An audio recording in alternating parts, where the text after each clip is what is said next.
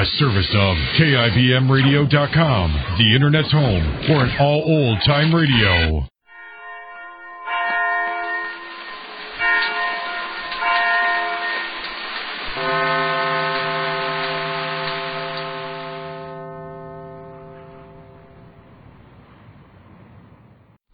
Adventures of Ozzie and Harriet, starring young America's favorite couple, Ozzie Nelson and Harriet Hilliard.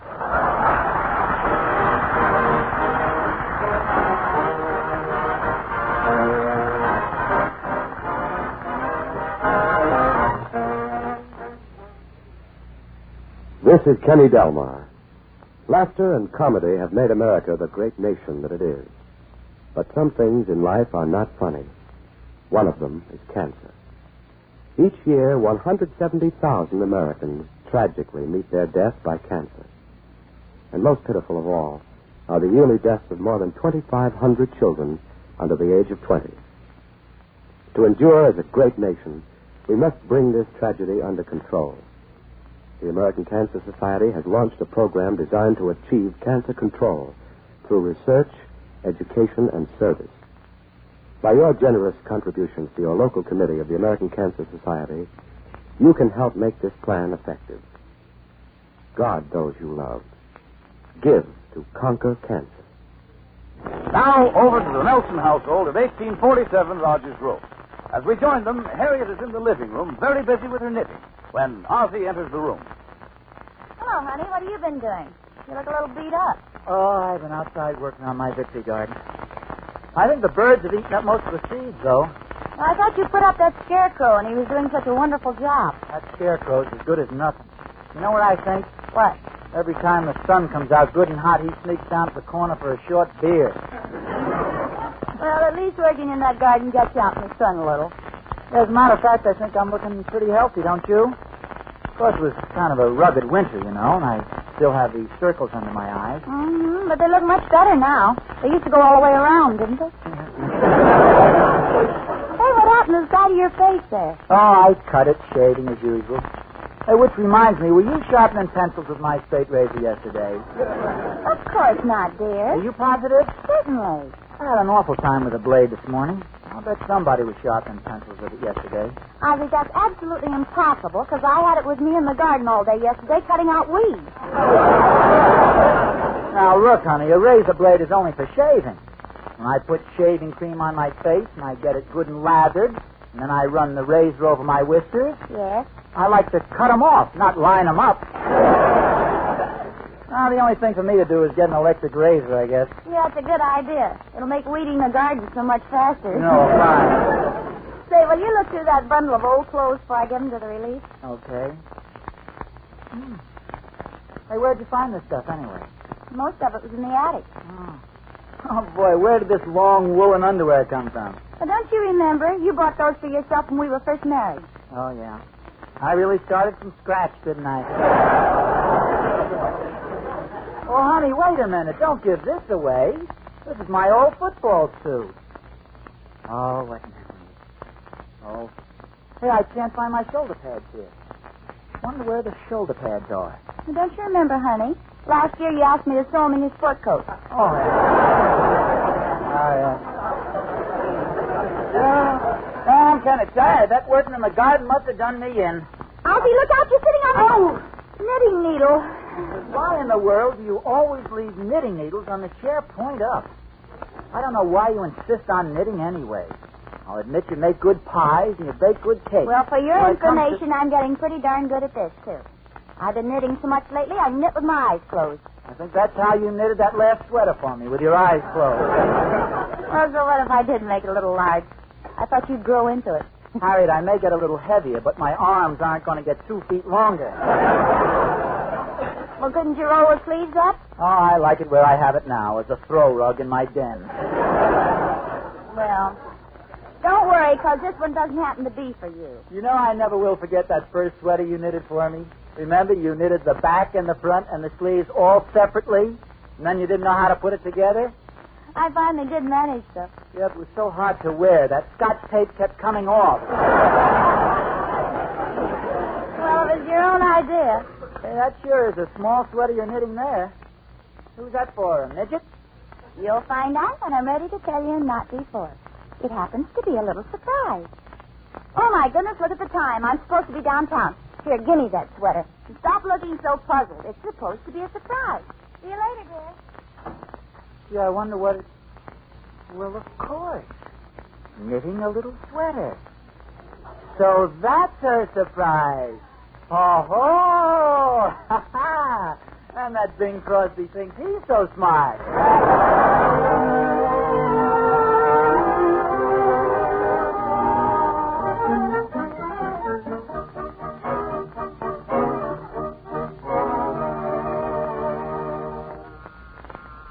Come in.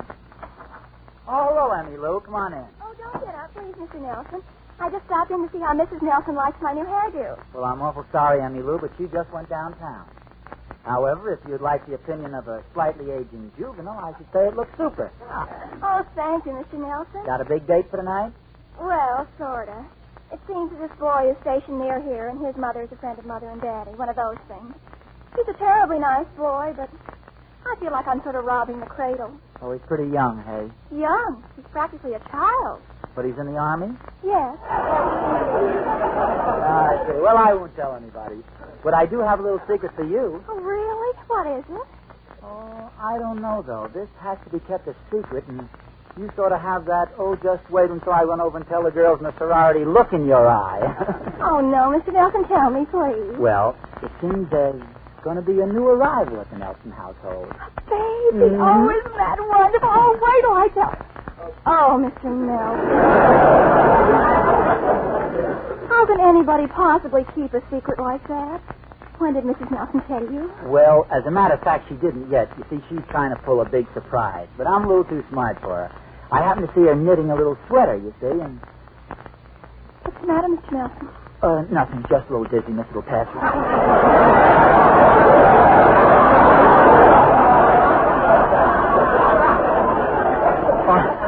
And as I said, I noticed her knitting this tiny garment, you see, and... Oh, I'm sorry. Would you care for one of these pickles? All of a sudden, I seem to have a craving for them. Would you? No, thanks. Oh, well, anyway, here's what I'm going to do. You see, I'm going down to the department store and buy a complete outfit of baby stuff. You know, all the clothes and all everything, you see? Oh, I catch. And then when she tells you what the surprise is, you can prove that you knew it all along. Right. How's the busy spell going, Mr. Nelson? Oh, don't worry about me. I've been a father twice, you know. Oh, yes, I know. Let me see. Ricky is 5 and David's about 8 now, isn't he? That's right. And gosh, you know, it seems like yesterday that Harriet was singing that song they wrote for David when he was a baby. I remember the night she introduced us. It was on Bing's program.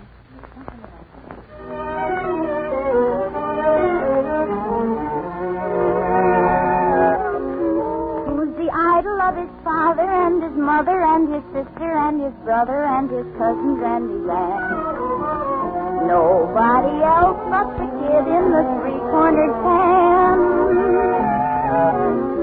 Who's the ruler of the kitchen and the parlor and the bedroom, every corner where his little feet can dance. Nobody else but the kid in the three-cornered pan. When it's nice and quiet, who's the little lad? Likes to start a riot because it's fun being bad. Who's the perfect little resident? Who's going to be the president? Why, anyone can tell you at a glance. Nobody else but the kid in the three-cornered pan. Who's the loudest little shouter? Who's the cutest little pouter to his sisters and his cousins and his aunts? Nobody else but the kid in the three-cornered pan. And from breakfast time till supper, who's the leading breaker-upper of the furniture, the dishes, and the plants? Nobody else but the kid in the three-cornered pan. He's the sun above us, he's the moon and stars. Long as he will love us, this whole wide world will be ours. is a naughty little rascal. He's a nuisance, but we wouldn't take $1 million for him if we had the chance. That's what we think of the kid in the three-cornered pants.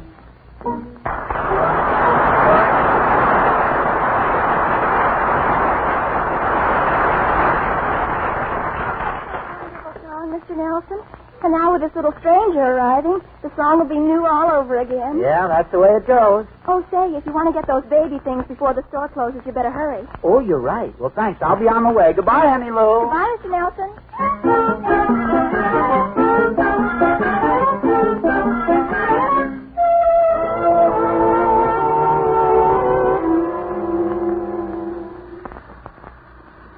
Third floor, sporting goods, men's clothing, boots and shoes. Have your coupons ready.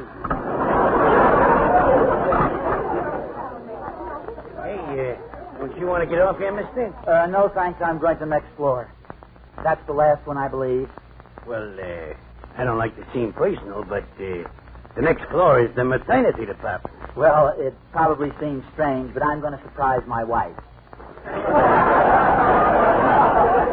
You're going to surprise your wife. I wonder if there's such a thing as elevator fatigue.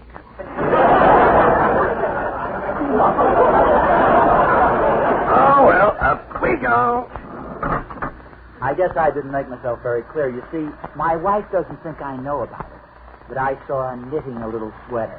Oh, knitting a little sweater, hey? Mm-hmm. Hey, what color? Why do you ask? Well, if it was blue, she's expecting a boy, and if it was pink, she's expecting a girl. Oh. What color was it? Green. Now, that's a devil-may-care attitude.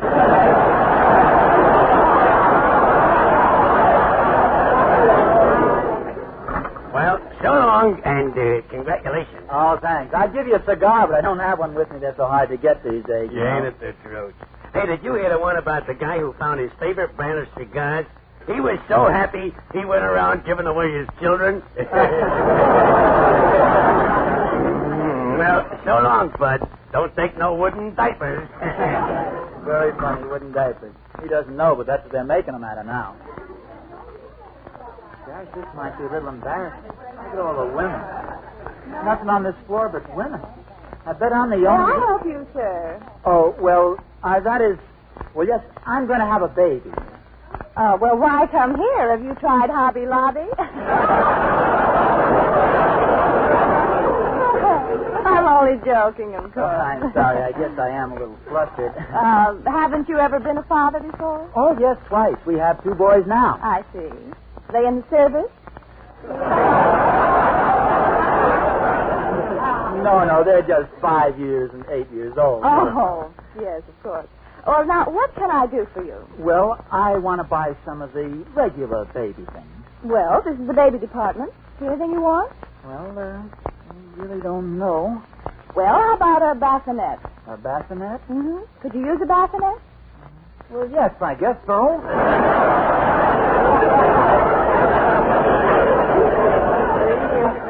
Now, what else should a baby have these days? Well, how about some rubber pants? Rubber pants? Yes, that sounds good. It does rain quite a bit here in California. Oh, brother. Well, let's see, what else? I tell you, I'll take some of those little nighties up there. And some of these little shirties. And a few blankets and some of those three-cornered pants. You'd better make those king size. Okay. How about some talcum powder? Talcum powder? Oh, no, he won't shave for a long time. Oh, brother. Or did I say that before? Will that be all then? Yes, I guess I'll be fine. And will you send them out to the house, please? The name is Nelson. Okay. And the address? 1847 Rogers Road. Rogers Road. All right, thank you very much, Mr. Nelson.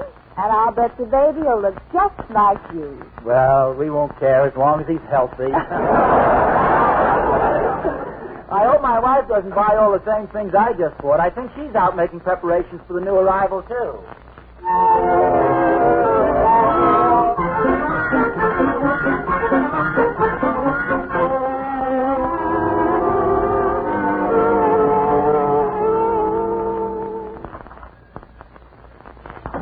good afternoon, Mrs. Nelson. May I help you? Yes, thank you.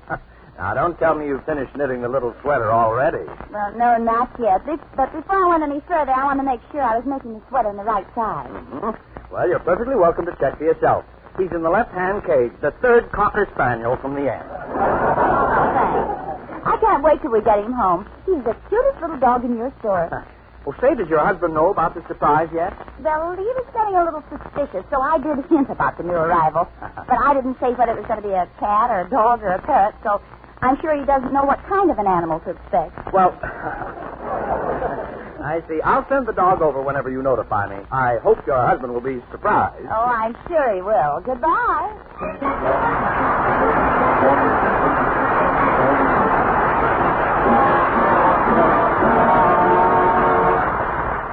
Ozzie will be surprised, and Harriet will be too, if in a somewhat different way. This is Hildegard speaking. To preserve our right to live a peaceful and healthy life, we sacrificed about 300,000 American men and women from Pearl Harbor to VJ Bay. Yet during that same period, we permitted more than twice as many Americans to die at home of cancer. Now, if these persons had been taught how to recognize the early symptoms of cancer and had received prompt treatment, up to 50% of those victims could have been saved. The American Cancer Society is presently engaged in a campaign to raise $12 million. It is desperately needed in the fight to bring cancer under control. So please contribute generously to your local committee of the American Cancer Society. Guard those you love. Give to conquer cancer. And now back to Ozzie and Harriet.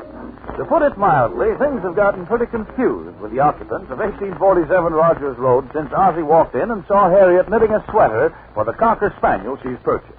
As a matter of fact, Ozzie is still out shopping for baby things. As our scene opens, Harriet is phoning the pet shop. Hello? Hello? This is Mr. Kern. This is Mrs. Ozzie Nelson. You left word for me to phone you. Oh, yes, I'm sorry to trouble you, Mrs. Nelson. Sorry to trouble you, Mrs. Nelson. Oh, darn that parrot. I'm sorry, Mrs. Nelson. Oh, I understand. So what is it, Mr. Kearns? I hope my puppy's all right. Oh, yes, he's fine. But I'm afraid I have some bad news for you. I'm only the clerk here, you understand. And the owner has just informed me that the Cocker Spaniel you chose cannot be sold without his sister. They've been together since they were born, and he wants to keep them together. Naturally, I'll refund your deposit, unless, of course, you're willing to take both of them. Oh, well, gee, I'm really crazy about that little Cocker Spaniel, and I've already promised my husband a surprise. Oh, I guess it'll be all right. I'll take both of them. Oh, fine. I'm so glad. I'll keep them here till you want them, Mrs. Nelson. I want them, Mrs. Nelson. Thank you. Goodbye. Goodbye. Goodbye. Oh, shut up.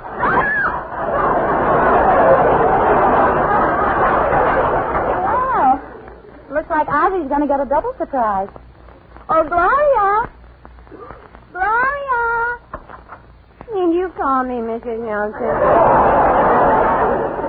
Yes, I did, Gloria. I just found out that the little Cocker Spaniel I was going to buy has a twin sister. So I'm going to take both of them. Oh, that's nice. Mm-hmm. I just about finished knitting one of the little sweaters, and, well, I wondered if you'd help me with the other. Oh, I'd be glad to. Oh, thanks, Gloria. Now, remember now, don't you say anything to Mr. Nelson, because it's supposed to be a surprise. Big secret. Oh, you can depend on me, Mrs. Nelson. Nobody can keep a secret better than I can. You know my boyfriend, Elmer? Yes? Well, I've been secretly engaged to him for 2 years, and nobody knows about it. Oh, nobody at all? Not even Elmer. Well, that's fine, Gloria.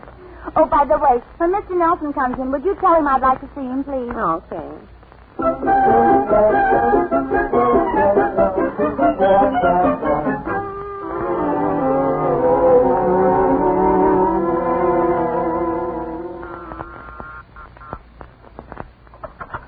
Oh, hello, Pop.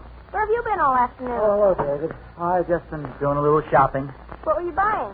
Well, come on over here and sit down, David. Your pop wants to have a little talk with you. Okay. Well, David, you have a birthday coming up pretty soon, haven't you? Still quite a ways off, Pop. Yeah, I know, but There are some things you have to plan well in advance. What do you mean, Pop? Well, I'll come right to the point. Your mother and I have been sort of talking things over. And for your birthday present, how would you like a little baby brother or sister? Well, if it's all the same to you and Mother, I'd rather have a pony. Well, I'm afraid a pony's a little out of the question.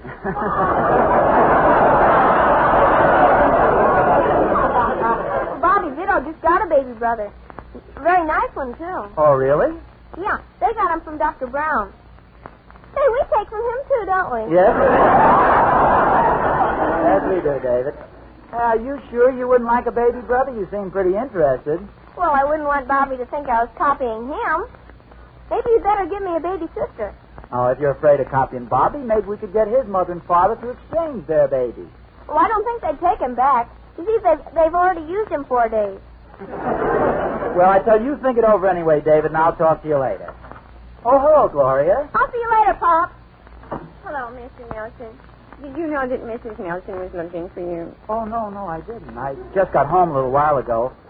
I had quite a day shopping. Oh, have you been shopping? I'll say. I've been to the May Company, the Broadway, Saks Fifth Avenue, and a couple of others. Oh, Saks Fifth Avenue.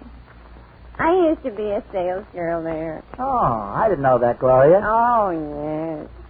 And they paid me a big honor when I worked there. Really? Yeah, I was voted Miss Sad Sacks of 1945.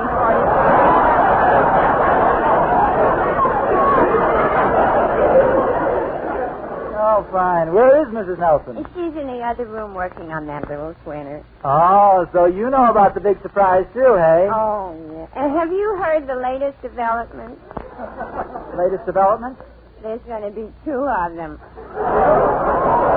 2 of them? Twins, eh? Gosh. Did I ever tell you I used to be twins? You used to be twins? Yes, my mother wrote and told me she has a picture of me when I was 2.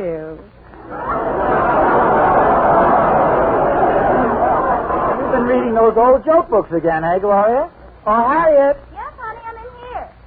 Now, look, Harriet, you don't need to try to fool me any longer, because I know all about your surprise, and I think it's wonderful. Oh, darling, I'm so glad you feel that way about them. You old smarty pants, I can't keep anything from you, can I? Oh, I'm afraid I'm pretty sharp. There's going to be 2, you know. So Gloria told me, but are you sure there'll be 2? Oh, positive. That radar is wonderful, isn't it? Darling, look, I want you to promise me one thing. Anything at all, little mother? Well, if they make too much noise and keep you awake, let me know and I'll have them sleep in the garage. In the garage? Oh, yes, it'll be very comfortable. We'll get a little box with some blankets in it and put it over there with the ash cans. Honestly, dear, you have a strange sense of humor sometimes. Oh, I just thought of something. Now I'd better buy a war bond for the other little fella, too. What do you mean? Well, when I heard about the little stranger coming to our house, I bought a war bond in his name. Why, Ozzie, that's silly. Silly? Oh, now, wait a minute, honey. Don't say a thing like that. Just because the war in Europe is over, don't think for a minute that we can stop buying war bonds. Because now more than ever before... Oh, Ozzie, you know me better than that. Oh, I'm sorry, dear. You mean because he doesn't even have a name or anything yet? Well, I'll tell you what I did. I have a particular preference as to his name. You have? Mm-hmm. So I put the bond in his name in an envelope on your dresser. And when he arrives, you can open it up and see how you like the name I picked out for him. It sounds like quite a routine. By the way, I haven't asked you. When do you expect the little strangers will arrive? Sometime next week. Oh, next week? Now, wait a minute. Well, of course. I could have had them today. Today? Well, yes. But first I wanted to make sure they had their tails clipped and they didn't have any...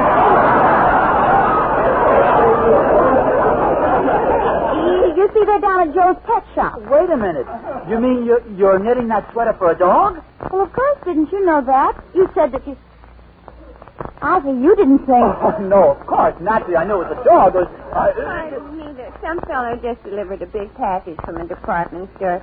It's for you, Mr. Nelson, from the baby department. Gloria, he's got the wrong address. Just tell him to take it back. Well, I'm sorry, Mr. Nelson, but I opened the package already. Oh, you opened it. Yeah, and you should see. 3 dozen of the cutest little face towels. 3 dozen face towels? Gloria, those aren't face towels. Wrap them up and send them back. And send back the safety pins that came with them, too.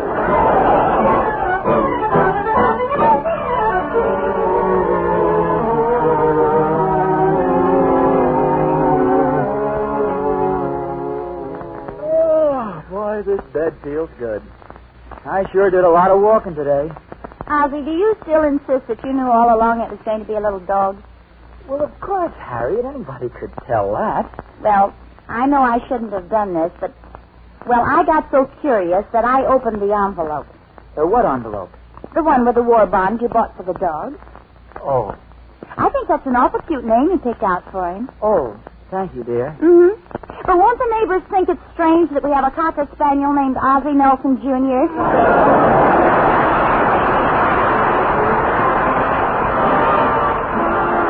This is the Armed Forces Radio Service.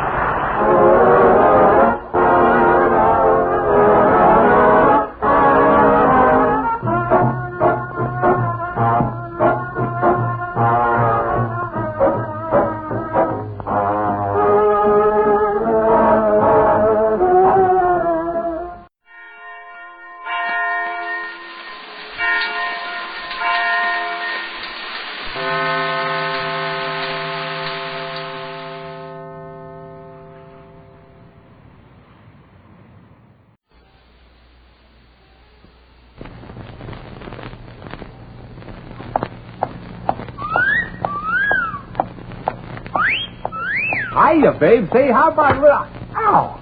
Does that answer your question, buddy? The Adventures of Maisie, starring Ann Southern.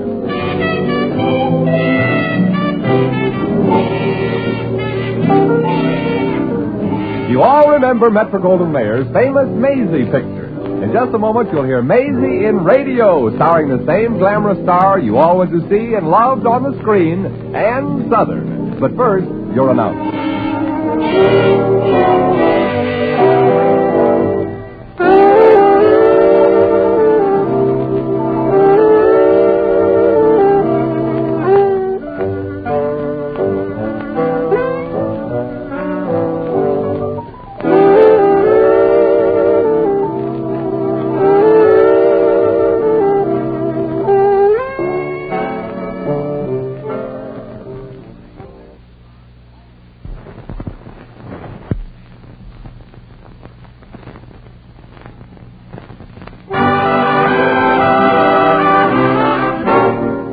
Here's Ann Southern as Maisie. Yep, I'm Maisie, like the man said. I don't ask anything of life, and I don't get anything. Well, that's sort of breaking even, ain't it? I guess when I was a kid, I was vaccinated with a road map, because as far back as I can remember, I've been traveling. Right now, I'm in Reno. Oh, no, not for the usual reason. I ain't never been married yet. Also, I've been kicked around a lot by men of the opposite sex. And the way I figure it, there's only 2 kinds of men. Those you can trust and the majority. Anyway, here I am in Reno looking for the Blue Peacock Club. My agent got me a job there as a singer. I'm supposed to sing sad songs to make ex-wives and ex-husbands homesick. So they'll hurry home, marry somebody else, and then come back to Reno and start all over again. Ouch! Say, why don't you look where you... You? Jack Fuller. Maisie Revere. Say, what are you doing? Ladies first, Jack. What are you doing in Reno, the world's most famous separation center? Well, it's this way, Maisie. I married a girl. Well, you couldn't have made a better choice. It ain't funny, McGee. You see, I love her. Oh, I'm sorry, Jack. Care to tell me about it? Well, it's this way, Maisie. Mm-hmm. I met Gloria. That's my wife. Mm-hmm. Right after I quit the job at the airplane factory you and I worked at. Oh, yeah. I remember that place. You were vice president in charge of training boat number 268, and I was in charge of 269. That is until the explosion. I liked you, Maisie. A lot. Mm. You were different. Yeah. But Gloria was differenter, huh? Yeah. Say, this isn't the place to pour out my heart. How's about a soda, Maisie? Love to. I'm a little dry after walking across the great American desert. You walked? Sure. The railroad only sells tickets to people with money. Some silly rule they got. Golly, you must be real thirsty. Well, I could use a drink. I stopped off at a little Mirage, but they were closed for lunch. Well, come on.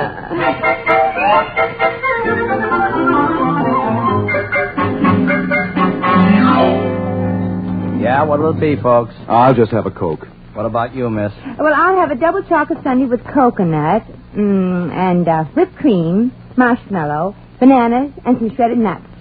No cherry? Well, of course not. You think I want to get sick? I hate myself for asking. 1 hash frozen.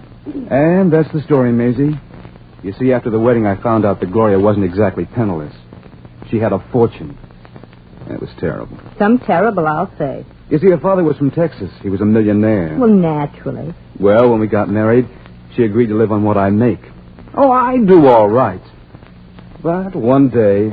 You had a fight? Yeah. How did you know we had a fight? Well, that's obvious. You were married. Yeah. But this wasn't just a plain little disagreement. You see... Here's your Coke, mister. And here's your little tidbit, miss. Thanks. Hey, wait a minute, Sonny. I can't eat this. Who can? You forgot a spoon. Oh, here you are, miss. Coconut, whipped cream, marshmallow. Now, Jack, where were we? Up to the breakup, I think. Maisie, I can't figure Gloria's change of heart. She still loves me. I'm sure of it. Oh, yeah? Then why is she going to court tomorrow for a divorce? Look, Sonny, nobody asked you. Yeah. Maisie, you've just got to stop her from getting that divorce. Stop her? How can I stop her? Yeah, how can she stop her? Well, I don't... come on, Maisie. Let's get out of here and go someplace where we can talk undisturbed. Here's your money, long ears. Yeah, so long, Mr. Anthony. Sorry we can't stay for you to hear the rest. But this conversation is calculated to keep you in suspense. Hey, miss, you left your gum parked on the stool. Oh, that's all right. If I don't call for it in 30 days, it's yours. Well, you haven't answered the question yet, Jack. How am I supposed to stop the divorce? I don't know, but you've got to do it. Even if you have to kidnap Gloria. But kidnapping's a federal offense, honey. Besides, I won't have the time. I got a job. Look, Maisie, I love her. Oh, dear. Well, it's about starting at the beginning and letting me in on a few of the details. Like, what's all this about, Well, Gloria was away visiting Daphne Ashburn when, well, all of a sudden her letters stopped. Daphne Ashburn? Uh-huh. That don't listen like a gal you can trust. Could be. You see, Daphne's a distant relation, a cousin twice removed. Yeah, but she wasn't removed far enough, huh? If Daphne's mixed up in this, I haven't been able to find it out. And I've tried. I tried to see Gloria and get an explanation. And she wouldn't see you? She had me thrown out of her hotel for pestering her. Well, why don't you write her a letter? I've written dozens. I don't believe she gets them. In fact, Maisie, I'm convinced something funny's going on. And I want you to move into that hotel and find out. Hotel? Jack, when you move into a hotel, they always ask embarrassing questions. Like, when are you going to pay your bill? I'll take care of the expenses. Now, here's a letter I've written, and if Gloria reads it, I think she'll give up this idea of a divorce. Some way I want you to get it to her and see that she reads it in person. Well, I'll try, but I'm not... Maisie, you've got to. You've got to find out who's poisoning Gloria's mind against me. You've got to stop that divorce. But, Jack, you're asking me to be a detective, a regular private eye. Please, Maisie, it means so much to me. Please. Well, all right. And I've got a feeling that this may be one private eye that's headed for a punch in the nose.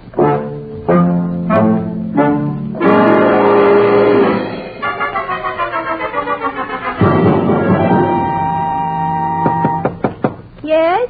It's Jerry the bellboy, Miss Maisie. Oh. Come in, Jerry. I came as soon as you called, and no woo-woo-woo. Gee, must be this new sweater I'm wearing, Jerry. Your eyes are bumping against your glasses. Here's the ice you ordered, Maisie. Well, you better put it on your forehead, Jerry. You look like you're running a temperature. Oh, okay. Say, Jerry, maybe I can use you. Huh? I mean, I'd like you to do me a favor over and above your line of duty. Well, I'm off duty at 5. No, I don't mean that. Oh. Listen, Jerry, I got to see a certain woman in this hotel. Do you know Mrs. Gloria Fuller? Oh, sure, Maisie, sure. Of course, I don't like that Miss Daphne Ashbourne that's always hanging around, or that oily Dr. Claves. Dr. Clay? Yeah, he's a doctor that treats Gloria. Oh. Only I can't see anything wrong with her, except maybe she's always sort of sleepy. Sleepy? Mm-hmm. Jerry, how can I get him to see her? Well, her husband was snooping around here till they threw him out, and it's a rule not to let anybody in to see her. Oh, please, Jerry. Wouldn't you fix it? Just for little old me. Oh, when you flutter your little old eyelashes like that at me, I'm your man. Look, it's the big suite at the end of the hall. Yeah, at the end of the hall. Yeah. I'm supposed to bring up Miss Gloria's mail about now. I'm a little late. So if you were to knock on the door, well, there you are. Oh, thank you, Jerry. And one more thing. Well, what's Gloria Fuller like? Oh, she's a sweetie pie. Say, she ain't wanted by Uncle Sam. No, by Brother Jack.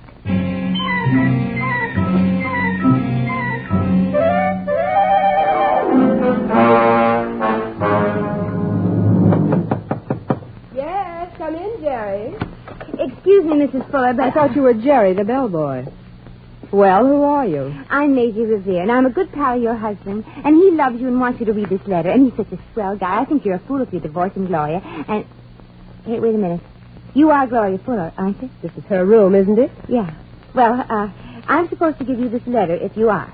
So here it is. Thank you, but I'm sure it's no different from any of Jack's other letters. Now, if you'll excuse me... Oh, no. I was supposed to make sure you read it in person. I promised Jack I wouldn't leave till you read it. Oh, very well.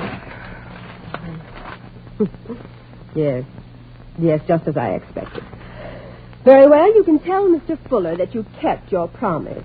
And you'll see him and talk to him? Yes, in the divorce court tomorrow. Oh. Now, will you please leave? Gee. You know, from what Jack and Jerry told me, I thought you'd be different. Just what do you mean, different? Well, they said you were a sweetie pie. But to me, you turned out to be all crust. Such nerve. Why, you insolent cheap. Cheap? Look, sister, I've been called lots of things in my time. I'll bet you have. Now, please leave. I'm expecting friends for lunch. Don't worry, Tootsie. I'm leaving. And be careful with that lunch. Don't tip over your saucer of milk. Well, how do you figure that one, Daphne? Slaves, did you hear it all? I happened to be bending over to tie my shoelace, and my ear came flush up to the keyhole. Say, what if Gloria heard it? Not a chance. Not with the sleeping pill I gave her. She'll be out for another half hour. Good. Here's another letter. Can you take it up to your room and fix it up before she wakes up? Naturally. I'll even have it fixed up before the beautiful Maisie gets through reporting back to Gloria's true loving husband. And I just wish I could hear what she has to say about the girl she thinks is the real Gloria.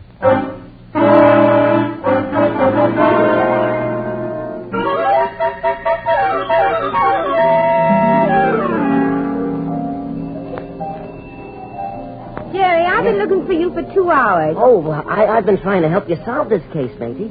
So for the last couple hours, I've been upstairs peeping in at Miss Gloria's keyhole. Oh, did you find anything out, Jerry? Yeah. She has a birthmark Oh, on her... never mind. See, if I didn't give my solemn promise to Jack, I'd call the whole thing off. The next time I run into little Gloria, I hope I'm driving a truck. Oh, gosh, but you wouldn't want to hurt Miss Gloria. Why, she's a doll. She's out of this world. And I wish she'd stay out.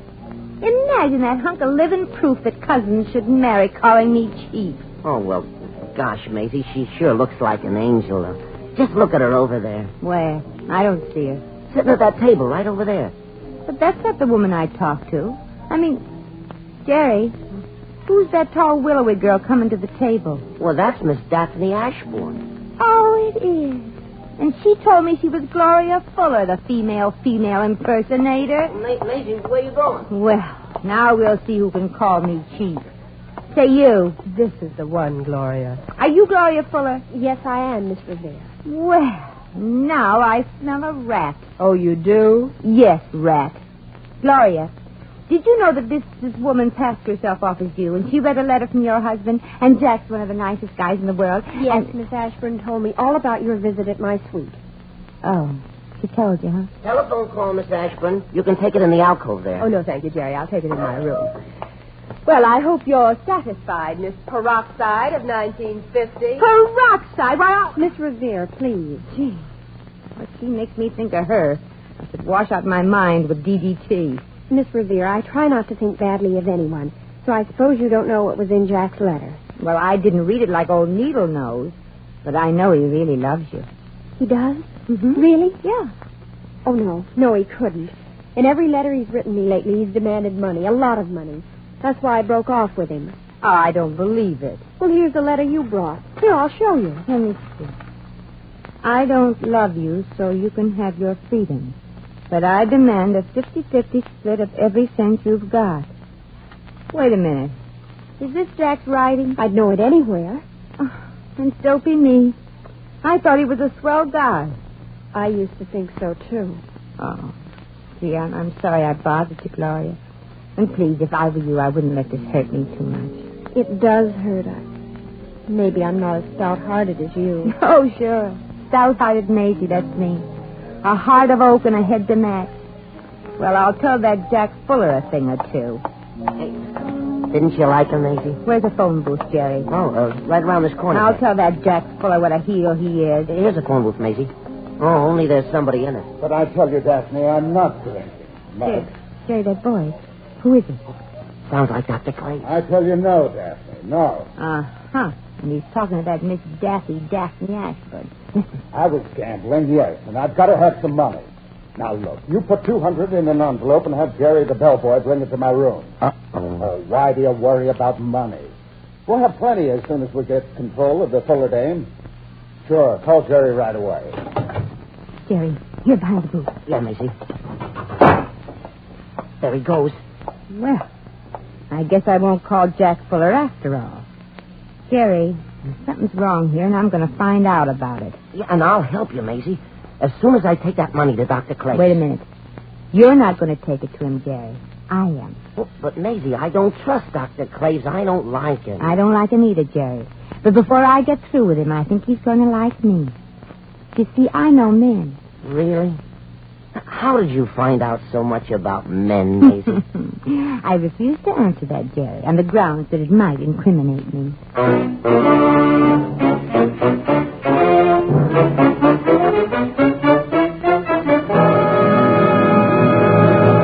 The Adventures of Maisie, starring Ann Southern, will continue in just a moment.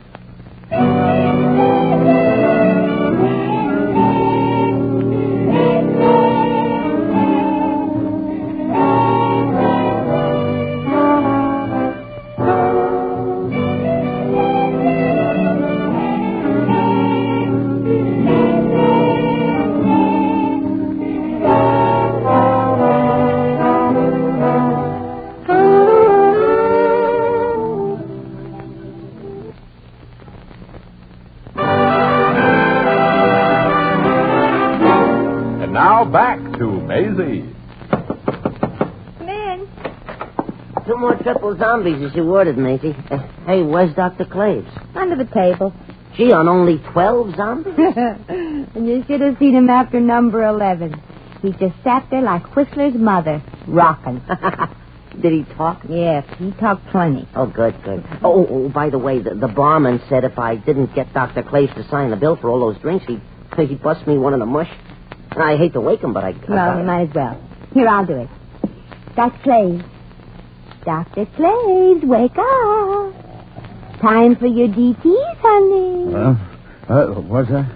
Oh, beautiful, Maisie. Where you been all my life? This is where I came in. Dr. Claves, would you please sign for these drinks? Are you able to sign for him, Dr. Claves? Who, me? All right, sure. Here's a pencil. I don't need but one pencil. I'm only handing you one.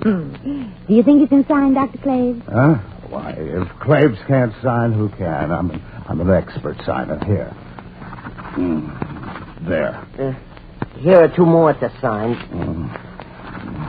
There. And there. Yeah. Thank you for signing. Same to you, old pal. Drop in any time. Oh, he's out again. Yeah.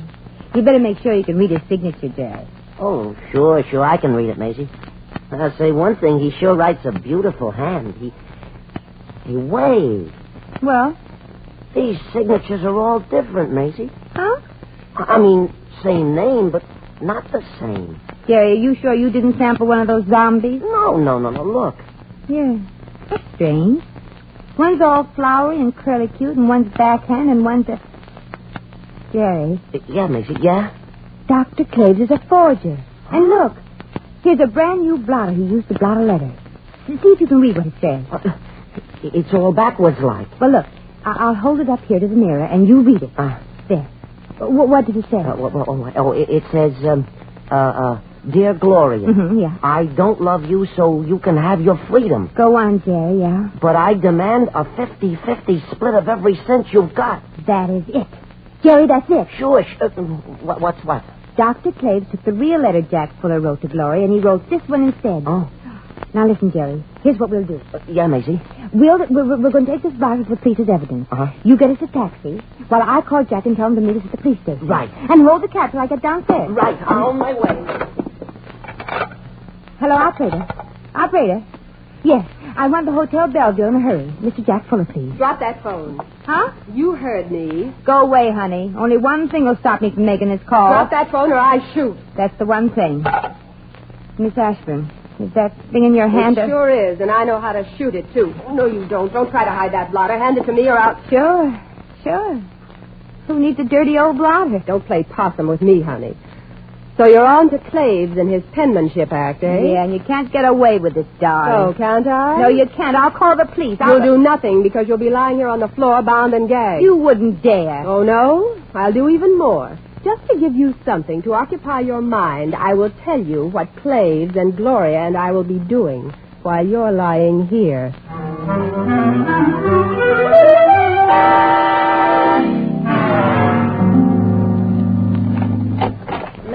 Maisie, the taxi's been waiting for an hour. Did you get tied up?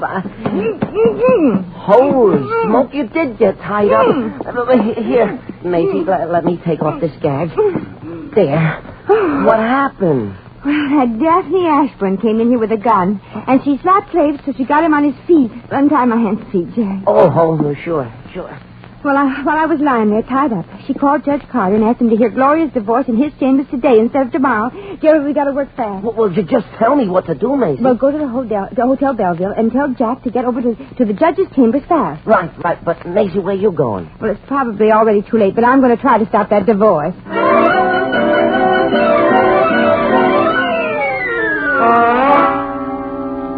There being no further testimony and evidence in the case of Fuller versus Fuller, the court is inclined to enter a bill of divorcement in favor of the plaintiff. Now, Mrs. Gloria Fuller, if you'll just step to my desk and sign. Yes, Judge Carter. I object. Your Honor, I object. And just who might you be, young woman? Well, I'm a friend of the groom. Divorcee. I'm a friend of Jack Fuller, and he loves Gloria, and she doesn't really want a divorce if she only knew the facts. May we have order, and, please? And although these are my private chambers, this is still a court of law. Mrs. Fuller, do you know this young woman? Well, I've seen Judge Carter, she's pestered Gloria before. She's a cheap, phony blonde. Phony? I'll show you the roots. I'll show you my baby picture. Your Honor, would you allow me to speak for a moment as a doctor? I'll allow anybody to speak if they'll clear up this nonsense. All right, Dr. Claves. Thank you. This young woman is Maisie Revere. I had a chance to observe her very closely earlier today when she came to me as a patient. I went to you as a patient. You were blotto and flat on your back. What is this? Please, Your Honor, I'm demonstrating something, so I ask you to listen closely. Now, Maisie, just how would you describe me to Judge Carter here? I describe you as a heel who's been forging letters to make Gloria believe her husband is after her money. Oh, that sounds fantastic. As you can see, Your Honor, this is obviously an acute case of hyperophronia. That's a lie. I never had anything but the measles. No, Maisie, just be calm now. Do you know the meaning of hyperophronia? Well, no. But I've been vaccinated, and I can prove it. No, never mind. Hey, wait a minute. Just what does it mean? Suppose you tell her, Your Honor. Well, that is to say, I'm not too familiar with some of these technical medical terms, but I take it means that a person... Exactly, Your Honor. As nutty as a fur-lined fruitcake. Now, wait a minute. Judge, you don't think I'm off my trolley, do you? You're not even near the track. Now, just a minute. Well, you came in here in a most fantastic manner, and you've made some exceedingly wild statements which are unsupported by evidence. There, darling. Please, Stephanie. However, the court does not leave such matters to chance. There for you, darling. May we have order? As I was saying, the court's principal interest here is in seeing justice done to the person most concerned. Mrs. Fuller. Yes, Judge Carter. Now, I want you to consider your answer carefully, my dear. Do you want a divorce from your husband, Jack Fuller? Well, Of course you do, Gloria. You know all the things we've planned. Well, Mrs. Fuller? Well, I did love him, Judge, but Yes, I do want a divorce. All right, my dear. Just sign Just here. a minute, Gloria. You still love your husband. He never did anything bad to you in his life, and all he wants is a chance. I don't. I did love him, but now Okay. If you don't want Jack Fuller, I do. The way he kisses. Well, I object, Your Honor. I always do, too, but Jack is so convincing. it's not true. Jack wouldn't look at another woman. You see, Jack, I told you she still loves him. Maisie. Oh, Terry, where's Jack? He wasn't in, so I left a message. And on the way over, I stopped at the police station to check on Dr. Clay. Yeah. You what? Jerry, quickly. They want him for forgery, don't they? Well, no, Maisie, they don't. You see, now, Your Honor. He's only wanted for grand larceny, embezzlement, swindling widows and orphans, and practicing medicine without a license. Come on, Daphne, let's get out of here. Stop him, Your Honor, stop him! They won't get far, Maisie. Maisie, I saw Dr. Clays and Daphne running down the corridor. Is anything... Gloria. Oh, Jack. Gloria, did you... No, she didn't, young man. And you can thank Maisie here for saving her for you. Oh, shucks, it was nothing, kids. And Gloria, as far as Jack and me and that kissing stuff, that was also nothing. Oh, Maisie, you're a real pal. The best pal a guy ever had. And you and I and Gloria are going to have some real times together, just the three of us. Huh, Gloria? You will forget all this stuff that happened. All right, darling. But on one condition. I'll do anything, honey, anything. I don't trust a real close pal as beautiful as Maisie here. You don't mind, do you, Maisie? Oh, of course not, honey. Sometimes when I'm with a handsome man, I don't trust myself either. So what? Well... If you even so much as smile at me again, she'll come right back here to Reno. Right, Flo? Right, Maisie. Jack and I are going back home for a second honeymoon. Oh, but, Maisie, what about you? Oh, don't be silly, Jackie. What would I do on your honeymoon?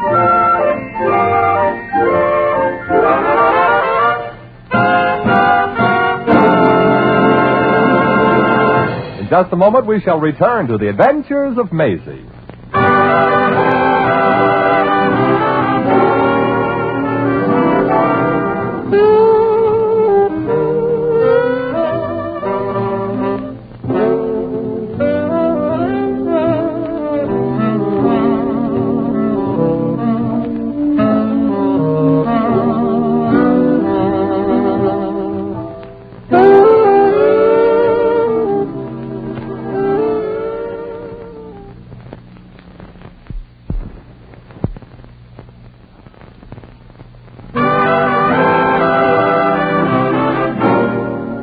Once again, here's Maisie. And so Jackie and Gloria went back to Texas. Golly, those kids sure are proud of Texas. And I guess maybe they should be. After all, the United States is part of it. Too bad the court couldn't do anything about little Daphne. She hadn't broken the law, only bent a little. But that wolf in sheep's clothing will be getting what's coming to her no matter where she's run off to. There's one thing about being a louse. No matter where you go, you gotta take yourself with you. Well, come on, Pete. We still got to find that nightclub. Gosh, I sure am tired from all that walking. Golly, why can't people be born with their feet higher up so they won't have to keep pounding the pavement?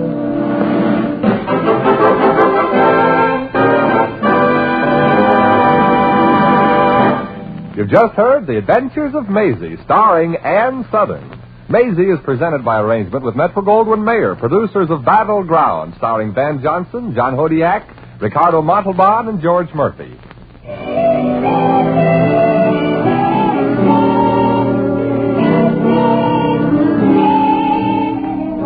Maisie was written by Arthur Phillips. Original music was composed and conducted by Harry Zimmerman. Supporting cast included Sidney Miller, Hugh Studebaker, Stanley Waxman, Mary Shipp, Bob Cole, Jerry Hausner, and Rhoda Williams. Jack McCoy speaking.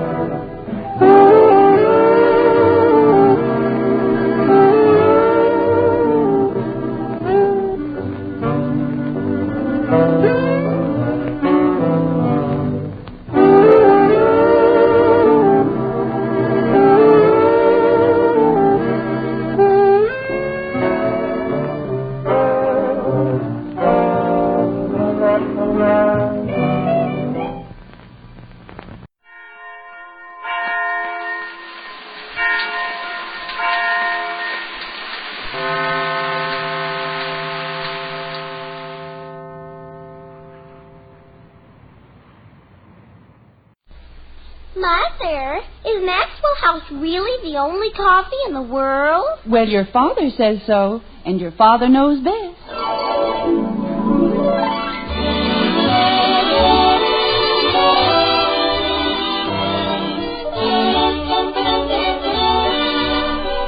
Yes, it's Father Knows Best, transcribed in Hollywood, starring Robert Young as father. A half-hour visit with your neighbors, the Andersons. Brought to you by America's favorite coffee, Maxwell House. The coffee that's always good to the last drop.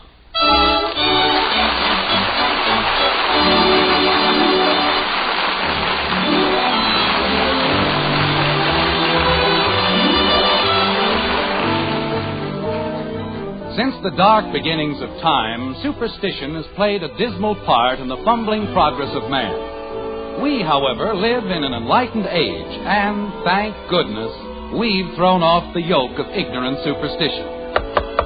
Well, I mean, knocking on wood isn't really a superstition. You do it just because, well, anyway, in Springfield, in the white frame house on Maple Street, we find Jim Anderson packing for a trip to Chicago. And for a change, everything is peaceful and quiet, like this. Jim, it certainly won't hurt to take them along. Margaret, I'm only going to be gone 3 days. How many pairs of socks do you think I can wear? Well, you never can tell, dear, and it's best to be on the safe side. 12 pairs of socks.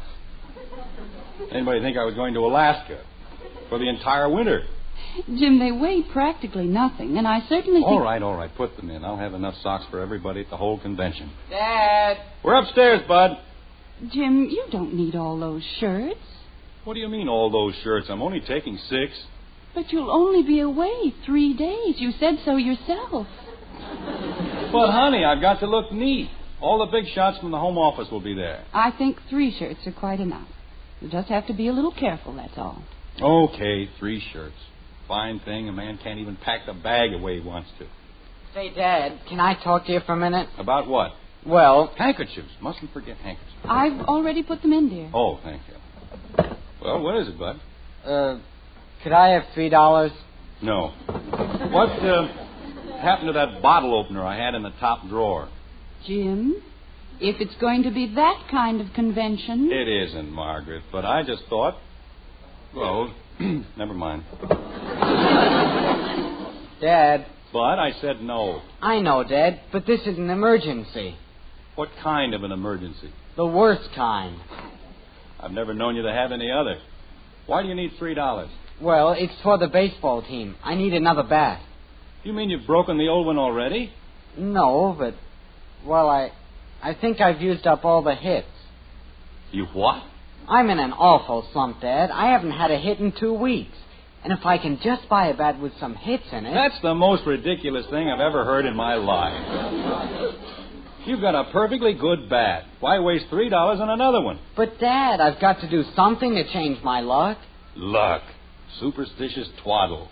If you can't get a hit with the old bat, you won't get one with the new one either. But, Dad... Particularly if I have to pay for it. Well, I guess I'm all packed. You haven't forgotten anything, have you, dear? I don't think so. But how about taking the bag downstairs like a good fellow? Okay, but look, Dad, we're playing a very important game this afternoon, and... Just a moment, Bud. What is it, Kathy? I don't care what she says. You can't go. Mother, Betty says I can't go to the club with her this afternoon. And you said I could. I said I'd ask her, dear. Mother, it's bad enough going out with a boy I don't even know. But if I have to drag her along... They're going to play tennis, and I want to watch. Kathy, if Betty says you can't go, then you can't go. Now stop arguing. You love her more than you love me. That's why you're always sticking up for her. I'm not sticking up for anybody. You can watch Bud play baseball. No! What? Holy cow, Dad. You don't know what you're doing. Oh, I don't, huh? She's worse than a black cat. She's worse than an umpire. Now, listen, Bud, there's no reason... But, Dad, you've never heard her. She sounds like a fire siren. She gets both teams rattled. Bunch of sandlotters. It's all right, Kathy. You can stay home with me this afternoon. But I want to do something. We'll find something to do. How about the bag, Bud? Okay. Not having enough trouble. They want me to take her along. Father, What is it, Betty? is Mr. Davis's nephew tall and dark? How do I know? I've never even seen him. What difference does it make anyway? Well, Janie Liggett told my fortune yesterday, and the card said to be careful of a tall, dark man. And if he's tall and dark... Betty, if he's 8 feet tall and has hair made of licorice, you're still going out with him. He's only going to be in town this weekend, and I gave Ed Davis my word. But, Father... Most idiotic thing I've ever heard in my life. Just because Janie Liggett hasn't got a brain in her head... It wasn't Janie's idea, Father. She has a fortune-telling set, and it's wonderful. It costs $4. Oh, pardon me. I thought it was one of the cheap $2 sets. Jim, I know you're going to say it's silly, but I did have a dream about a wedding last night. Margaret, not you, too. Well, you remember my grandmother Williams. The Hottentot kid. Jim, Grandmother Williams was a very sweet woman. And she said when you dream of a wedding, it means trouble. Well, that depends on who's getting married. Jim. You certainly don't believe in that poppycock, do you? Well, no, but if Betty's going to feel uneasy... Feel uneasy about what? Since when is a dream something to be afraid of? I'm not afraid of dreams, Daddy. 9 years old, and she's the only intelligent one in the whole house. You're a very sensible little girl, Kathy. I'm not afraid of anything. Because I've got a lucky penny and a rabbit's foot and a horseshoe and... Margaret, what's gotten into this family, anyway? These aren't the Middle Ages. This is the 20th century. We're supposed to be intelligent human beings. Jim, it's not that we believe in these things. Then what does it mean? All this twaddle about dreams and fortune tellers and bats with hits in them? You sound like a bunch of Stone Age simpletons. Why, Father! Now, just a moment, Jim Anderson. You have just as many silly little superstitions as anyone else. I certainly do not. You most certainly do. Kathy. Yes, Daddy? Go downstairs and help Bud. What's he doing? How do I know what he's doing? Go downstairs and find out. And help him. Gee whiz. Now, see here, Margaret. Yes? In my time, I've walked under hundreds of ladders, broken thousands of mirrors, ignored millions of black cats. And if you can call that being superstitious... I'll bet that's Charlie. Who? Charlie Davis. And, Father, if he's tall and dark... Betty. But, Father, Janie said... I don't care what Janie said. You are going out with Charlie Davis. Oh, pooh. Betty, it's for you. Ship it right down, Bud. Go ahead, Betty. If this is the 20th century, why do I have to be treated like somebody's slave? I don't know what's gotten into that girl. What are you looking for, dear? My gray hat was right up here on the shelf. It's downstairs in the hall closet. Yeah, I mean my old gray hat, the one I always wear to conventions. Jim, it was all worn out. It was dirty, and the ribbon was faded. Margaret, what did you do with my hat? Well, I gave it to Mr. Adams. Mr. You mean the junk man? Yes, dear. You gave my hat to the junk man? Jim, you have a brand new hat. Margaret, how could you do a thing like that to me?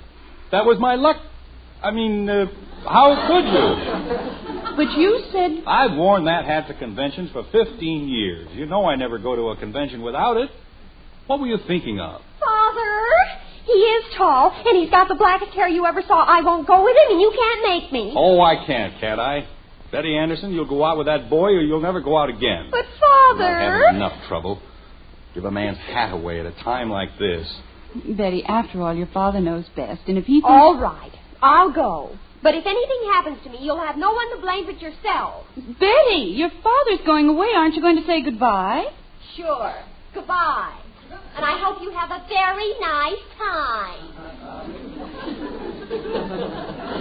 Most ridiculous thing I've ever heard. A perfectly good hat sitting up on a shelf, not hurting a soul. Jim, you said you weren't superstitious. Superstitious? What has superstition got to do with it? I liked that hat. It was the best hat I've ever had. But it was all worn out. It was a perfect hat for going to conventions, and you know it. Bud! Jim. You want me, Dad? Get Mr. Adams on the phone. Who? Mr. Adams. The junk man? Tell him I want my gray hat back. It's in the closet, Dad. My old gray hat. Tell him I'll give him $5 for it. For that hat? Bud. Okay, Dad. Jim, you're being very foolish about this whole thing. Oh, I am I? Just because I happen to like a certain hat, I'm being foolish. That's fine. Jim, your train leaves in less than an hour. Well, let it leave. I'll take a plane. I'll walk. But until Mr. Adams comes back with my hat, Daddy! I'm not going to... What is it, Kathy? Mr. Davis is here. Oh, no. What does he want? I'll be right down, Ed. Take your time, Jim. No hurry. Jim, please don't make a fuss in front of Ed. Of course not. You know I've got better sense than that. I do? Well, I guess I've got everything except my hat. I don't understand, Jim, after that long speech you made about dreams and fortune tellers. Margaret, my hat has nothing to do with dreams and fortune tellers. It isn't a question of superstition or anything like that. I merely want my hat. And in the future, will you please leave my things alone? Yes, dear. I'm not asking for anything unusual. Just don't give my hats to the junk man. All right, dear. Jim, I'm sorry to barge in at a time like this. I know you must be kind of busy. Well, it's all right. How are you, Ed? Fine, Margaret, just fine. Jim, I have some property in Chicago, and I wonder if you'll do me a big favor while you're there. Sure, Ed, I'll be glad to. Dad, Mr. Adams wasn't there. That's impossible. He must be there. Okay, but Mrs. Adams said he wasn't. She's going to see if she can find him. Margaret, now do you see what you've done? Jim, you said... I know what I said, but good grief. Anything wrong, Jim? Everything's wrong. We've had nothing but trouble all day. My good hat's gone. The junk man's gone. Betty didn't even want to go out with your nephew just because he's tall and dark. You mean Charlie? Have you ever heard anything so ridiculous? Oh, I don't understand. Oh, Janie Liggett has some kind of an idiotic set that tells fortunes, and she told Betty... Oh, I understand that part, all right. Used to be quite a hand with a Ouija board. But I don't understand about Charlie. Oh, there's nothing to worry about, Ed. She went with him, even though he is tall and dark. But he isn't. Charlie's short, and he has red hair. Oh, no!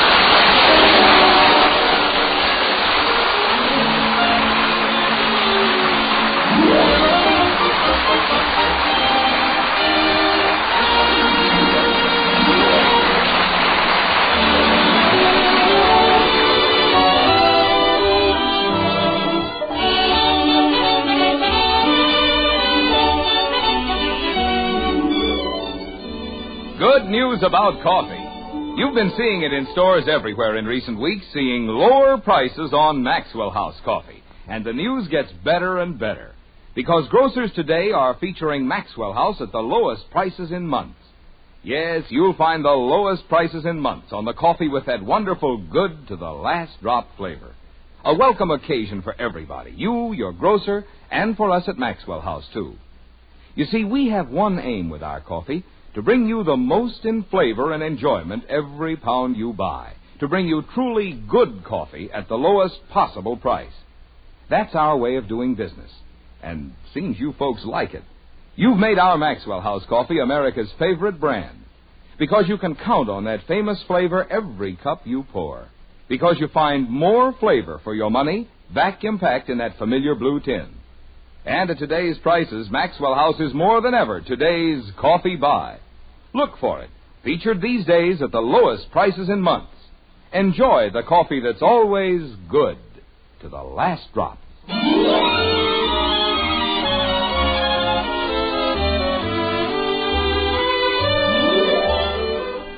Double, double, toil and trouble, fire burn and cauldron bubble.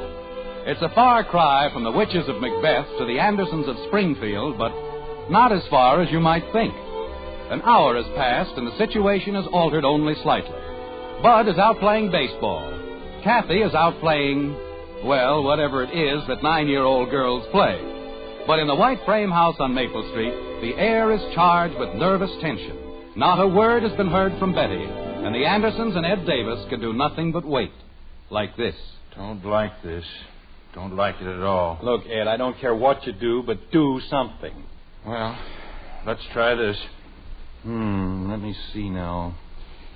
Jim, I don't understand how you can sit there at a time like this and play canasta.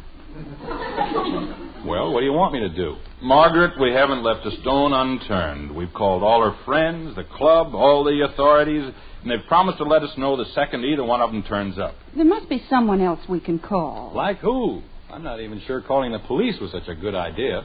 Jim, you've got to understand my position. After all, Charlie's my nephew, and we don't know where he is, the idiot.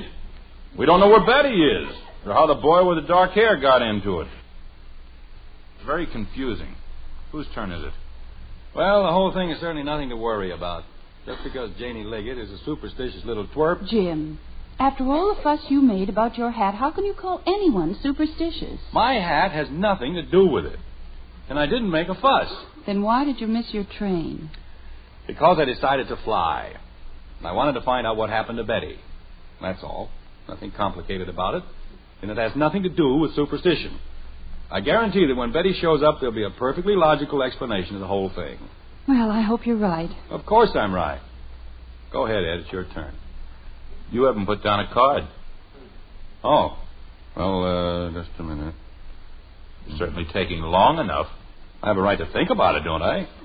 Just don't rush me. You know, when I was a boy, we lived in an old house on the north side, and the place was simply crawling with ghosts. Well, one day... Wait a minute, Ed. Don't tell me you believe in ghosts. Why not? Well, it's ridiculous. Everybody knows there's no such thing. Oh, they do they?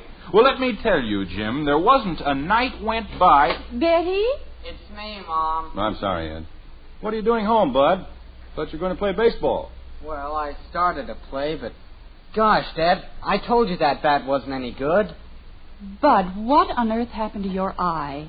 Ye gods, another shiner. Bud, have you been fighting again? I got hit with a baseball. That's great. You know, if this keeps up, you're going to have that eye worn out. I couldn't help it, Dad. I asked you to let me buy another bat. You were hit with a ball. What does a bat have to do with it? Well, they took me out for a pinch hitter. And while I was sitting on the bench, I got hit in the eye. There, you see. That's what you get for being superstitious. Why aren't you on the train? Who said anything about a train? Jim, Bud is only doing the things you taught him. I taught him. When did I teach him anything about a bat with no hits in it? Well, it amounts to the same thing. Just because you're concerned over a silly old hat. I'm not concerned about my hat. The hat has nothing to do with it. And, Margaret, will you please stop changing the subject? Oh, no, not again. What was that?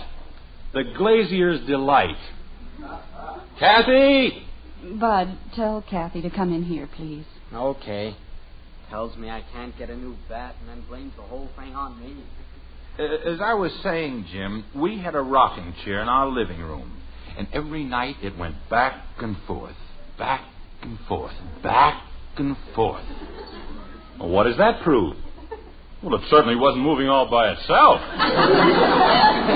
You know, Ed, you certainly have some very peculiar ideas. I don't see anything peculiar about him at all. And if you weren't so doggone stubborn... Stubborn? Me? You're the one who's being stubborn. I'll show you a dozen books that prove there's no such thing as a ghost. And I'll show you 24 books that prove there are. Jim, my grandmother Williams said that when she was a girl... Now, there's a great authority for you. A dame who spent half her life running around with Hottentots. She was a very sweet woman, and you have no right to make fun of her. I'm not making fun of her. I'm merely trying to tell you that superstition is silly. Where did you get that hat? What? Oh, nothing. I was just thinking. Come on, will ya? Well, stop pulling me. Why do you always have to pull me? Kathy, what did you do out there? I couldn't help it, Daddy. I was trying to make everybody lucky. She heaved a horseshoe through the garage window. Oh, fine. We just had it fixed. But, Daddy, I was worried about Betty, and they told me if I threw it over my right shoulder... Your left shoulder, Dopey. Oh, well, no wonder. Kathy, do you see what you've done? She was just trying to be helpful, dear. Sure, and I'm going to be set back another $4.20 for a window. But, Daddy, they said it was lucky. Who said it was lucky? The man who fixed the window. Look, Kathy, let's examine this thing calmly and with simple logic. Why is a horseshoe lucky? Well, everybody says it is. Horses have millions of them, and are they lucky? Some of them are.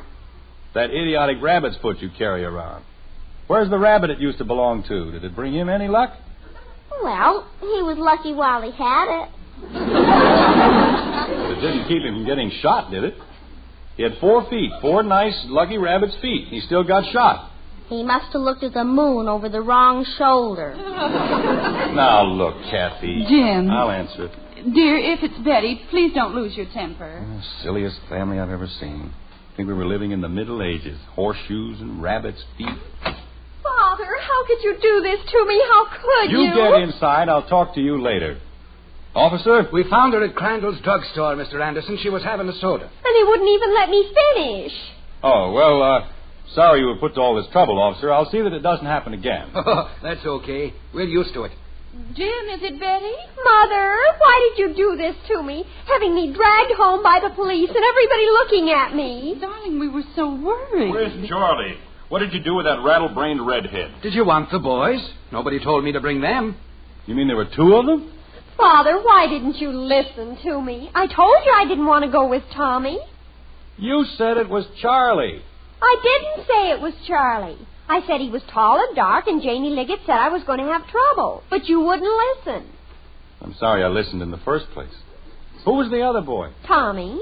Tommy who? I don't know, but he's a friend of Charlie's, and Charlie was trying to get a date for him. And he knew he was going to be late, so he sent Tommy, and we met him down at Mr. Crandall's, and it's all your fault. What's my fault? If you hadn't started that ridiculous thing about Janie Liggett and the tall, dark man... Will you be needing me for anything else? Oh, thank you, officer. I think everything's under control now. Well, I wouldn't be so sure. Sounds to me like the whole house is infested with leprechauns. Better leave a bowl of milk out for them tonight. Otherwise, you'll have nothing but trouble. Thank you, officer. We'll do just that. Now we've got leprechauns. Betty, what happened to that idiot nephew of mine? Nothing. When the policeman came, he and Tommy didn't know what to do. So they're having another soda. Just wait till I get my hands on that carrot-headed numbskull. Just wait. Oh, it wasn't his fault, Ed. The whole thing was a very unfortunate misunderstanding, that's all. It's more than that. It's a perfect example of what I've been trying to tell you. You see what superstition has done to this family? Jim, it's not that important. It is important. We're supposed to be a healthy, normal American family. And what happened to us?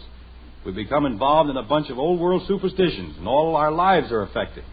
Bud gets a black eye, Kathy breaks a window, Betty gets the whole neighborhood upset with her tall, dark stranger. Jim, it's very well to scoff at superstition, but when I was a boy... Ye gods, now what? I tell you, that chair rocked back and forth. Back and forth. Mr. Anderson, my friend, my wonderful friend. It's about time you got here. Where's my hat? Jim, you mustn't blame Mr. Adams. I gave him the hat. Mrs. Anderson, look what I brought for you. The biggest box of candy I could find. This is the biggest box of candy in Springfield. Why, Mr. Adams. Go ahead, take it. I want you to have it. It's for you. Mr. Adams, all we want is the hat. May I please have... I brought a doll for the little girl. Presents for everybody. A baseball bat and perfume. Mr. Adams, I have to go to Chicago. May I please have my hat? Look, Mr. Anderson, cigars. The biggest box I could find. Mr. Adams. 3 for a half. That's expensive. But nothing is too good for my friend. Thank you very much. Now may I have my hat? The hat. That wonderful hat. You know, all my life I've been an unlucky man. A junk man. A poor peddler. And then... you gave me that hat. That beautiful hat. I said I'd give you $5. Oh, I couldn't sell the hat. Not that hat. $10. Jim. Mr. Anderson? $15. I wouldn't sell it for $1 million. Haven't you heard what it did for me? I just won the Irish sweepstakes.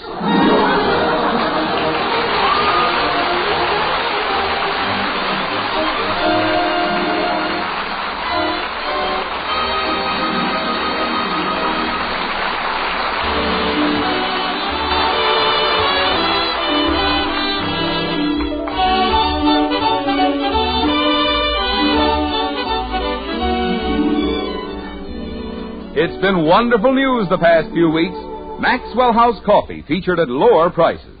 And today, in big stores and small, grocers are featuring America's favorite brand of coffee at the lowest prices in months.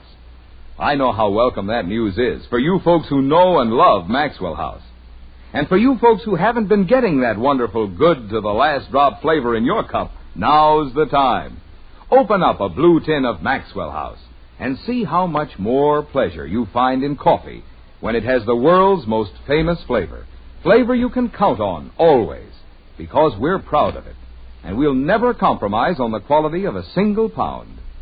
For the wonderful coffee that's today's coffee buy, look for Maxwell House, featured at the lowest prices in months.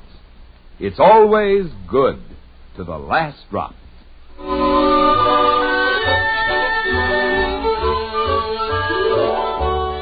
It doesn't take long for 3 days to come and go. Just about 3 days. And that's precisely what's happened in Springfield. Jim Anderson has gone to Chicago and come back again. And now, for the first time in 3 days, he's at the breakfast table with his family. Like this. I guess I made them sit up and take notice. Right in front of everybody. Mr. Craig said they couldn't have placed the Springfield area in more capable hands. Jim, he didn't. He certainly did. And he's only the president of the company, that's all. Boy, you should have seen the eyes pop. Say, Dad, you know how many hits I got yesterday with the bat Mr. Adams gave me? 6. That's fine, Bud. How come you had a game yesterday? Well, it wasn't a regular league game. I was just fooling around with Kathy's team. He hit 3 home runs. Oh, it wasn't so much.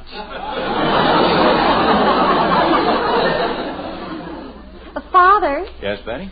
I'm going to a formal next Friday, and I saw the most beautiful dress. Again? Betty, your father just got home. But, Mother, Tommy said it was going to be the most exclusive formal of the year. Tommy? You mean the tall, dark one? Uh-huh. You know, maybe we're going to have trouble with him after all. Jim, let's not get started on that again.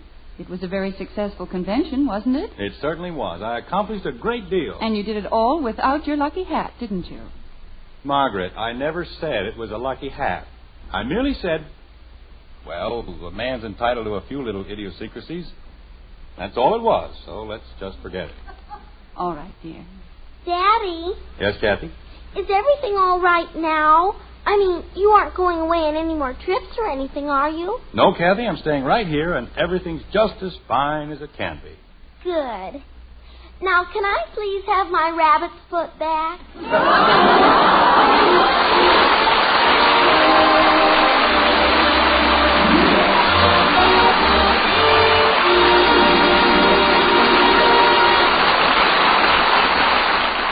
Did you know now there's an instant coffee with roaster fresh, pure coffee flavor? It's Instant Maxwell House, the instant coffee with a famous flavor, the happiest combination in coffee. Wonderful, good to the last drop flavor, combined with the convenience and thrift of coffee made instantly in the cup. Unlike most instant coffees, it's all rich, pure coffee, nothing added. Tomorrow, try the instant coffee with a famous flavor. Instant Maxwell House, instantly good to the last drop.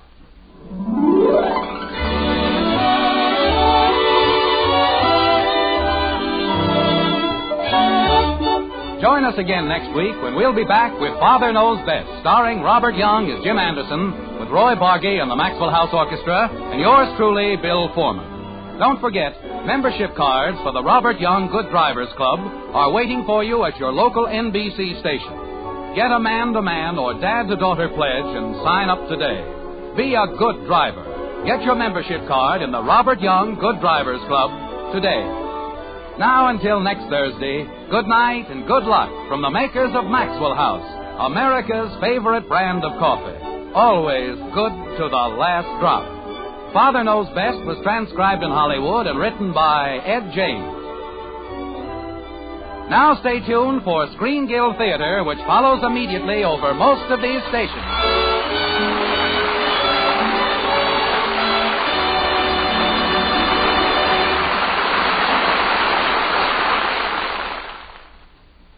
Stay tuned for Screen Guild and The Seventh Veil on NBC.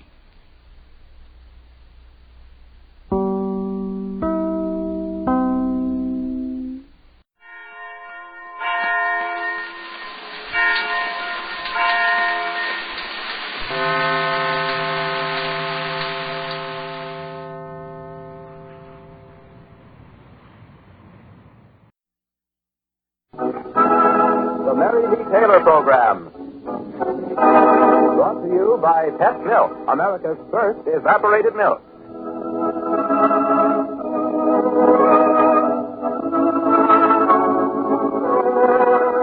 Welcome to the Mary Lee Taylor program, featuring the story of the week about that lovable pair, Jim and Sally Carter, and the recipe of the week from Mary Lee Taylor's Friendly Kitchen.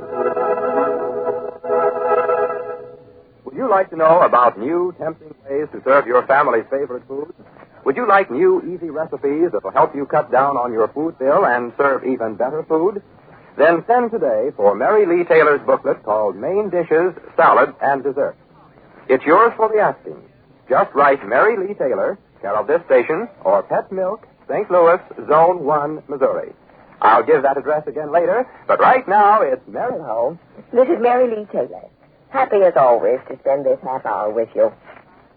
Today, our young friends, Jim and Sally Carter, are faced with the familiar problem of finding a place to live. One way to find an apartment is to answer for rent ads. One way is to know somebody who knows somebody. But Sally Carter discovers another way. And you'll hear about it in just a minute. Well, golly, Mary Lee, now I am on the fence. Oh? I don't know whether to say, please hurry on, tell me how Sally found an apartment, or what, Del King? Or please hurry and tell me where's that pumpkin pie I've been hearing about for the past week. The pie is right over there on the table, Del. Just waiting to be admired. Pretty smooth number. Blonde, beautiful. And very popular. Must be because it's made with Pet Milk. No fooling. With Pet Milk, you can make the smoothest, richest tasting pumpkin pie that ever came out of an oven. With only one egg and no cream at all. Well, I should hope not. All you need is Pet Milk. Whole milk that's double rich. And the other simple, everyday ingredients you'll hear about later. Later, too, I'm going to tell you about a turkey dinner with all the trimmings that you can prepare for less than $1.50 a person. Pretty good. And I'm also going to tell you how you can cut that price just about in half. Mary Lee Economy Taylor, they call her. And believe me, when you use Mary Lee Taylor's ideas, you can save money on your food bill and serve meals your family will love. Me cook you are. So don't miss the recipe of the week, that Mary's story about Jim and Sally Carter.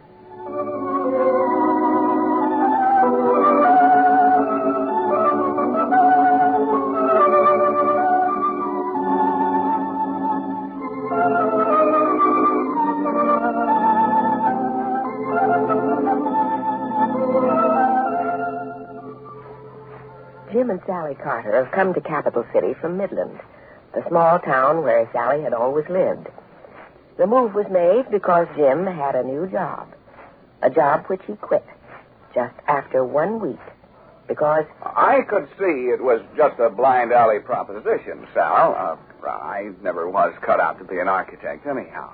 But this new proposition has a real future. All the big money's in selling. Yes, and more money will be needed now because Sally is expecting a baby.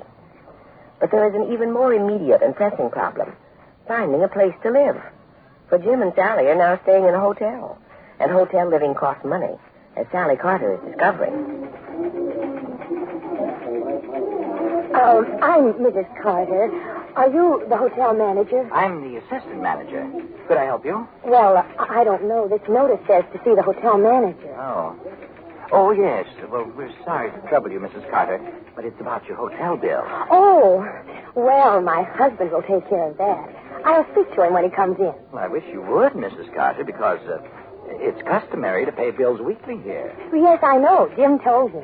But, Mrs. Carter, your husband's bill hasn't been paid for 3 weeks.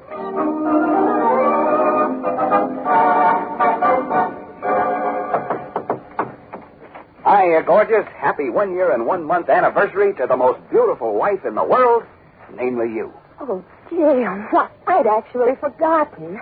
It is just 1 year and 1 month, isn't it? Sure is. And an occasion, Mrs. Carter. I might almost say a double occasion. And in honor of this momentous day, one to be long remembered by our grandchildren... Hey, wait till we get the children here. Oh, that's already taken care of. I have brought you a present. You what? Oh, but Jim, the money. I mean, right now, it costs so much to live here in a hotel. Don't say another word. Just call me the capitalist of Capital City. It's payday, kitten. Oh, that's wonderful. Then we don't have to go into our savings. Well, it isn't exactly the mint, baby. But it shows we're not losing ground. And with luck, the next check will be twice as big, and the one after that... Oh, Jim, I can't tell you how much better. This morning we had a notice from the hotel. Well, just you relax, sweetheart. The hotel bill is paid up to date. I took care of it on the way in. Oh, Jim, I was sure you would, but darling, we've just got to find a cheaper place to live. Somewhere where I can cook and we don't have to eat out so much. Yeah, I'm getting pretty tired of restaurant cooking myself. Okay, sweetheart. Tomorrow morning we'll go out together and overwhelm these tough landlords. I've clipped a couple of ads from tonight's paper. We can start with... Wait a minute. You have... Gosh, so I haven't. Well, here, give it to me quick. Oh, Jim, a music box. It's perfect. Listen, it plays a whole tune. Hear it?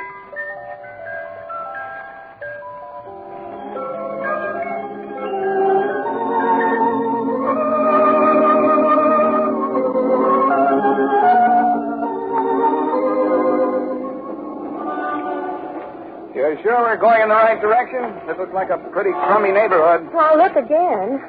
Yes, 4522 Lowell. It ought to be in this block. The ad says it's in a remodeled house. 4522. Yeah, oh, this is it on the corner. Oh, say, Sal, we might as well pass this up. It's a dump. I guess so. Gee, it's a big old house, isn't it? And probably a very fashionable residence. 50 years back. Right on the car line, too. Well, I think it's kind of interesting. Since we're here, let's go in just for fun. Okay, if you won't waste a lot of time.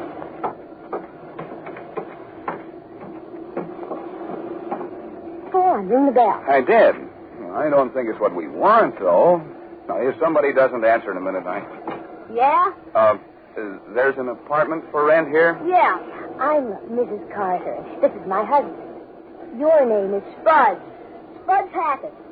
Apartment's one side up and to your right. My old lady ain't here, but you can take a gander. Sally, you don't want to climb that steep flight of stairs, do you? Oh, we want to get something on the first floor anyway. Oh, let's look. I don't mind the stairs. We got other prospects. But if you're interested, really interested, well, I might be persuaded to use my influence for a small consideration. Well, we'll have a look first. Okay. Door's open. If you want me, yell. The little chiseler. Gosh, these are dirty stairs. Well, I guess it's pretty hard to keep an old house like this clean. Sally, do you think you ought to be climbing these stairs? Oh, why, of course. Say, I take such good care of this baby, it's going to be spoiled before it's born. Let's see. Well, this must be the one. The door's open. Golly. Make that double. Well, this is the living bedroom, I guess. Yes, here's an inner-door bed. Oh, come on. We might as well get out of here. Here's the kitchen. No linoleum. Oh. Golly, that's scary. Oh, it's got steam in the pipe. I think there's some water running somewhere, though. Listen. Oh, it's a drain leaking.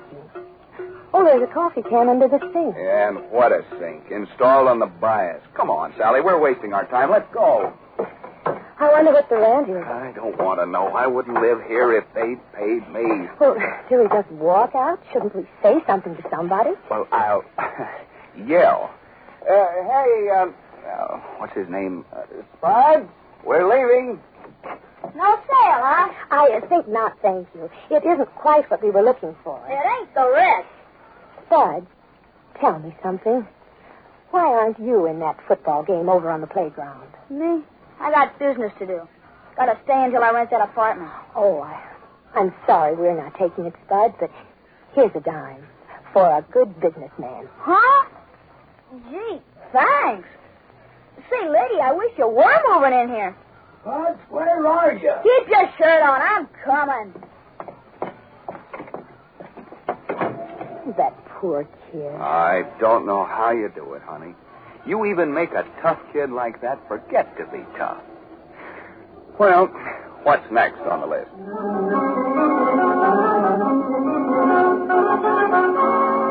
And another thing, whoever takes the apartment has to buy the furniture and the carpeting. Comes to about $1,000. Afraid we're not interested. Oh, we didn't understand. I don't think we could share so small an apartment as two businesswomen. It just wouldn't work out. No, unfortunately, I haven't a 1949 car to exchange for the lease. I know what you folks are up against, and I wish I could let you have the place. But my brother-in-law wants it, and you know how that is. No, I couldn't possibly pay 2 years' rent in advance. Not at $135 a month, anyway.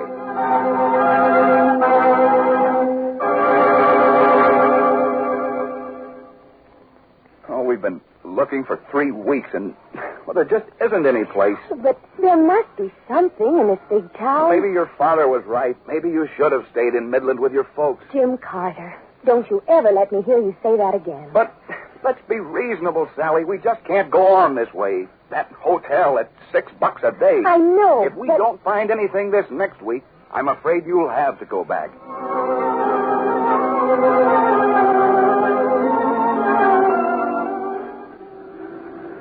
Well, there's our Sunday gone. Still no apartment. Come on, let's grab a bus here and go on back to the hotel. All right. Oh, here comes one now. That's a break. You know, I don't think my feet will ever be the same. Well, if you didn't stop to tell your life history to everybody you meet, maybe it wouldn't take us so long everywhere. I know, but somehow... Well, here we are. Let's get on. I've got 2 dimes. Back of the white line, lady. I'm not allowed to start till you get back of the white line. Oh, I'm sorry.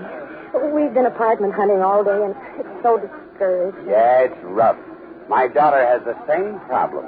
Where in the world are all the places to live? Sally, honey, come on. There's a seat. Sit down, baby, and let the guy start his bus. I'll take that seat back there. Oh, all right.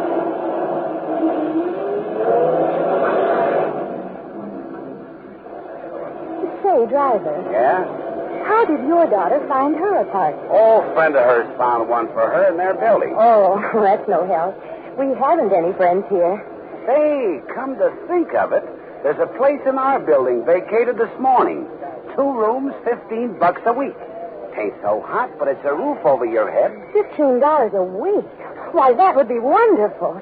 Where is it? On Lowell. If you'd like to stop and take a look at it, I'll let you off at the corner. We go right by the door, practically. Jim! Sally, what's the matter? Jim, this nice driver here knows of a place in his building for only $15 a week, just vacated today. Let's go look at it. He said we go right by there. Oh, all right, but at that price, it's probably already rented. Thanks for the tip, fella. That's all right. Just stay here by the door, and I'll let you know when we get there.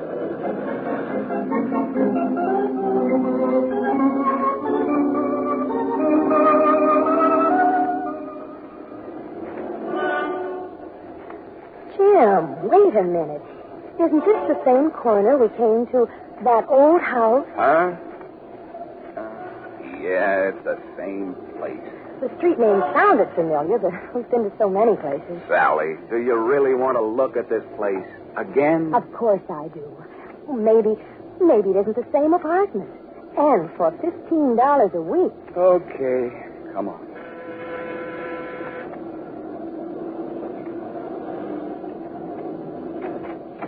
Yeah? We were told you have an apartment just vacated. We'd like to look at it. Yeah, tenants just left. Only stayed a few weeks. Well, this way up. It's on the 2nd floor, all right, Sally. That's all right, dear. At least let's look at it.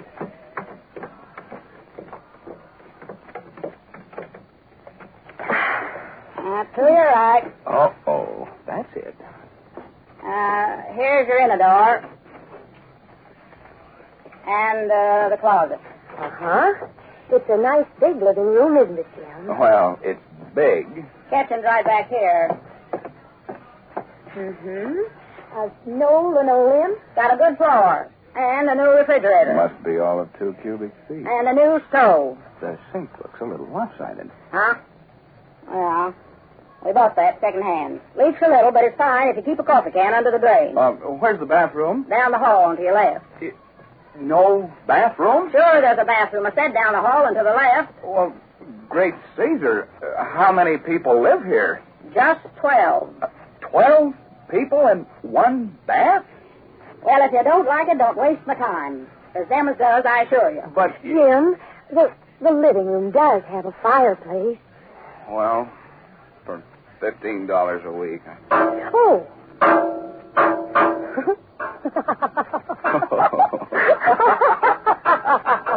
I'm sure I don't see anything so funny. Do you want it or not? Indeed we do. We love it.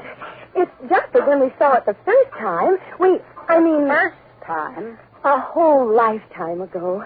Landlords and landlords and landlords ago. Hey, you a little bit touched. More than you'll ever know. Look, you mean you rent this beautiful, superb apartment to us at a figure of $15 American every 7 days without us paying to have the front porch rebuilt? You're acting mighty queer. And I ain't sure I want any crazy people in my house. Oh, we're very reliable, really. It's just that we're... Say, Ma, there's a dame downstairs wants to look at the place. Oh, it's you. Hiya. Hello, Spud. I'm glad to see you again. Say, Ma, this is my friend. The lady that gave me the dime. She's all right. Here's 2 weeks' rent, Mrs. Hackett's the name. But I ain't sure. You're okay, Ma. See? Well, go tell the lady downstairs the place is took. Thank you, Mrs. Hackett. And Spud. We'll move right in tonight.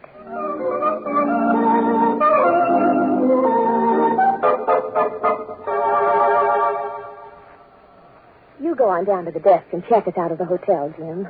I'll finish this last suitcase. It won't take long. Oh, here, you better let me close these other 2 bags, honey. How 2 people could collect so much stuff in just 5 weeks? Hello? What? Oh, it's for you, Sally. Long distance from Midland. Long distance? Oh, gosh, I hope nothing's happened. Hello? Oh, hello, Mom. Oh, gosh, it's good to hear your voice. No, we're both just fine. And, Mom, the most wonderful thing has happened. We found an apartment. Yes, we're moving in right away. We just can't wait to get out of this hotel. Oh, yes, Mother. In a fine old neighborhood. Huh?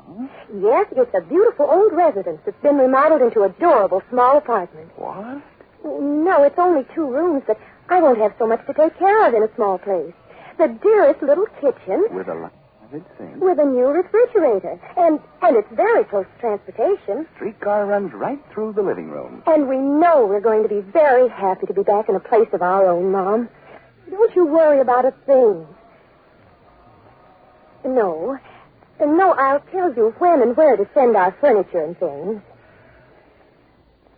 No, Mom, it won't be necessary at all for you to come and help me. We're getting along fine.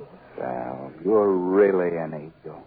Tell Dad and Peggy and Rich hello for us and tell them everything's grand.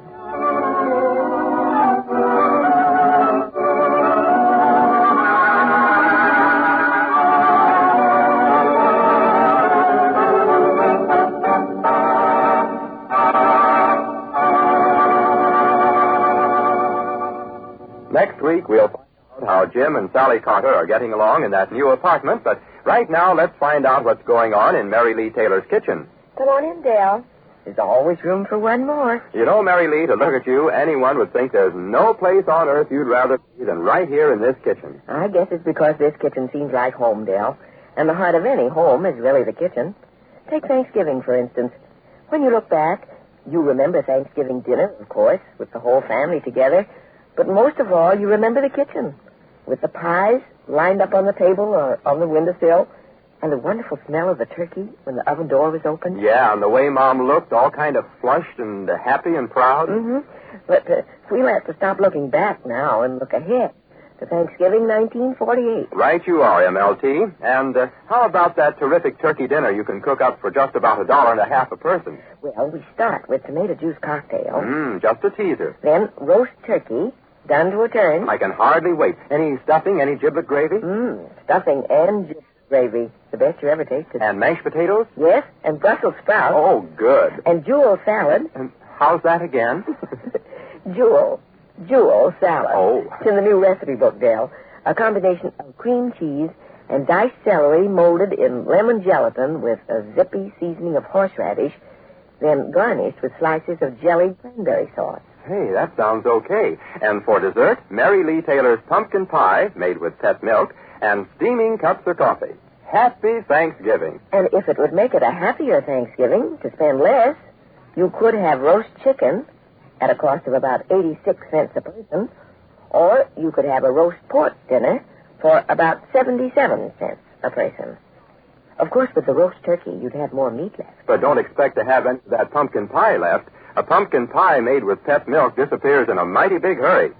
Because pet milk really does things for a pumpkin pie. Gives it that double-rich smoothness you can't get with any other form of milk. This Thanksgiving, better make your pumpkin pie the Mary Lee Taylor way with money-saving, double-rich pet milk. And better send today for Mary Lee's wonderful recipe book, Main Dishes, Salads, and Desserts, which is packed with new money-saving ideas for fall and winter meals. Where to send? Mary Lee Taylor, care of this station, or Pet Milk, St. Louis, Zone 1, Missouri. And now let's find out how to make that famous pumpkin pie of Mary Lee Taylor's. All right, here we go. Start by mixing 3/4 cup brown sugar. Mix 3/4 cup brown sugar. That's a swell way to start. What else? 1 tablespoon flour. 1 tablespoon flour. Okay, I've got that. 1/2 teaspoon salt. 1/2 teaspoon salt. Go ahead. And 2 1/4 teaspoons pumpkin pie spice. 2 1/4 teaspoons pumpkin pie spice. Does that come all mixed, ready to use? That's right. Now, the next thing to do is add 1 1/2 cups of pumpkin, cooked or canned. 1 1/2 cups pumpkin, cooked or canned. Now we're getting somewhere. And 1 1/2 cups pet milk. 1 1/2 cups pet milk, the double-rich milk that makes your pumpkin pie double good. And 1 slightly beaten egg. 1 slightly beaten egg. Okay, go ahead. And 2 tablespoons dark molasses. 2 tablespoons dark molasses. That sounds good. Let's see now. So far I've got sugar, flour, salt, and pumpkin pie spice mixed together. Then add the pumpkin, pet milk, egg, and molasses. And stir until smooth. Stir until smooth. Sounds better all the time, Mary Lee. Then pour that nice smooth mixture into a deep 9-inch pie pan lined with unbaked pastry. Pour into deep 9-inch pie pan lined with unbaked pastry. Okay, then put into the oven, huh? Yes, in a very hot oven, 450 degrees, and bake for 15 minutes. Bake for 15 minutes in very hot oven, 450 degrees. It doesn't seem like 15 minutes would be long enough. Oh, it isn't. After that first 15 minutes, you reduce the heat to slow, 325 degrees, and bake for 40 minutes longer or until firm. Wait a minute. Let me get this down. Bake for 15 minutes in a very hot oven. I have that. Then reduce the heat to slow, 325 degrees, and bake 40 minutes longer or until the pie is nice and firm. Okay? And in place of the 2 1/4 teaspoons of prepared pumpkin pie spice called for in that recipe, you can use 1 teaspoon cinnamon, 1/2 teaspoon nutmeg, 1/2 teaspoon ginger, and 1/4 teaspoon cloves. Cinnamon, nutmeg, ginger, and cloves. Okay, I'll make a mental note of that. And now, how about sweet potato pie, Mary Lee? I come from the South, you know, and I kind of... Yes, I know. And to make sweet potato pie, instead of pumpkin, You use the same amount of cooked or canned sweet potatoes or yams put through a sieve. Use only 1/2 cup of brown sugar, no molasses, and add 2 tablespoons melted butter or margarine. Okay, that's simple enough. And for squash pie, you follow the pumpkin pie recipe and substitute cooked or canned winter squash thoroughly mashed for the pumpkin. But Mary Lee, you haven't told how to make the crust for that pumpkin pie. Oh, but the recipe for unbaked pastry is in the book, Del. Main dishes, salads, and desserts. And I'm hoping everyone who hasn't a copy will send for one today. And a good idea it is, too. Remember, the way to address your request is Mary Lee Taylor, care of the station to which you are listening, or Pet Milk, St. Louis, Zone 1, Missouri. And the way to be sure of getting the finest possible milk for your family is to get Pet Milk, the first evaporated milk. Pet Milk, the milk that makes cooking more fun, makes coffee taste better, helps babies grow strong and sturdy, and makes your food dollars go further. Oh, and by the way, the Pet Milk labels are worth something to you, too. You've probably seen the tiny Pet Milk charms many women are wearing on bracelets, and if you'll send me 1 Pet Milk label with your name and address and the word charm printed on the back of the label, I'll send one of these cute miniature Pet Milk cans to you. And in just a minute, Mary Lee will be back with news about next week's show and today's recipe for happiness.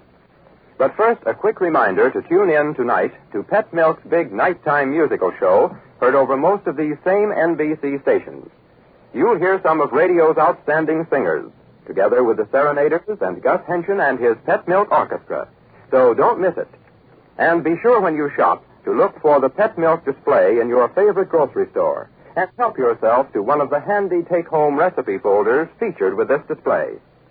And now, here's Mary Lee Taylor again. With a promise that next Saturday's story about Jim and Sally Carter is packed with surprises from the time Jim says, Sally, you'd better keep that door closed. Anyone could walk right into the apartment.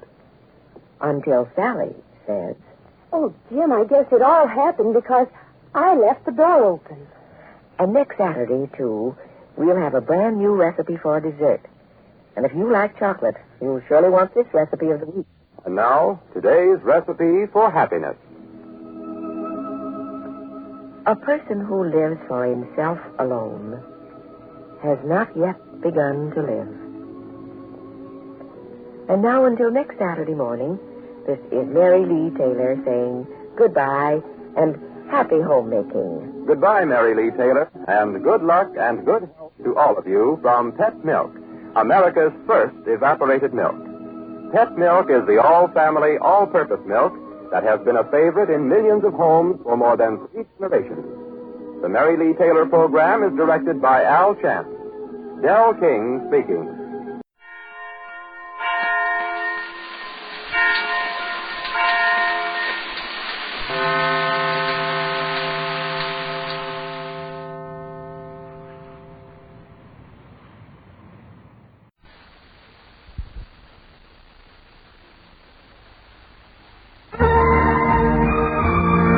Lucille Ball.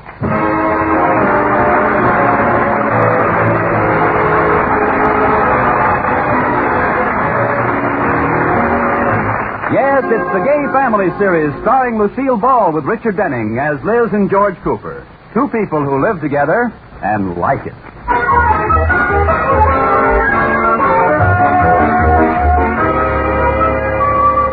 As we look in on the Coopers this morning, they're just ready to have breakfast. Good morning, George. Hey, what are you so gay about? Because we're going to the Starlight Roof with the Rickies tonight. I've always wanted to go there. Uh-oh. Was that tonight? Yes, and I'm going to wear my brand new dress and a pair of... What do you mean? Oh, was that tonight? No, we can't go, Liz. Mr. Atterbury's coming over with Mr. Forsythe. Oh, George, can't you put them off? Tell them you broke your leg or something. Oh, sure. They wouldn't suspect anything when I walked into the bank in the morning. Well, after we come home from the Starlight Roof, we can break your legs. I'm sorry, honey. Mr. Forsythe is too important. He was just elected to the board of directors. You'll just have to call the Rickies and tell them we can't make it. No. Liz? Baby, won't you think of me Look. once for... Pouting won't get you anyplace. So just slide that lower lip back about a foot.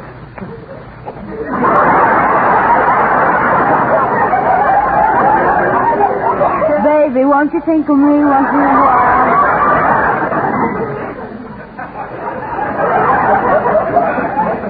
Now, why don't you think of me once in a while? You know, all business isn't done in offices, Liz. There are more important things for women to do than taking care of the house and cooking and looking after children. There are? Well, I should say so. Hey, wait a minute. You have a maid to take care of the house, you don't know how to cook, and we don't have any children. Hey, what do you do all day anyway? What do I do all day? Well, I like that. I spend the whole afternoon. Most of my time is taken up by... I'm going to call the Rickies. That's better. And see how nice you can be to Mr. Forsythe this evening. Oh, is he bringing his horsey wife and that jerky son of his along? His wife's out of town. I don't know about his jerky son. Now, stop that, Liz. You'll get me in trouble. Well, he's sure to bring along some of those stale stories of his. Yeah, and that's another thing. He fancies himself quite a storyteller, so laugh it up. I'll laugh at everything but that story about the dog and cat. You know, the cat can't sing a note, the dog's a ventriloquist. Now, Liz, he always tells that one. You have to give him some reaction. I'll give him a reaction, all right, but it might not be the one you expect. I'd better test you. Now, let's pretend I'm Mr. Forsythe. Okay. Have you heard the one about the dog who played the guitar and the cat who sang Listen to the Mockingbird? Yes. Liz. 1,000 times. Liz. It wasn't funny in the first place. Now, stop it. You tell it lousy. Now, that's enough. Where's your horsey wife and your jerky son? Now, cut it out, Liz.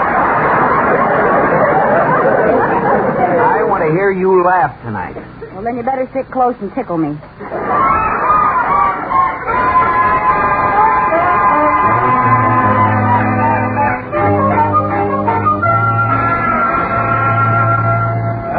Good dinner, Liz, girl. Oh, yes, indeed. It's a wonderful dinner, Mrs. Cooper. It certainly was wonderful. Well, thank you, Mr. Forsythe. Yeah, well, hey, I just happened to think of a very funny story.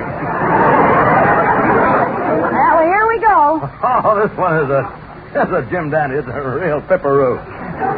Say, have you heard the one about... No, I haven't. No, how does it go? But, no, really, we haven't heard it. Go ahead. But I haven't told you what it's about yet. It doesn't matter. They haven't heard it.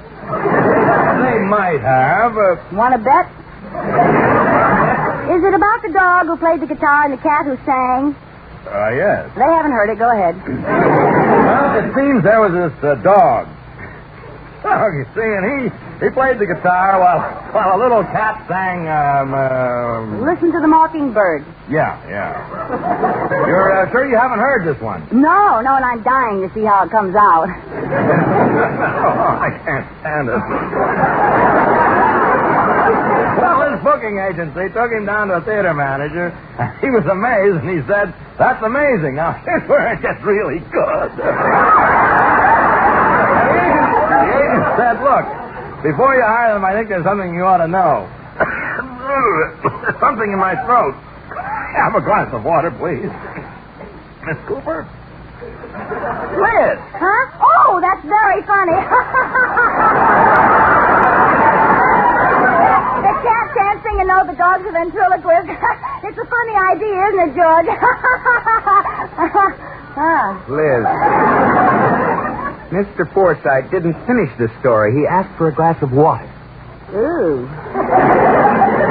You've ruined his story. Oh, was that really the answer? It was just a wild guess. No, that wasn't the answer. It wasn't? What? No. You see, the theater owner wanted to hire just the cat. But the agent said he can't work alone. Here's the twist. The dog makes all his arrangements.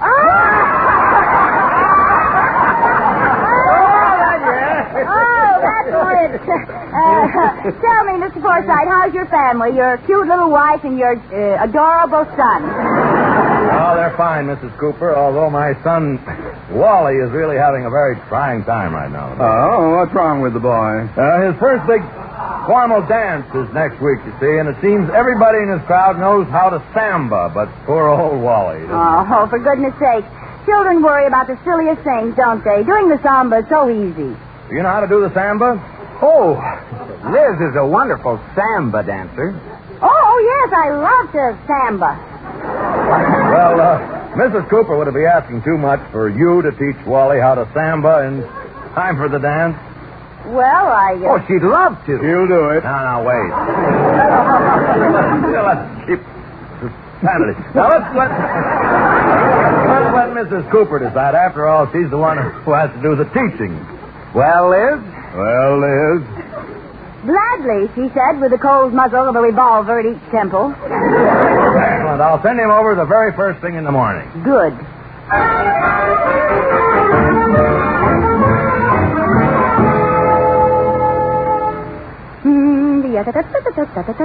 Mrs. Cooper, what are you doing dancing around the living room? Oh, haven't you heard, Katie? I'm opening up a dance studio. Huh? Yes, all you need is 6 lessons with Liz Lazonda. My slogan is learn to samba with a red-hot number. Now, what are you talking about? I'm giving a samba lesson this morning to the son of the new board member at the bank. Oh, really? What's the boy like? Well, all I know is he's painfully shy. Never takes his eyes off the ground. No. Yeah, the first time I saw him, I thought he was looking for cigarette butts. Oh, that must be Wally. I'll get it. Well, good luck, Mrs. Cooper.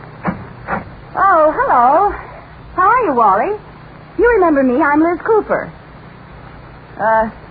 Won't you come in? Let's go in the living room, shall we? Won't you sit down? Picked up any good cigarette butts lately? Wally, say something. I think I'm going to faint. Now, Wally, your father said you wanted to learn to samba. Samba. We might as well begin. Suppose you watch me now. Now, this is a basic step. Now, watch my hips, see? Do you think you can do that? Well, why don't you say something? I'm watching your hips. Wally, look, the step is very simple. And this time, look at my feet. Da-da-da-da. Wally, you're still watching my hips. I like them. They're different. Different from what? My hips. Look, Wally, you saw how it goes. Why don't you see if you can do it? Well, I'll try. Good. Now, you try it alone first. Da-da-da-da-da, da-da-da-da. Fine. Only take smaller steps. Don't leap around so much. You'll be dancing with a girl, not an antelope. It's kind of fun. Well, it's really an easy step to do. I think maybe you've got it now. Suppose we try it together. I said, suppose we dance together. You mean just the two of us? Yes, that's the usual number. Mrs. Cooper, I can't dance with you. You're a woman. I know. My husband likes me this way. I don't know. Look, Wally, some people are men and some are women. They're made that way so they can dance together.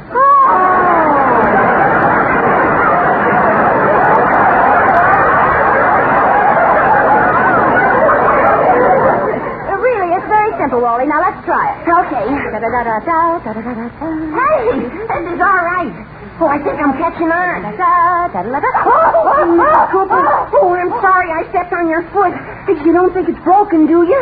Oh, no. My shoe always bends under like this. Well, if it isn't broken, we might as well go on dancing, huh? I'm beginning to like it. Me too, Wally. I haven't had so much fun since I stepped on a rusty nail. On with the dance.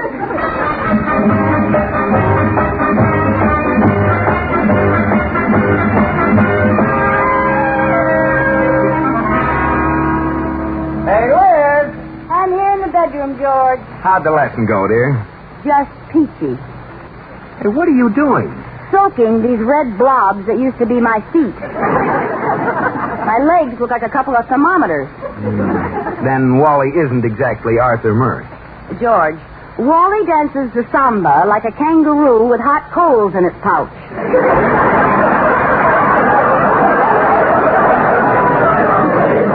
I'm sorry the kid gave you such a rough time, honey, but it was worth it. Mr. Forsythe came to my office this afternoon, gave me a cigar, and sat and talked for half an hour. He never done that before. Well, I'm glad my arches didn't fall in vain. Oh, he said Wally had a wonderful time and was absolutely thrilled, at learning to samba. Well, it's nice to know the dancing bear enjoyed himself. Oh, he did. In fact, the dancing bear is coming over for another lesson tomorrow. Oh, no. George, I can't do it. My feet are only human, you know. But, Liz, it may mean a promotion. Oh, say you'll do it. For me, huh? Well, all right, George. But believe me, these little piggies will never go to market again.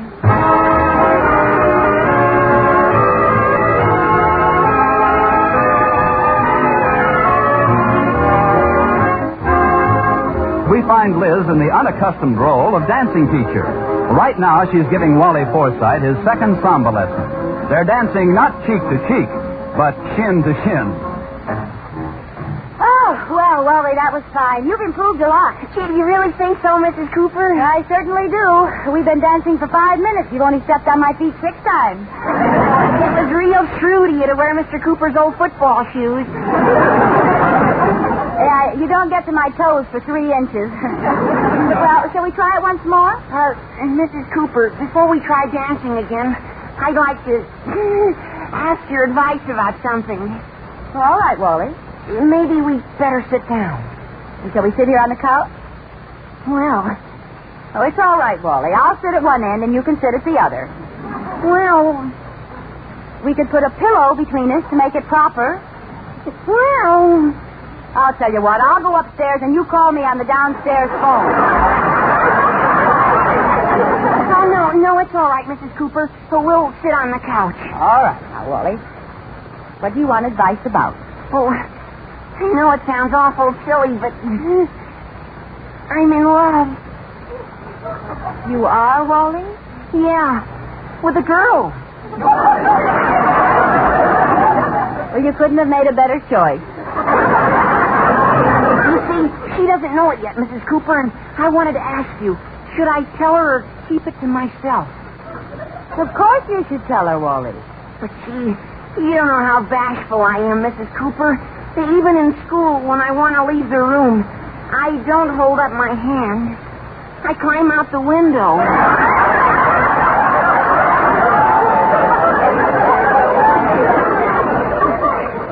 Well, Wally, it shouldn't be too difficult. Just take her by the hand and say, I love you. Okay. Mrs. Cooper? Yes? Give me your hand. What? Mrs. Cooper, I love you. Wally, there must be some mistake. No mistake. I love you, Mrs. Cooper. Or, as I call you in my diary, Dreamboat.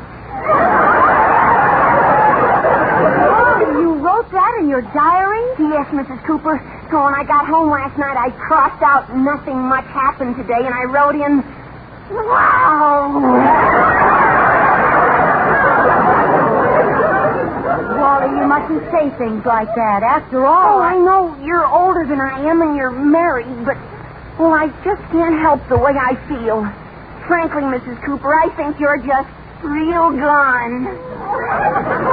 Well, anyway, my feet are. I hope you aren't mad at what I said, but honestly, you're the swellest person I've ever known. You're the only person who's ever been nice to me. Oh, now, Wally, surely somebody else is nice to you. What about your father? He acts like he doesn't even know me. What makes you say that? He always refers to me as, what's his name?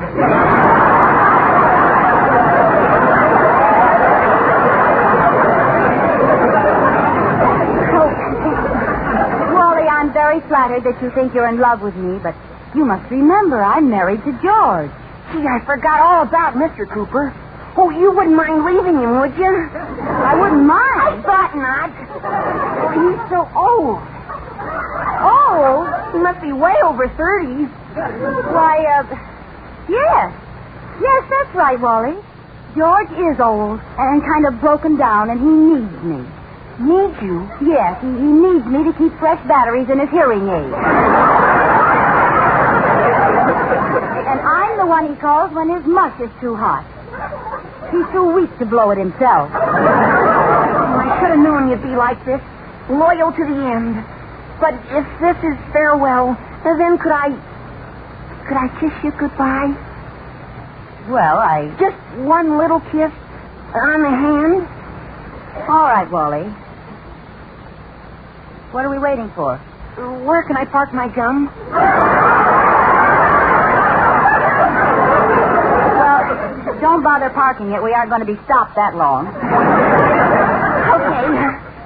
Oh, you see, my kiss makes you cry out with passion, doesn't it? No, your braces scratched me.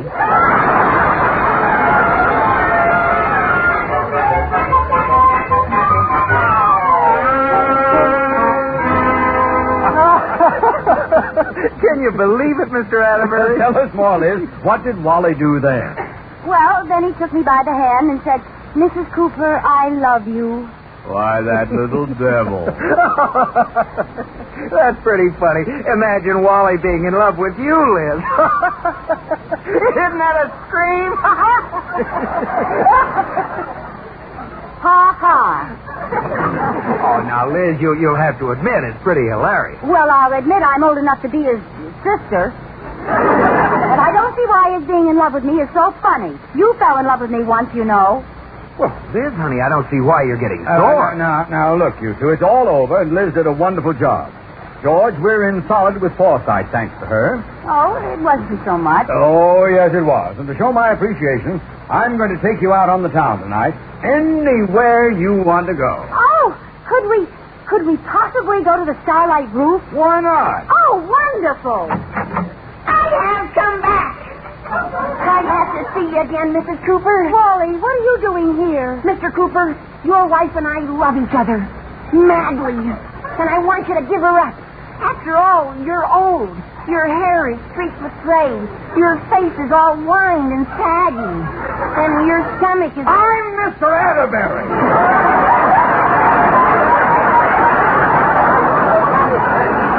That's Mr. Cooper. Oh, I'm sorry. Mr. Cooper, your wife and I love each other. Don't we, Dreamboat? Wally. What, Dreamboat? Go away. No, stay here. Speak up. Blow your whistle, Dreamboat. George, Mr. Atterbury, please. I've decided to take you away, Mrs. Cooper. I can't leave you here, a nursemaid to an empty shell of an old man. Wally. Sometimes it's merciful to be cruel. Tell your husband what you said about him today.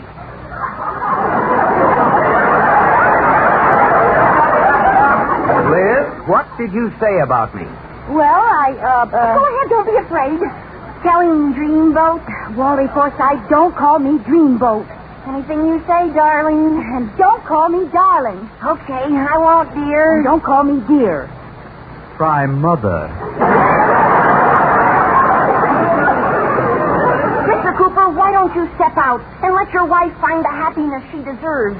After all, you're an older man. You're more like her father. The boy's right. Why don't you give her up, Dad? Liz, what did you tell this kid about me?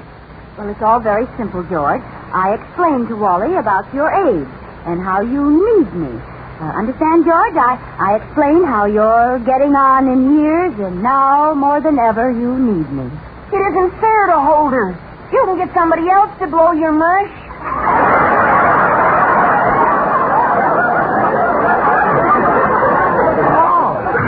Oh, yes.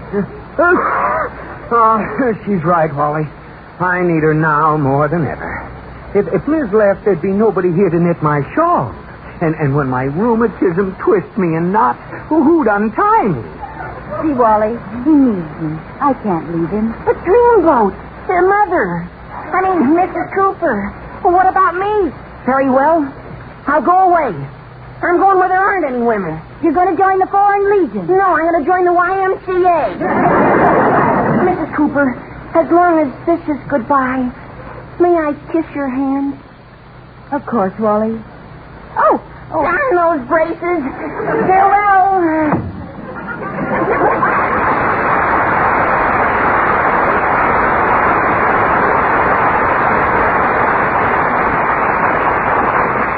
Oh, wasn't he sweet? George, why don't you ever kiss my hand? Well, I would, kiddo, but I'm too old to bend over. Never mind. Well, now that Liz's grimy amours are out of the way, shall we go to the Starlight Room? Oh, yes, Lex. I better get dressed. Oh, George, we're finally going to the Starlight Room. I'll get it. Hello? Oh, hello. How are you, sir? Tonight? Well, oh, yes. Yes, it'll be all right. I'll tell her. Goodbye. Who was that, George? Mr. Forsythe. He's on his way over here. What on earth for? Well, you did such a good job with Wally. Now, he wants to learn the samba. Oh, no!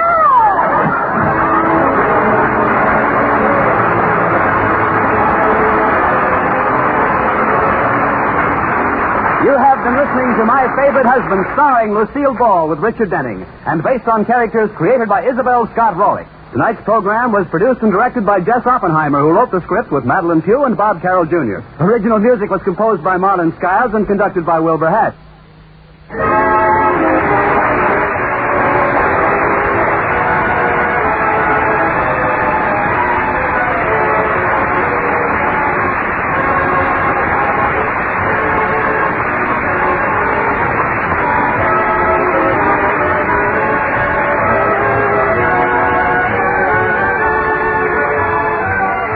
My Favorite Husband has been presented through the worldwide facilities of the United States Armed Forces Radio and Television Service.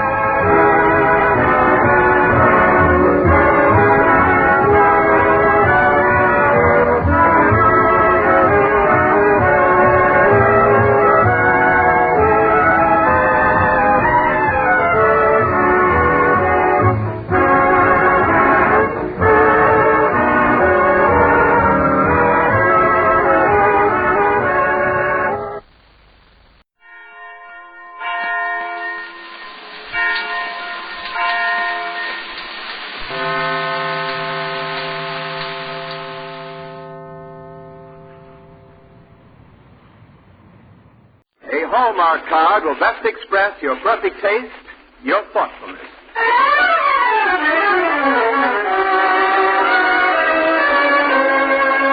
Welcome now to our show. Here's a friend you all know. Charlotte Greenwood is with us again. Charlotte Greenwood Show, brought to you this Sunday and every Sunday at this time by the makers of Hallmark greeting cards. And here is our star, the lovable lady of stage and screen, Charlotte Greenwood.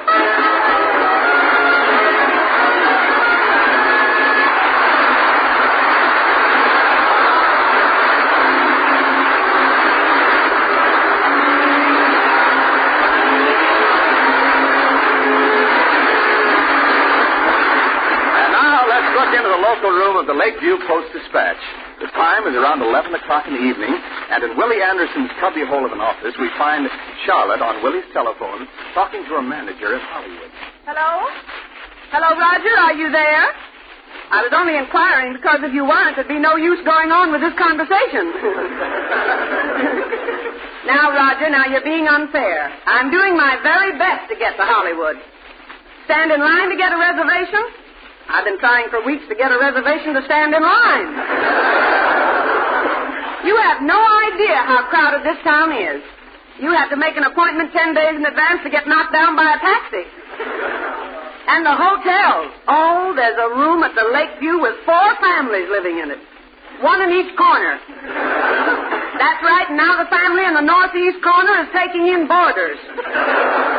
Oh, Roger, I have to go now. Here comes Mr. Anderson.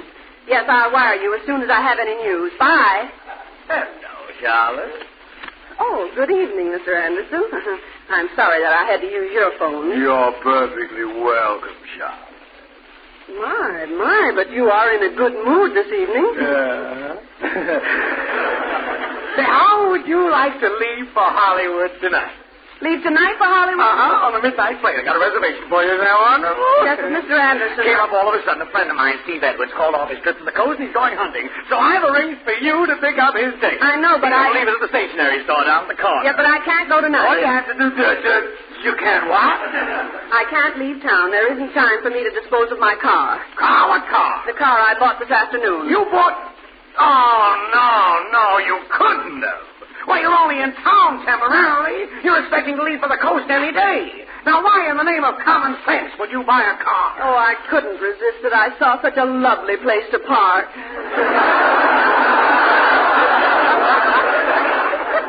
Here you are, knowing you'll be leaving town any moment, and yet you invest good money in a car. I ask you, is that sound? Certainly it's sound. Everything about it makes a noise. Except the horn. All right. But I'm... City Desk Anderson speaking. What, Mr. Jenkins? Oh, he's my landlord. I gave you as a reference. Huh? Oh, yes, Mr. Jenkins. Miss Greenwood? That's right. She's been employed here for several weeks. But she's leaving tonight. Well, certainly she's a responsible person. I'll guarantee anything. What? Send you a check for the garage door she smashed. But, Mr. Anderson... All right. Now, how much was the door you smashed? $20. But for only $100 more, we could get one that opens with an electric eye. Oh, only $100 more? Mm-hmm. That is for a good one. You know, the one I had on my Hollywood garage became nearsighted. Nearsighted? Yes, it kept opening and shutting the bedroom windows. Now listen, the post dispatch will take over your car and pay for the garage door, but you've got... Oh, City Desk Anderson speaking. Ticket for what? I didn't order any ticket. Oh, Mr. Anderson, I forgot to tell you. I gave them your name. Who this time? The traffic department. It's the ticket I got for driving through a stoplight. Hello, hold the phone a second. You ran through a stoplight? I had to. It was the only way I could get away from that man that was following me. Well, if a man was following you, why didn't you stop and call a policeman? Don't be silly. He was a policeman. He was? All right. Hello. Yes, send me the ticket. I'll see that justice is served. Well, so far you've had a very jolly evening, Miss Greenwood.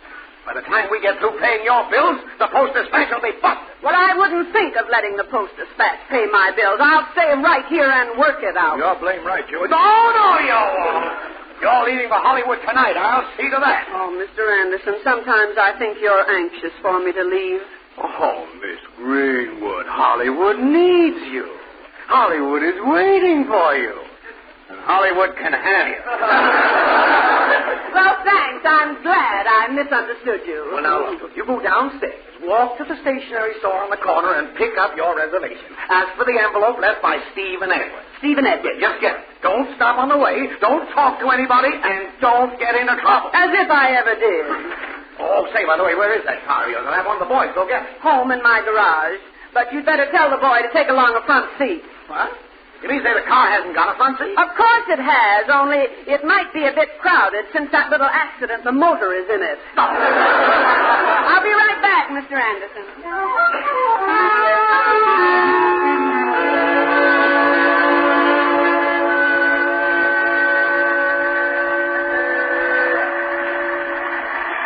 Excuse me, ma'am, but could I ask you something? Now, just one moment. Do I look like the kind of a lady that a strange man would stop on the street? Oh, no, ma'am, not at all. Absolutely not. Well, you know, that's what I've always suspected. But it's just that I'm sort of new here, and I'm trying to find a place called South Cove. Oh, that's a little suburb on the south end of the lake. By any chance, are you looking for the munitions factory? No, ma'am. I'm with the North Shore Steel Mill. But my girl's at the South Cove plant. Oh, my name's Jerry Brown. Mine's Charlotte Greenwood. Well, I sure am happy to meet you, Mrs. Greenwood. It isn't Mrs. Greenwood, it's Miss Greenwood. Oh, excuse me, ma'am. I'm sorry. You're sorry.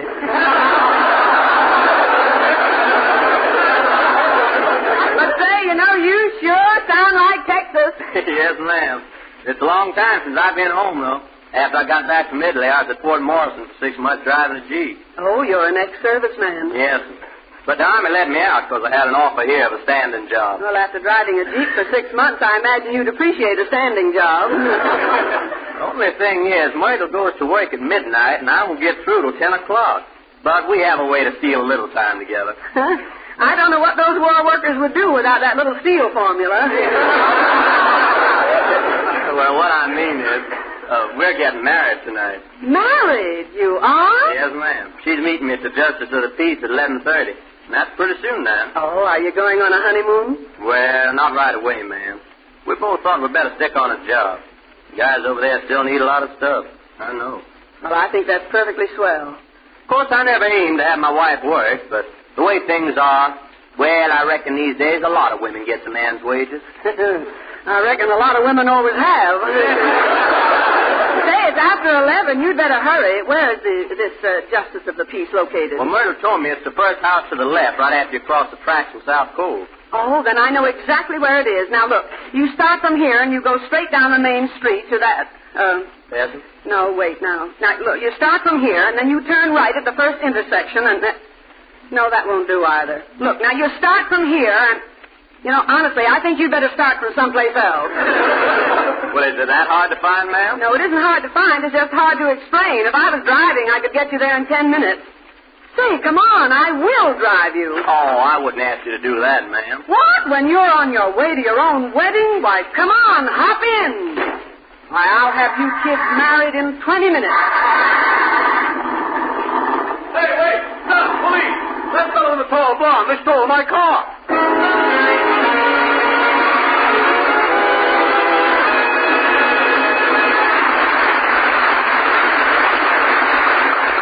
There's still time to send Christmas cards to our fighting men abroad.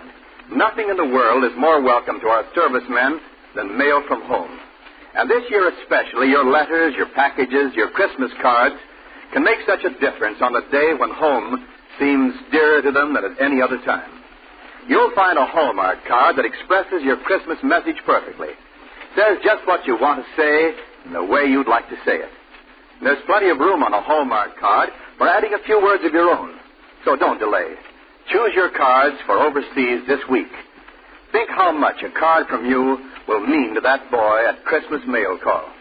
Remember, Hallmark cards are on display at America's finest stores. Remember, too, a Hallmark card will best express your perfect taste, your thoughtfulness. And now Charles Hathaway, his orchestra, and the Hallmark chorus in the Irving Berlin favorite, Always. I'll be loving you always, with a love that's true always. When the things you plan need a helping hand, I will understand always, always.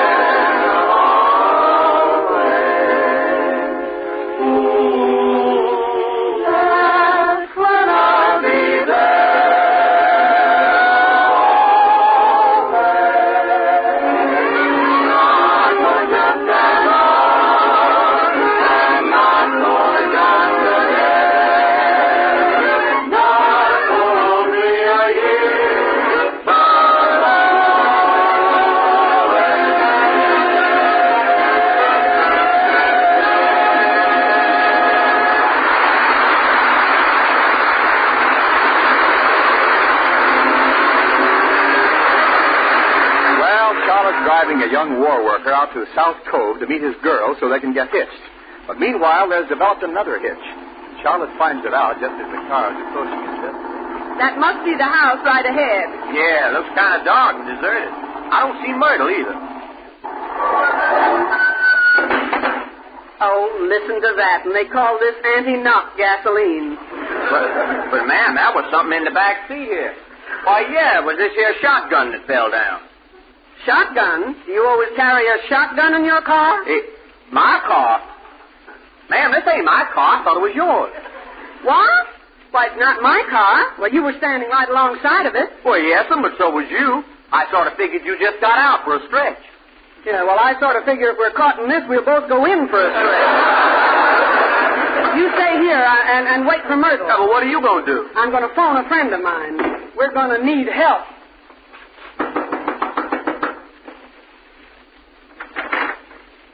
Good evening.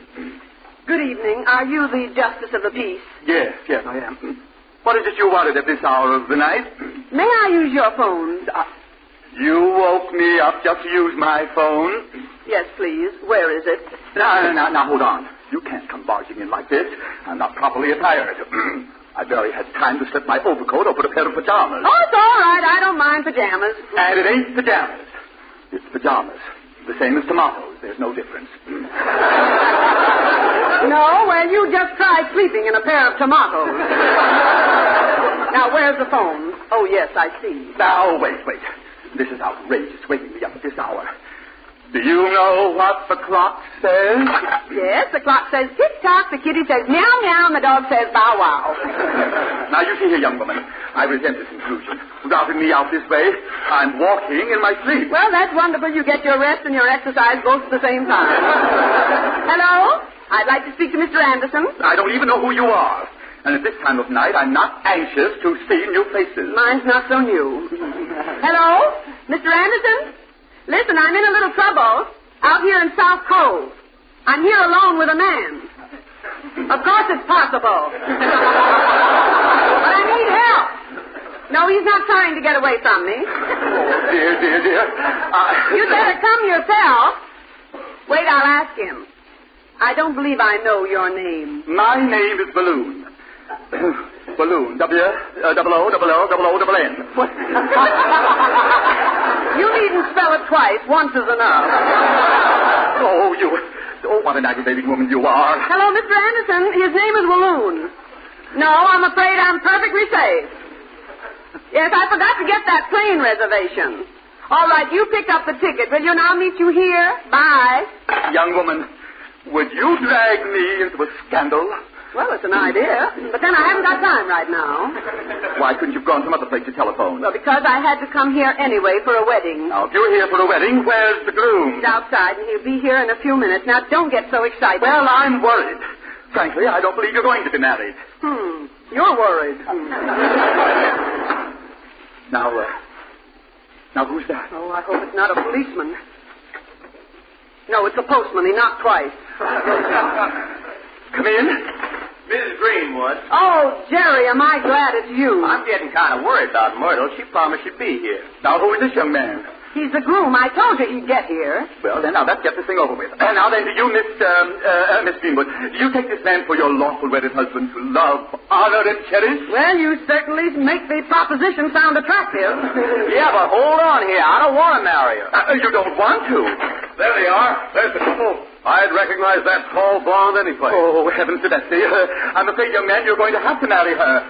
That gentleman has a shotgun. Oh, my goodness, he has. Then we'd better proceed with the ceremony. I said, hold on. Shotgun or no shotgun, he can't bluff me. Well, he can me. You go right ahead, Mr. Willows.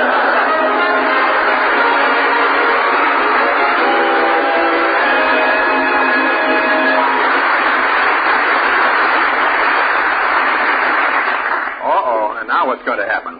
Honestly, Charlotte, is it fair to leave folks guessing like this? Well, Wendell, don't you ever do a little guessing? Oh, sure. As a matter of fact, I've been making a guess about the song you're going to sing today. You'll be hearing it on the hit parade if I don't miss my guess. Check. Let's see what the rest of the folks think. Friends, Charlotte Greenwood singing There Goes That Song Again.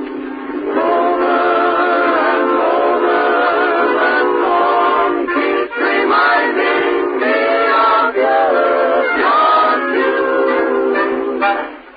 There goes that song again. We used to call it a serenade. We fell in love when we heard it play. Over and over and over and over again. I still remember when I sang the words and they made you mine. I'd feel a kiss and repeat each line. Over and over and over and over again. We drifted apart. You walked off with my heart. It's funny how one listen just stops me reminiscing. I soon forget again. I told myself when you said so long, but I was wrong. There goes that song again. Over again. There goes that song again. We used to call it a serenade. We sang songs when we heard it play. We played it over and over and over and over again. I still remember when I sang the words and they made you mine. I feel a kiss and repeat each line over and over and over and over again. We drifted apart. You walked off with my heart. It's funny how one listen just starts me reminiscing. I soon forget again.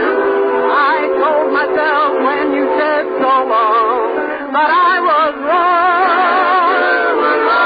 Yes, I was wrong. There goes that song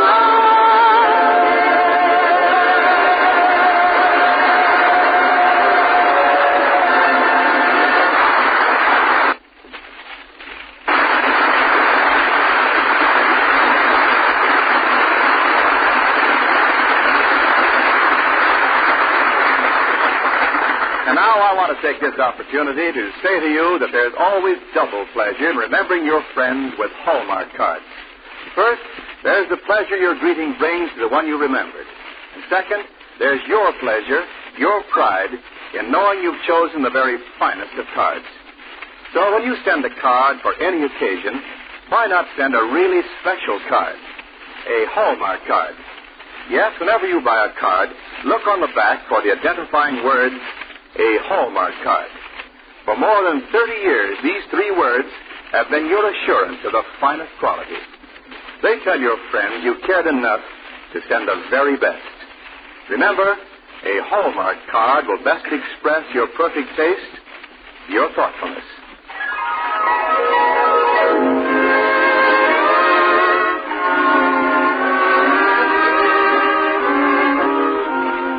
And now to resume our story. Not only did Charlotte and the young war worker get into the wrong car, but a befuddled justice of peace tried to marry them. And it might have gone through, too, if at that moment the owner of the car hadn't appeared, and with a shotgun. So now... But, my dear sir, don't you understand we're having a wedding here? Well, you can have the wedding later. These people stole my car. Oh, we didn't know it was your car. And we didn't steal it. Oh, no. I suppose you got into it just to try it out, eh? Well, how's the pickup? I'm fine. How are you on a hill? Now, just a moment. I suppose you two thought you were very smart and I couldn't follow you, eh? Well, I have a big car as well as that little one. Oh, you've got a big one and a little one, a car hoarder, huh? I have a right to own two cars. I drive 8,000 miles a month for my daily bread. Now, you must live a long way from the bakery. Jerry, you go outside and look for Myrtle. I'll settle things with this gentleman. You mean postpone the wedding? Till when? Just when do you think of getting married? Constantly, mister, constantly. Now, run along, Jerry. Oh, no, you don't. Stay right where you are, everybody. Put that shotgun down. Put it down. It's liable to go off. Well, put your finger over the muzzle. Oh, dear, come in. Oh, here she is, Myrtle, honey. Oh, Jerry, I'm dreadfully sorry I'm late, but at the last minute... Why, Jerry, what's going on here? This is a wedding, young lady. And if you have any reason why it shouldn't take place, speak now or forever hold your peace. Reason? I'll say I have a reason. Now, look, we can explain all this, can't we, Jerry? Then you'd better start explaining that man with a shotgun. I'm here to see justice done. This man simply followed us because... He had a big car. Followed you? Why? Because we had a little one. Little one? Dear. You have a little one? Oh, Jerry. Now, honey, there's nothing to cry about. It ain't that serious. You have a dancing? About 15 minutes ago. 15 minutes? Well, really? Yes, it was a complete surprise to us, too. Yeah, we didn't know who it belonged to. Didn't know who it belonged to. Do you think I'll believe that? Well, why not? They all look alike. Baby? No, cars.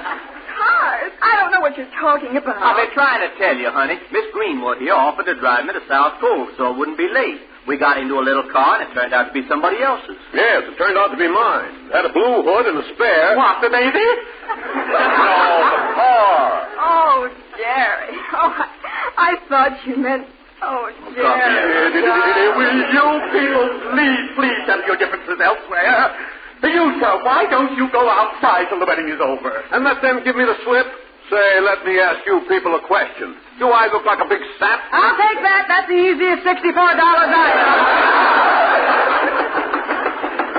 Oh, dear, come in. Oh, Mr. Anderson, you're just in time. Now, what happened to that plane reservation? It wasn't at the stationery store. Will you stop shouting? Huh? We're trying to have a wedding.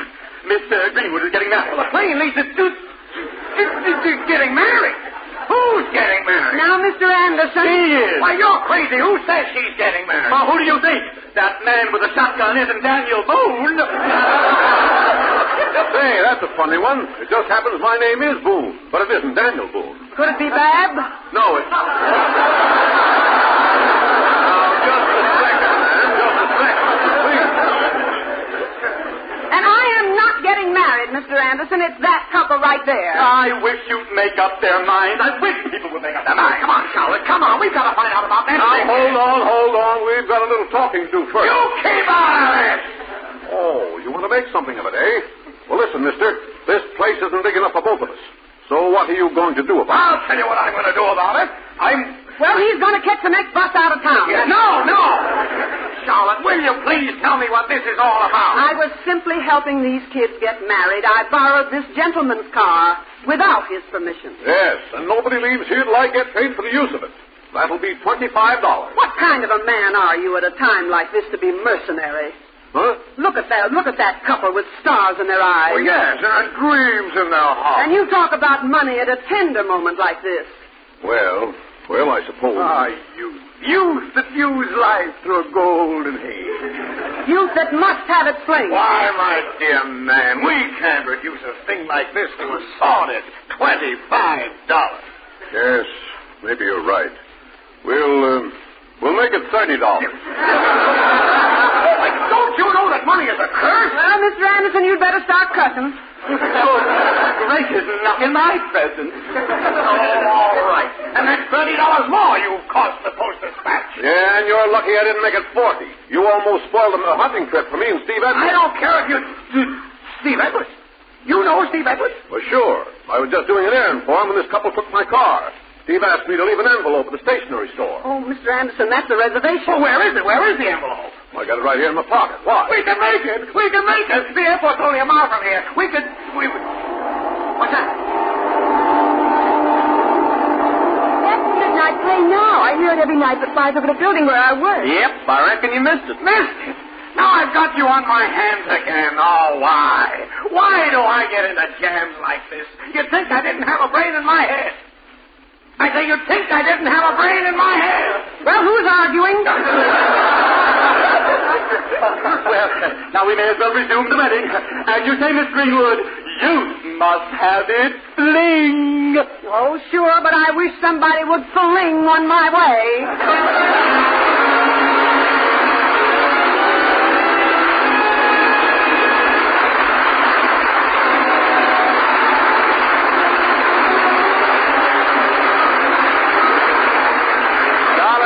We'll be back in a moment. Meanwhile, I want to say just this.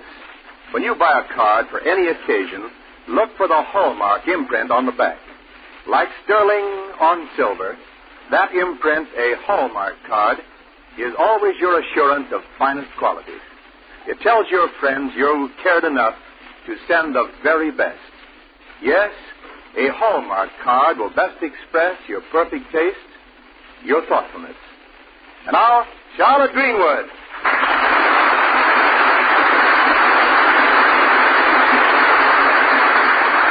friends. For most of us, these busy days are filled with big jobs to be done, big problems to be solved. There's so little time for the tiny, little everyday things, the neighborly chat, the letter to an old friend. And yet, in this swiftly moving world, friendship need not be forgotten. A few words that say, I hadn't forgotten, may mean more than you know to someone, somewhere. There's an old saying I think all of us should remember. The way to have friends is to be one. And now, until next Sunday at the very same time, this is Charlotte Greenwood saying, so long, friends, until we meet again. So long, neighbor, till next Sunday, I'm just saying, so long. So long.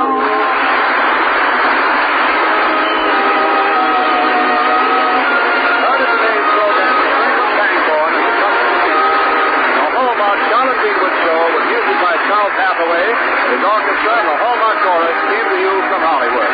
This is Wendell Niles speaking, and this is the Blue Network.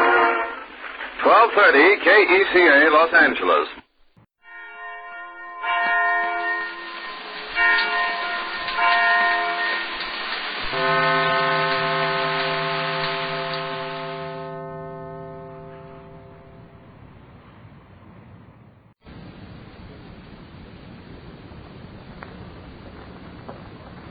Presenting The Fifth Wheel by Gertrude Berg.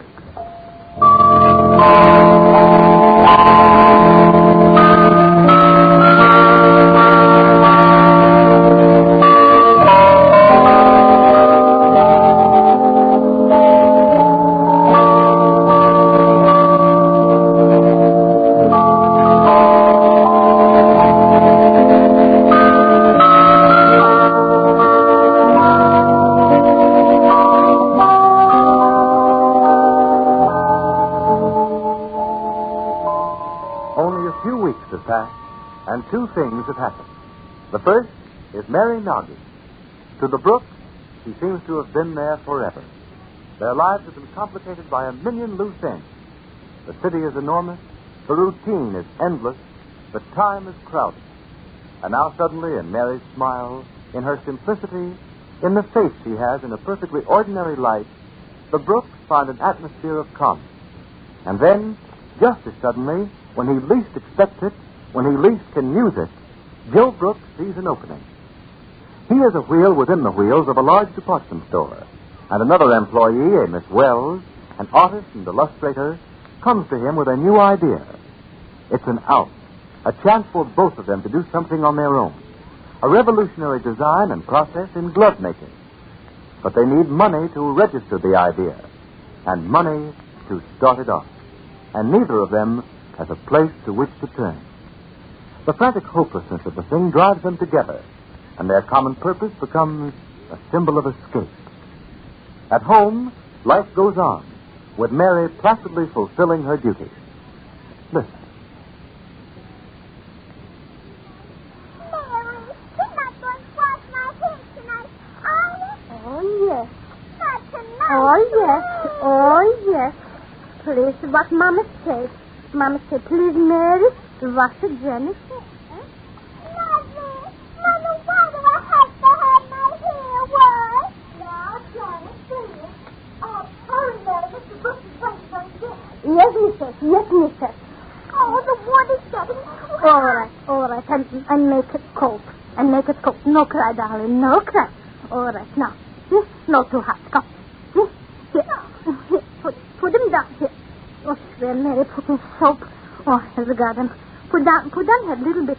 Towel so I don't get any soap in my hand. Oh, close them eyes. That's good. That's fine. So, here, put down head, go. See? See that? See, can you stop? Can Mary stop? Down, little bit down. That's good. See, that's good. Too hard. No. So, see? Beautiful. See? And nice. See that? Oh, my goodness. Oh, by golly. That's good. Oh, see? Ow. No, ouch. No, out. No, sit out. That's good. All right. No, sit a little bit. That's good. Oh, over. That's no more. Oh, no more. Good. See how nice? Come. Make it dry good. Make them good dry. See that? Oh, it's nice, baby. See that? Oh, good. See? Nice dry. That's good. See that? Come, Mary, come, you. Wait till I get my bathrobe on. No step foot on floor. No step foot on floor down. No step foot. Come, Mary, make it hot to back. Happy for you to try. No, too happy for Mary. Come, make it hot to back right. Come.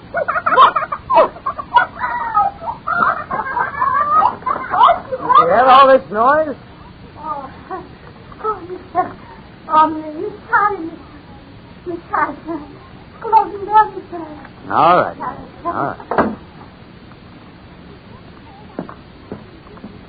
Margaret.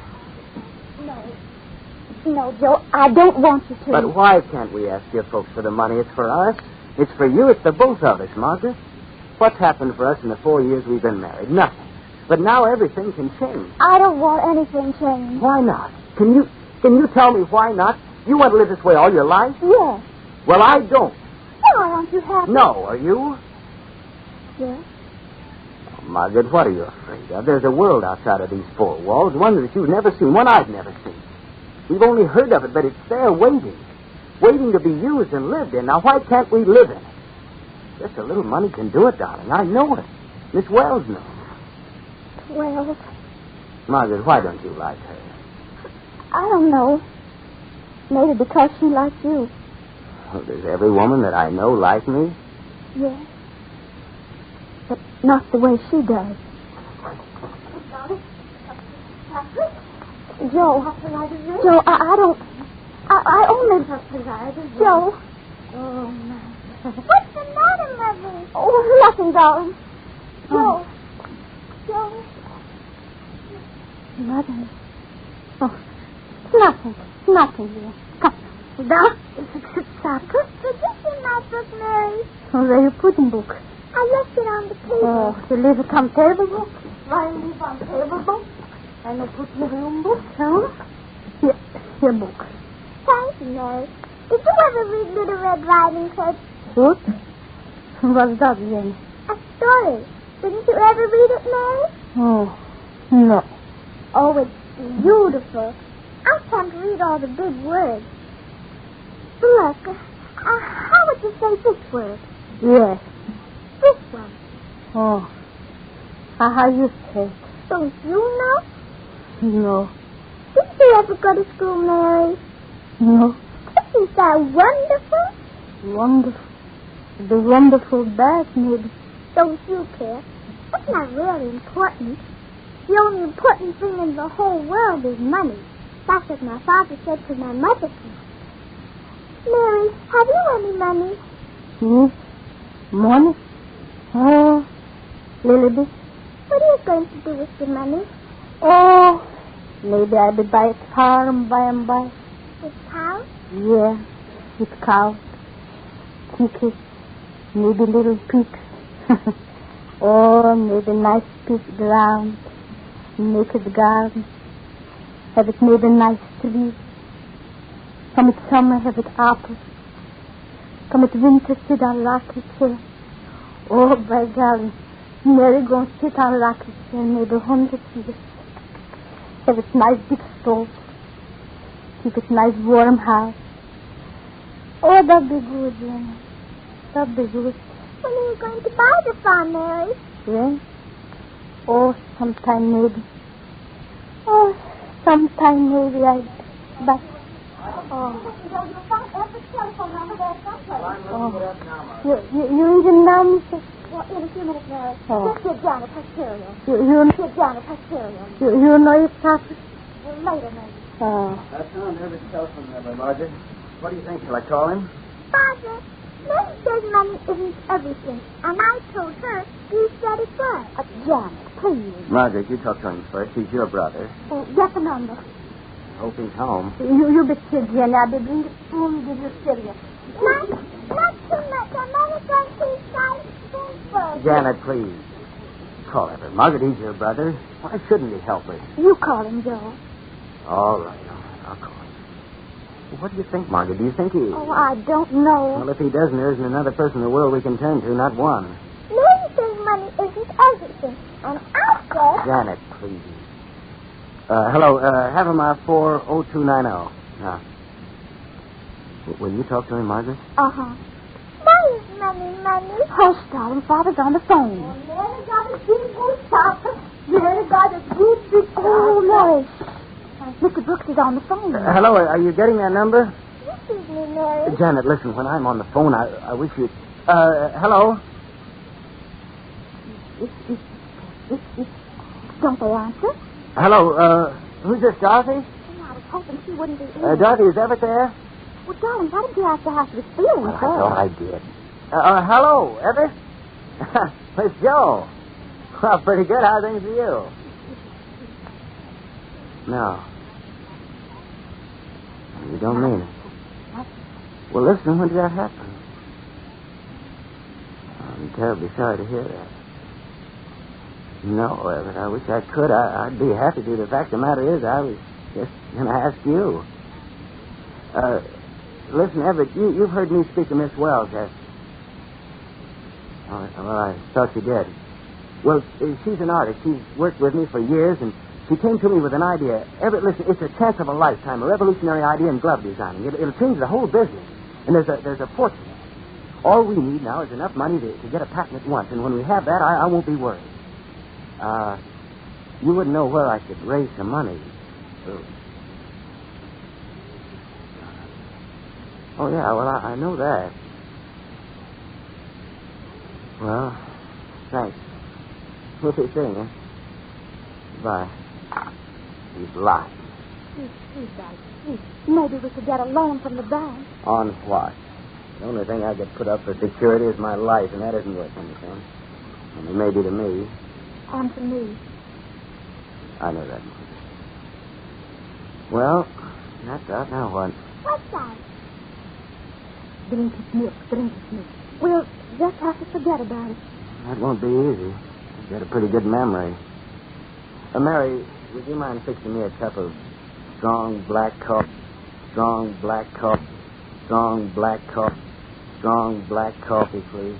Bless. We have some other, mister. Some other, mister.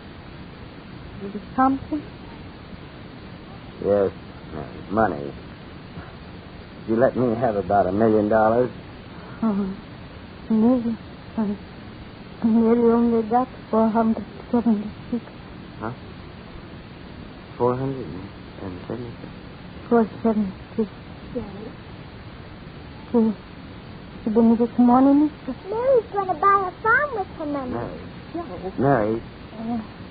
You been this morning, mister? No. I'll be get it right away. Well, where are you going, Mary? The bank's closed. It won't be open until tomorrow morning. Oh, there's been no bank. I do have it money in my wallet. I'll be get it, mister. Come, Jim. Come, I'll be get it, mister. I'll be get it. Joe, you can't take our money. Why not? Suppose you lose it. Suppose I do. You're only taking a chance. That's it. It's the chance I must take. It may come to nothing, and if you lose it, you'll have nothing. You'll never be able to give it back. No, Joe, you mustn't. How can you take what she's slaved and sweated for her whole life with what she's added up in pennies? Joe, I won't let you. Margaret, look at me. This is the chance, the one we've always wanted. I have to take it. Oh. Margaret, I take it from a blind man. And now that Mary has given Joe Brooks the key that will open the way for him, where will the passageway lead? It may lead into a blind alley. It may lead to wealth and power and position. But one thing will surely happen. It will bring Joe and his partner together. What does this mean for Margaret's family?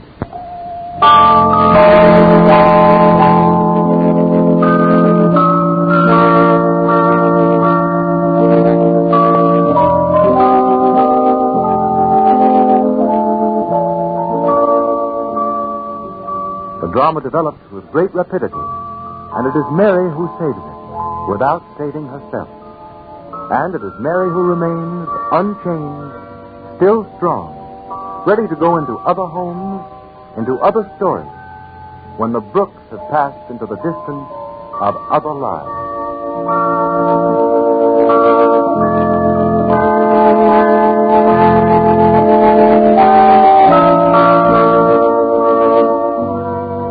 Kenneth Roberts speaking. This is the Columbia Broadcasting System.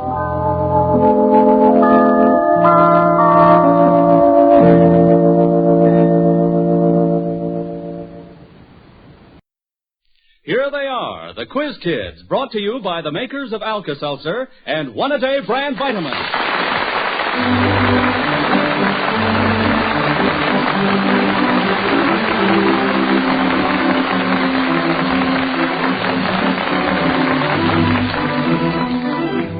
Three boys and two girls make up the Quiz Kids class tonight. They, plus one teacher and a box full of questions, make up a lively half hour of learning and fun. You listeners send in the questions, and if we use your question on the air, the makers of Alka-Seltzer send you a certificate for a Zenith portable shortwave radio. And if the Quiz Kids miss your question, instead of the portable, you'll get a beautiful big Zenith cabinet model, a radio-phonograph combination. So keep those questions coming in to Quiz Kids, Chicago. We'll soon know what tonight's questions are about because here comes teacher, our chief quizzer himself, Joe Kelly.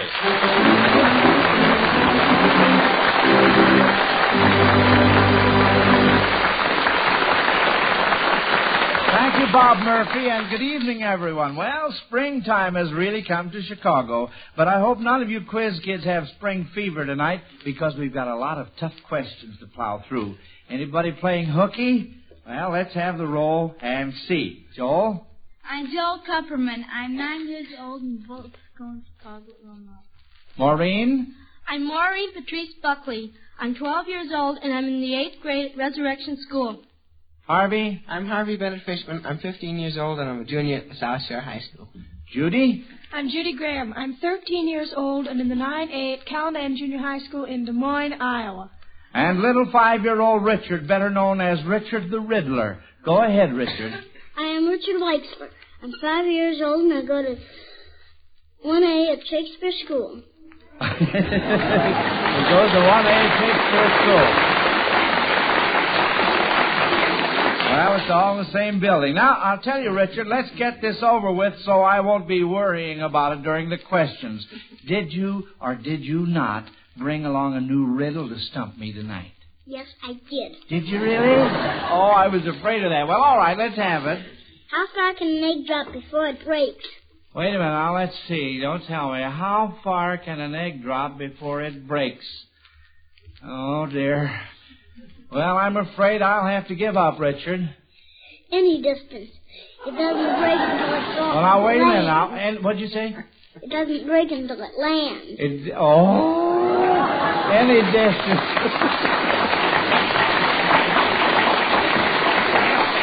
You know, when you started in to tell a riddle about an egg, I knew the yolk was going to be on me before it was all over with. Well, all right. Here we go with questions. Here is a question from Mrs. B.L. Bixby of Oxford, New York. What husband gave his wife the only name she ever had? Harvey. Well, just chance Adam giving Eve a name. That's the answer? Because he was the only one around to name her. So. That's right. That's correct. And Adam called his wife's name Eve because she was the mother of all living. All right, so far so good. Now, here's an aviation math question from Helen Thompson of Denver, Colorado. A light airplane takes off on a windy day to fly to a destination 240 miles to the west. The wind is blowing steadily from the east.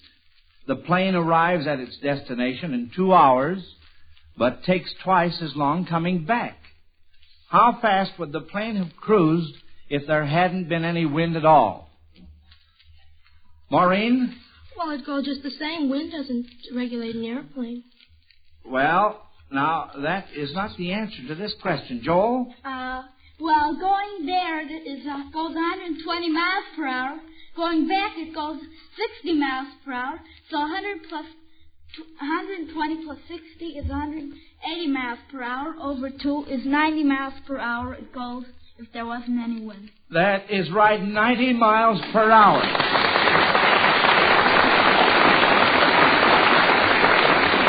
That's very, very good, Joel. Now, let's try this one from Mary Ann Turnbull of St. Petersburg, Florida. What animals contributed to the making of these musical instruments? First, the piano. What animal contributed to the making of a piano? Maureen? Well, because the piano is ivory, I'd say the elephant. What is ivory? From the elephants, it's the elephant's tusk, so I'd say the For ivory, well, where do they use the ivory on the piano? To coat the keys. That's right, on the keys, the elephant, that's right. Judy? Well, couldn't they use walrus tusks? Well, I presume they could, but it's, that's a very good answer. But, they do use the ivory from the elephant's tusks. How about the drum? Richard? Well, you might be thinking of the kettle drum. Well, yes, could be, Richard, could be. Well, kettle drum, that's a sheep. Because, they are used in the sheepskin covering of the kettle drum. Well, that's a very good answer, Richard. However, I was thinking about the smaller drum, the snare drum. Oh, yeah. What animal contributes to the making of the snare drum? Well, I can't think of it. You can't think of that, huh? Well, Maureen? Well, drums are made by stretching skins of animals across, so I... What kind of skin, Maureen? I'm afraid I don't. All right, Maureen. Would it be cowhide? Well, it's pretty close. Calfskin. Yeah, well, I think Richard's answer was very acceptable in that particular instance. Now, here we go with the third part of the question. How about the bow of the violin? All right, Richard. A horse, because that is the skin, the horse hair. The horse hair. That's right. That's from the tail and the mane. Yes, from the tail and mane. Yes. Well, I'm glad we cleared that up.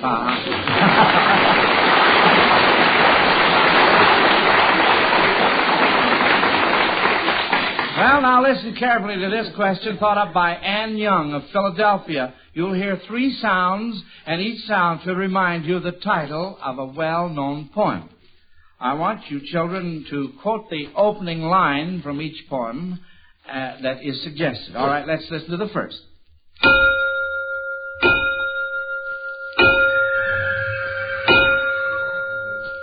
Maureen? Well, that sounds like making horseshoes with an anvil, and so it's the village blacksmith. I'd say under the spreading chestnut trees, the village blacksmith stands. That is right. Good girl, Maureen. Good girl. Judy? Well, this is just a technical point, but I believe it's the smithy instead of the blacksmith. Well, yes, that's right. The village smithy stands. All right, now let's listen to the second part.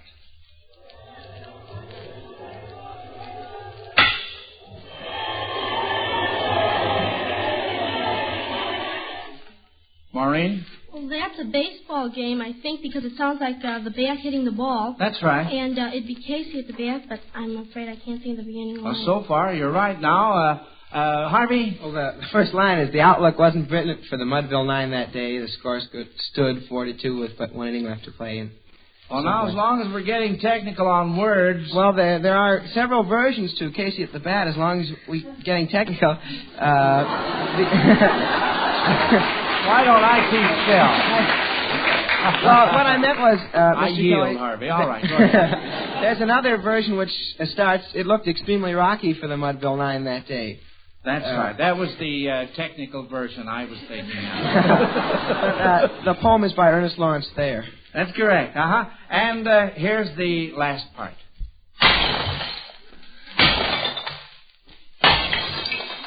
Maureen? Well, that's something breaking, so it should be dishes. Well, Harvey? How about when in time of the breaking of nations? I may not be quoting this exactly, but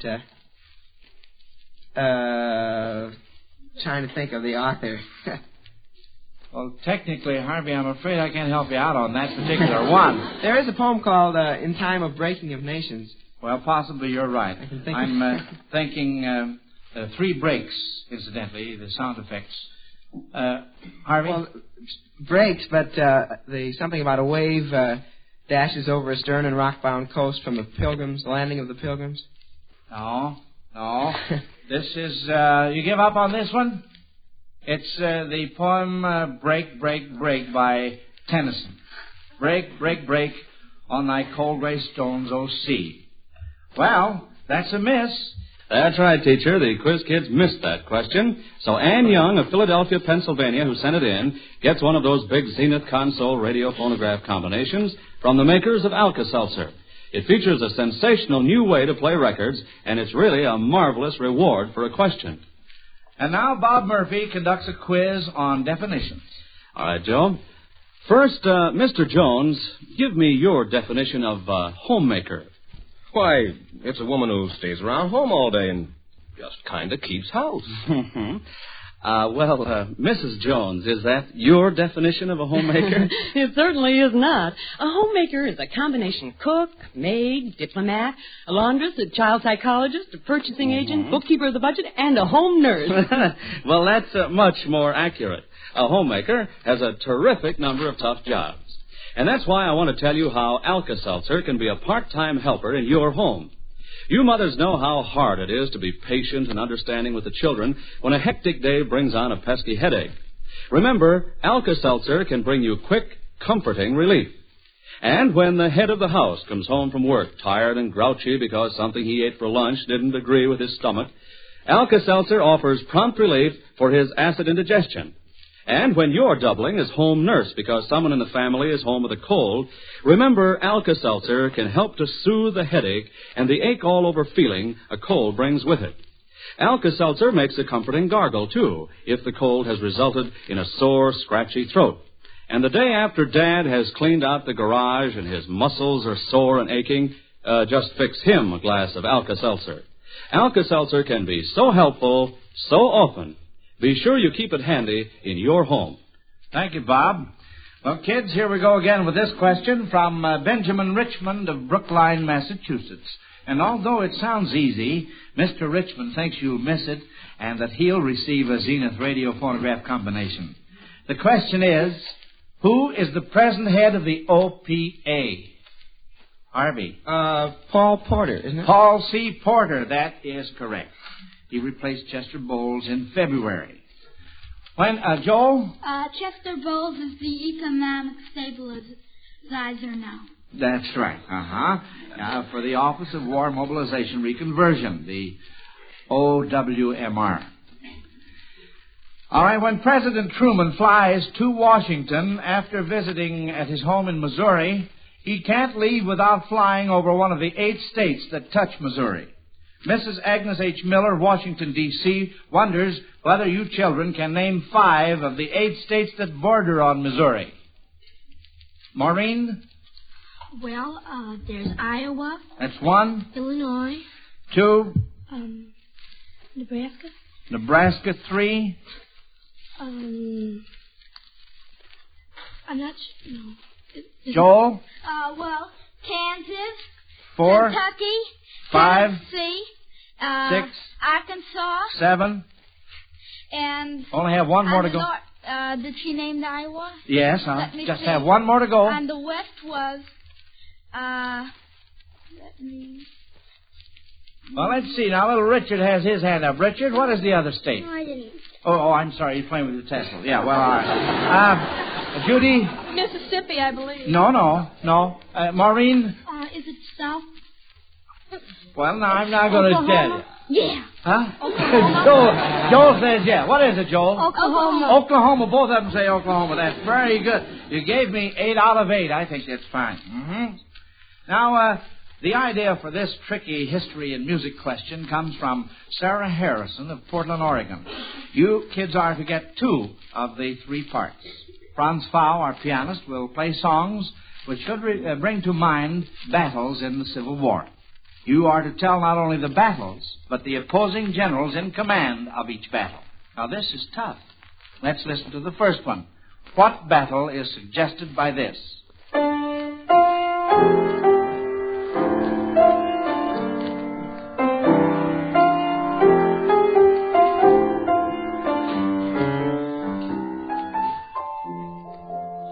Harvey? Well, that's Mr. 5x5. Mr. 5x5 is correct. That's the name of the song. Battle of Five Forks. Battle of Five Forks. So No, far, see so here. good. How about the commanding generals? I think that was fought just before Chancellorsville. Well, now that's beside the question. yeah, We want just trying two to place names it of here. two generals. Well, I'm not quite sure, but I'd say Hooker and Jackson. No. Just a guess. That's wrong. Judy? Could one of them be Lee? Well, technically, yes, but not in answer to this You mean particular... in direct command? Yes. Joel? Well, one side probably would be McClellan. No. Judy? Well, Johnston or Hood? No. Harvey? Burnside for the Union. No. You give up. Yeah. Sheridan for the Northern Army and Pickett for the Southern Army. Well, now that's a miss, but we only asked for 2 out of 3, so you still have 2 more chances.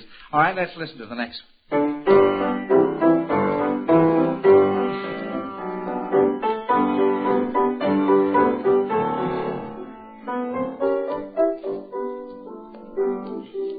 Judy? Well, I don't know the battle, I'm sorry to say, but that's coming in on Wing and a Prayer. Isn't it? No, It no, isn't? Judy. No, I'm sorry. Harvey? Sounded like coming down the mountain when she comes. Well, you're pretty warm, Harvey. Let's have it again, Franz.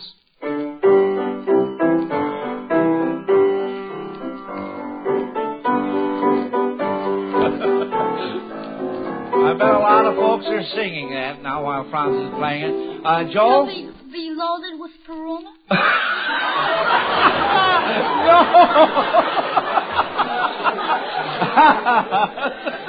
No.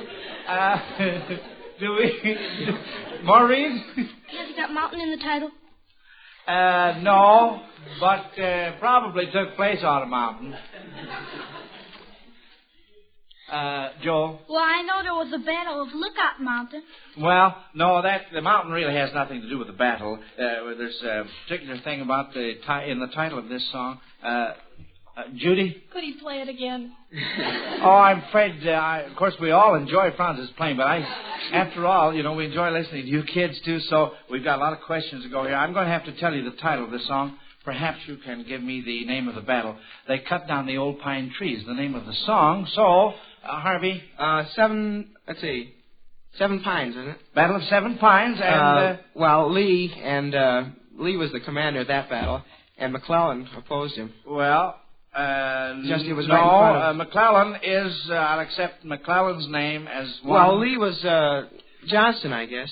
Johnston, that's right. Of the Southern Army. That was fought in front of Richmond in 1862. That's very, very good. Now, look, instead of playing a song for this last part, Mr. Fowle will strike only 2 notes, and you kids are to name a battle suggested by these 2 notes. All right, Franz.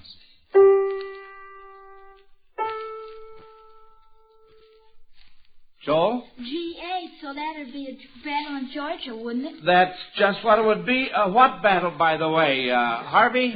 Well, there's a song titled Atlanta, GA, the Siege of Atlanta in Georgia, conducted by General Sherman, and he was opposed by Hood and Johnston. That's very good. That's the answer to that. Well, I'm sorry, but we've got another miss to contend with. All right, Robert. That's right, Joe. We have another miss, so the makers of Alka-Seltzer give away another Zenith radio-phonograph combination. And this one goes to Sarah Harrison of Portland, Oregon. All right, thank you, Robert. And I'll bet Miss Harrison is not sorry. Now, Joel and Richard will like this question because they're both so crazy over dogs. It comes from Mrs. Marguerite Messenger of Los Angeles. Let's suppose that you and your dog were playing charades. Now, what could your dog do to act out the following? what he does is really a synonym or pun for the following. For example, to portray a slight skin wound, he would scratch. You get the idea? All right. What would he do to portray a witty person or a humorist? What would the dog do to act that out? Or she can't talk. Maureen? Well, they say rolling with laughter, and so couldn't he roll? And while he's rolling, what could he be doing to denote that he's completely overcome with laughter? Judy? Well, he could play Dad. Oh, well, now that wouldn't work out at all. It'll kill you, right. Judy? Well, for the overcome angle, I was thinking... Well, Maureen? Well, overcome, could he roll on his back? Well, that's pretty good, but what does a dog do when he's happy and feels good? Maureen? Well, he wags his tail. He wags his tail, that's right. Uh-huh. That's what he would do, or possibly he might howl. Now, what would he do to portray a tangle of string? Richard? Well, he could roll, couldn't he? Well, yes, he could. He could roll. And what else could he do, Richard? Well, you think a little while about that, Joel. Well, sometimes my dog to scratch, his head goes back, so all you can see is a headless body because his head is under his body scratching, so all you can see is a headless body. So it's a know, big tangle. but what would that do in so far as a tangle of string is concerned? Well, he's all around himself. His head is around the other way. Oh, I see. He's a little tangled up. I see. Maureen, what were you going to say? I was going to say that string is using a ball, and he could go in a ball and roll around, but that's more or less what Joel said. Yes, that's right. And then, of course, at the ends became loose. And Judy? Well, if you had two dogs, one could tangle with the other. Yes, that's right. But still, that isn't the answer. The answer to this, insofar as the tangle of string is concerned, he could snarl. Oh. And now what does he do to suggest a pair of trousers? Judy? He pants. He pants. That's right. Well, it looks like we're going to give another big radio away, Robert. It sure does, Joe. That's another question that stumped the kids. So, Mrs. Margaret Messenger of Los Angeles, California, gets a big Zenith radio phonograph combination for sending it in. And now, while the quiz kids rest, Bob Murphy and company maintain the schoolroom tradition by reciting the ABCs. These are the Alka-Seltzer ABCs that spell comfort when you have a cold. A, Alka-Seltzer. Take it to ease up the headache and the ache-all-over feeling of a cold. B, be careful. Beware of drafts and overheated rooms. Be wise. Dress warmly, eat carefully, and get plenty of extra rest. C, comfort your throat. See how quickly an Alka-Seltzer gargle can soothe your throat if it's sore and scratchy from the cold. Yes, see that you have plenty of Alka-Seltzer in your home, so at the first sign of a cough or sneeze, you can start those Alka-Seltzer ABCs. Keep your eye on your supply, and remember, when your tablets get down to 4, that's the time to buy some more. Okay, Professor Joe, let's see what else the quiz kids know. Well, now, children, Eleanor Graydon of Chicago has a notion that even if you didn't give your ages on this program, listeners could judge your age pretty well from your answers to this question. She wants to know what your idea is of a real good time. Maureen? I think my idea of a real good time is a party with it's full of excitement, and I'm just a fiend for excitement, so anything that's exciting to me is a good time. I know being on a quiz kids is a good time for me. Oh, well, that's all right. Of course, you didn't throw any ice cream in there. I suppose you like that too, don't you? Oh, yes, I do. Oh, sure. All right, Joel. Playing... Talk into your microphone. Playing one of my baseball games with one hand and petting my dog in the other and listening to the radio with exciting mystery on the radio with both ears. Wow.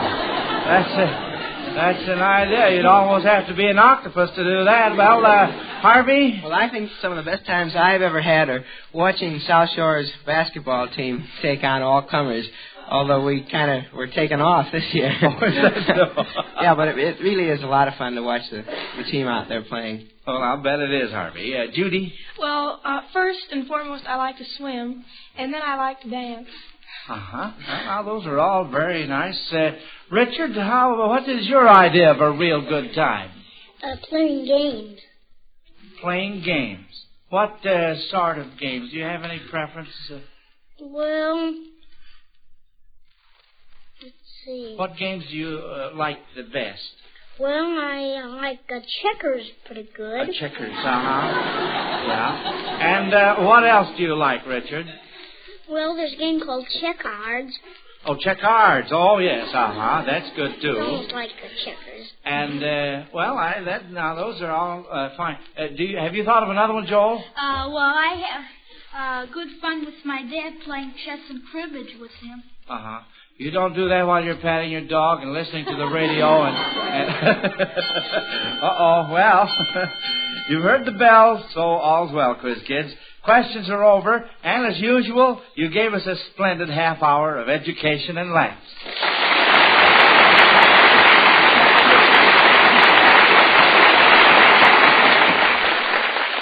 Each one of you 5 children gets a $100 savings bond from the makers of Alka-Seltzer to help you with your future education.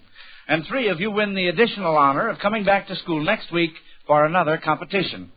While our judges add your scores to pick the winners, I'd like to tell you a story about a little boy who grew up in Czechoslovakia. David Hoffman is his name. When David was 7 years old, the Nazis took David and his family to a concentration camp at Auschwitz, where this little child saw his own parents and his brothers and sisters cremated. David escaped before his turn came, but he was recaptured and sent to the horror camp at Dachau.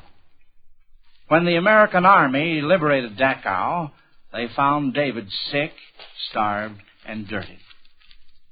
The Red Cross field director of the 925th Aviation Engineers took David in charge. The outfit nursed him back to health.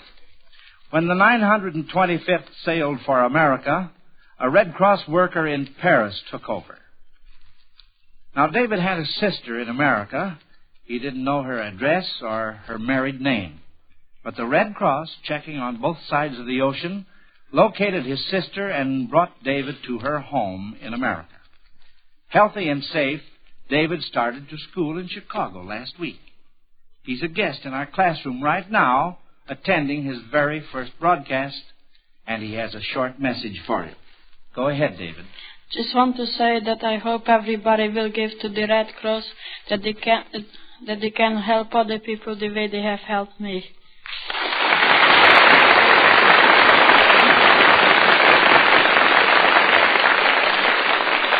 Thank you, David, my boy. Friends, to help our men and women still overseas and in hospitals, to help the victims of fire, flood, and tornado, to help humanity everywhere, the Red Cross needs your help. Please give generously. And now, to get back to our schoolroom, I have your report cards, quiz kids, as a class. Now, let's see. How many questions did you miss? 3 questions.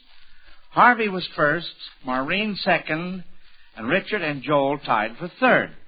Now, you 4 winners will be back in school 2 weeks from tonight, and next Sunday night will be ladies' night in our Quiz Kids classroom. We'll have an all-girl program with Judy Graham, 13, Ruthie Duskin, 11, Naomi Bernards, 12, Rochelle Liebling, 6, and Maureen Buckley, 12. And do you know why it will be an all-girls next week? Well, our special guest will be the jovial MC of that rollicking program, Queen for a Day, Jack Bailey. So don't miss the fun next week, folks. This is Joe Kelly dismissing the Quiz Kids class until the same time next week. Good night, kids. Good night, Mr. Kelly.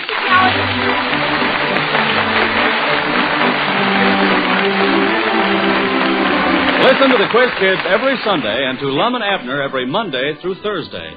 And listen to our familiar slogan, When your tablets get down to 4, that's the time to buy some more. More what? More Alka-Seltzer, of course. Alka-Seltzer is just the ticket for fast relief when acid indigestion comes along. To help sweeten an upset acid stomach, be wise. Alkalize with Alka-Seltzer.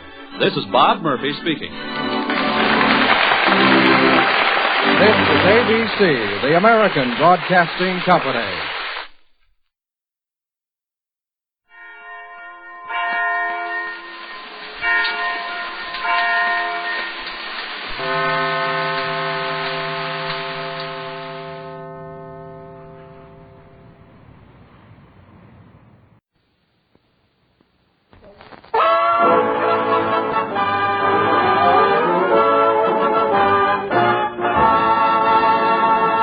From Hollywood, California, we bring you the Smiths of Hollywood. As Bumps, age 10, Jan Ford. Pa, did the storks that brought me use radar?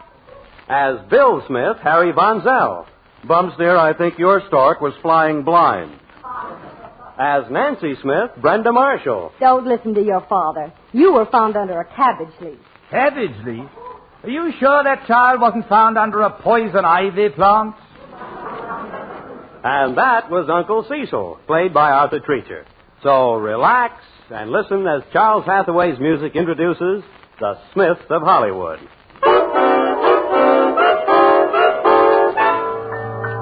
Presented by...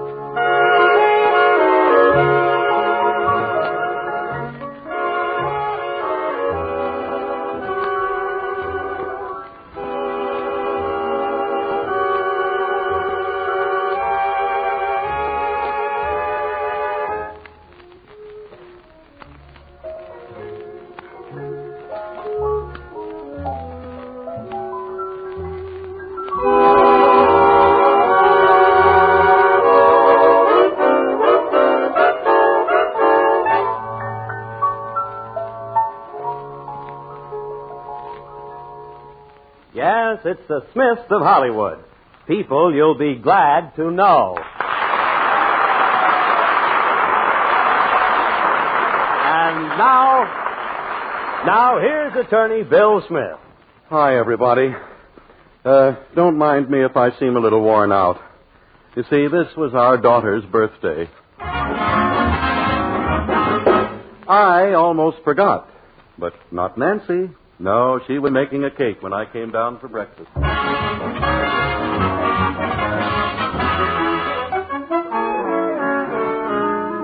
Butter, sugar, separate 6 eggs. Morning, my darling. Oh, you're making waffles? A birthday cake for Bumps. Oh, almost forgot. Gee, you remember 10 years ago this morning? Do I? Say, hand me that egg beater. Yeah. You were more excited than I was. Oh, me excited? Nonsense. Oh, you weren't, huh? No. As I remember, you phoned your secretary to report to maternity. And called Dr. Sampson to tell him he could have the day off. Darling, listen, I was perfectly calm till I saw Bumps. What a shock that was. Shock? Why, it was a perfectly beautiful baby. Beautiful? She looked like a dehydrated beet. Oh, darling, that's one thing you can't say about Bumps. She certainly wasn't dehydrated.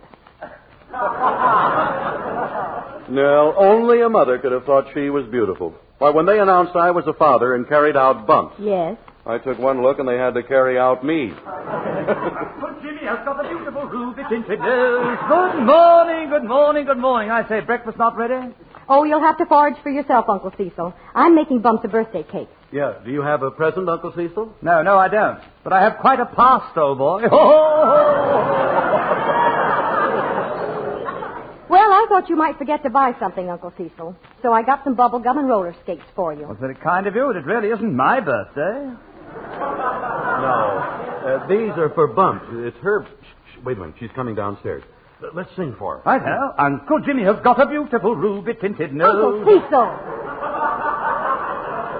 Not ruby-tinted. Happy birthday. Oh, yes, sorry, yes. Uncle Jimmy has got a beautiful happy birthday nose. Oh, Gabriel's teeth. Come on, Nancy, you and I. Right. Happy birthday to you. Happy birthday to you. Happy birthday, dear Bums. Happy birthday to you. Say, that was...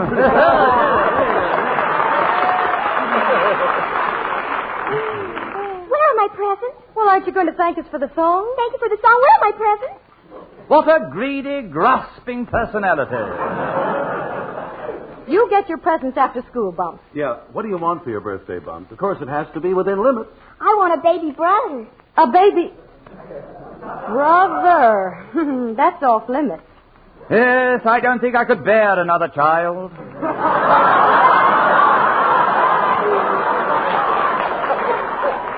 Who asked you to? Yes. Bumps, you better go get dressed for school, and I'll fix your breakfast. Pop, why can't I have a baby brother? Well, Bumps, you go get dressed for school. Tommy Jones just dropped a hint to his mother, and he's got 3 baby brothers and a sister. Yes. Well, we are no longer trying to keep up with the Joneses. You go get dressed for school, Bumps. Uncle Cecil, if you want orange juice this morning, you'll have to go pick some in the backyard. My-ho, how wonderful. Oranges growing in the backyard. You know, I simply love California.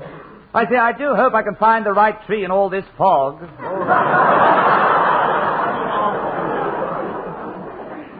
Well, Mr. Smith, did you hear what your daughter wants? Now, Nancy, we've gone through all this. Well, I suppose you're right. Anyway, you can kiss me. You know, say, you remind me of a little girl, Nancy. Maybe that's it. I hate to see you grow older and take on more responsibility. You're sure you're not talking about yourself? Oh. Oh, but I do feel that way about you, too. We do have fun, don't we, Bill? Yeah. It's because we love each other so much, and we have time for each other. But is it fair to Bumps? You know, no child should be an only child. Who says she's going to be?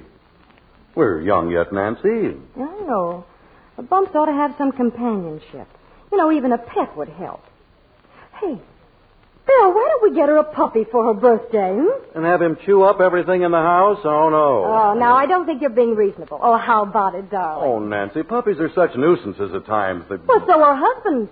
But I'm all for them. Oh. Really, Bill, how about it, huh? I say, that fog, you know, it makes me think I'm in London. Oh, well, listen, you couldn't go out in a fog and pick oranges and lemons in London. On the contrary, William, some of the lemons I picked in a fog, oh, frightful.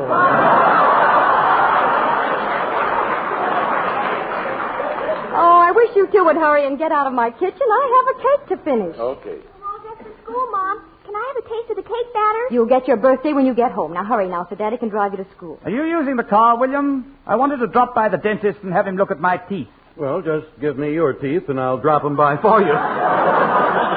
Oh, Bill. Now, look, all of you get out of my way now. Oh, Bill. Yeah? Don't forget the arf suggestion, huh? The what?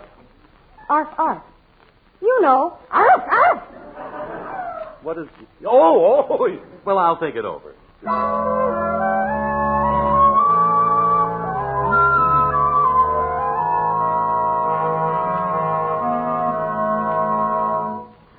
Uncle Cecil, before Bill left for work, we were talking about only children.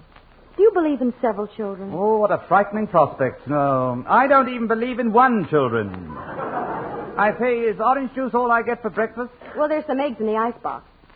Uncle Cecil, you know, your cynicism doesn't fool me.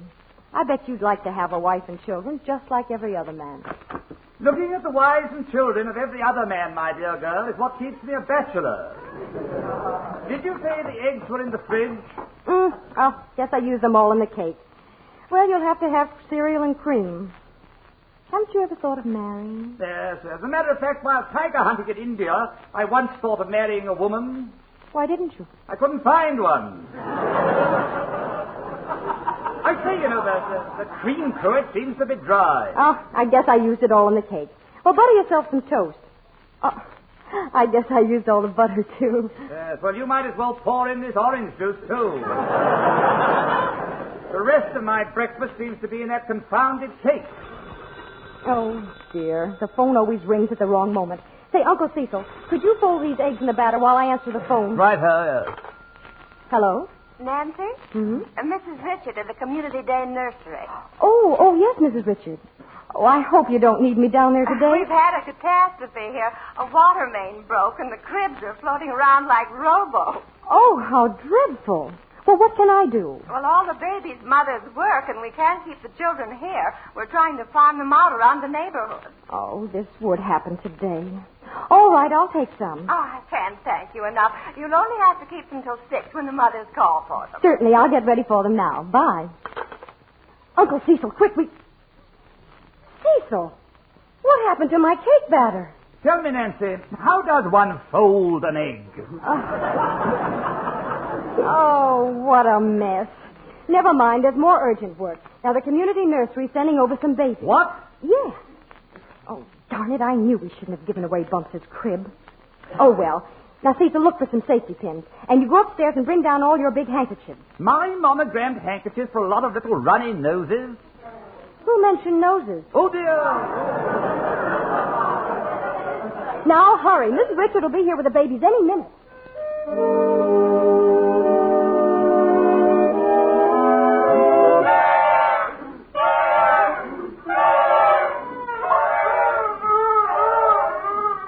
Oh, aren't they darling? I've never seen cuter babies. Have you, Miss Richard? Are you sure you can take 4? I know that's a lot of babies. My dear woman, 1 is a lot of babies. Don't mind Uncle Cecil, Mrs. Richard. He's really quite nice underneath. That's more that can be said for these yowling infants. Oh, I don't know how to thank you, Nancy. Can you imagine anything worse than a broken water main in a day nursery? No, I can't. Look, I'll open the door for you, Miss Richard. Oh, thank you. I still have 3 babies outside. Close the door, dear.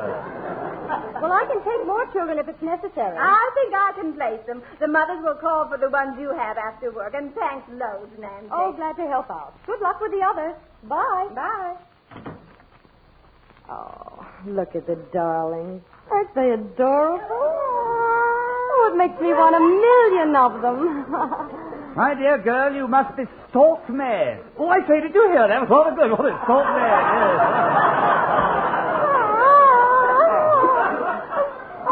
There, darling.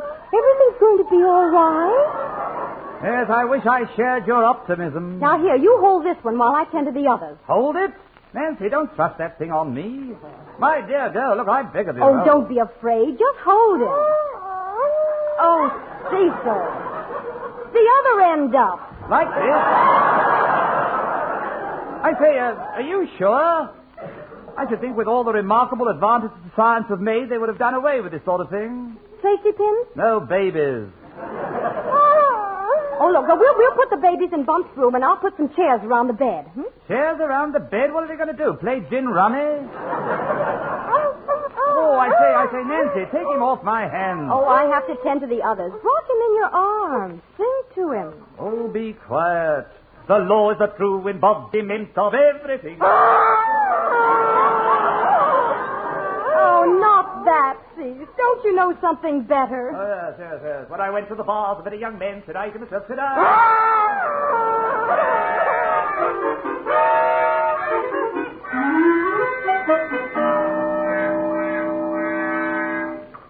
Well, that's 2 fed and upstairs and 2 to go, isn't it? 1 to go.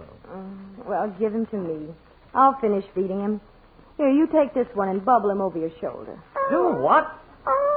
Just hold him over your shoulder. Pat him on the back. He'll do the rest. Like this, you mean? Well, you can pat him harder than that. Yes.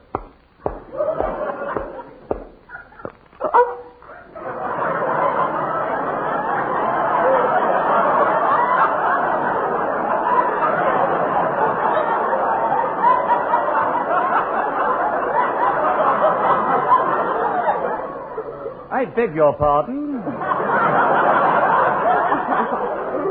Oh, don't act so shocked, Uncle Cecil. You used to do that when you were a baby. Yes, I still do, but no one pats me on the back for it. Hey, now, what if I turn on the wireless? Maybe that will divert them, huh? And try getting some soft music. All right.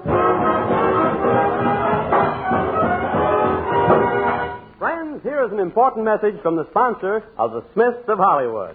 This is going to be a commercial. Commercial? What's the commercial? Listen, you'll find out.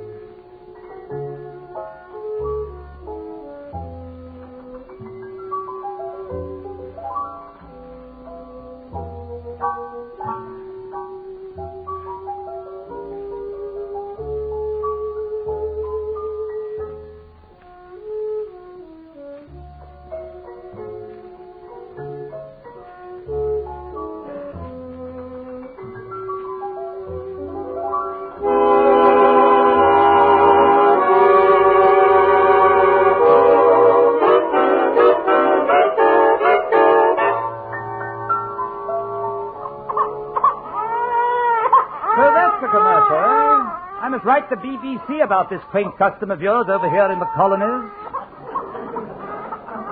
Uncle Cecil, this baby's being stubborn. Shut the radio off and see if you can get him to take the rest of that bottle. I say, if he took the stopper out, he'd get at it much faster. I say, hand me some of William's scotch and I'll set him an example. Well, little chap, bottoms up. Oh, no, what did I mean?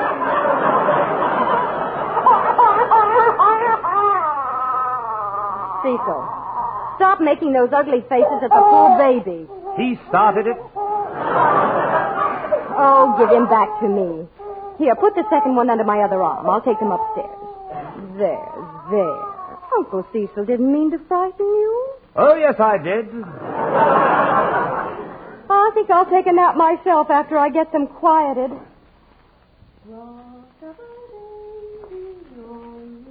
Funny, my singing seemed to stimulate them. Ah, the beauty of silence. Maybe I can catch 40 winks myself. I'm tired.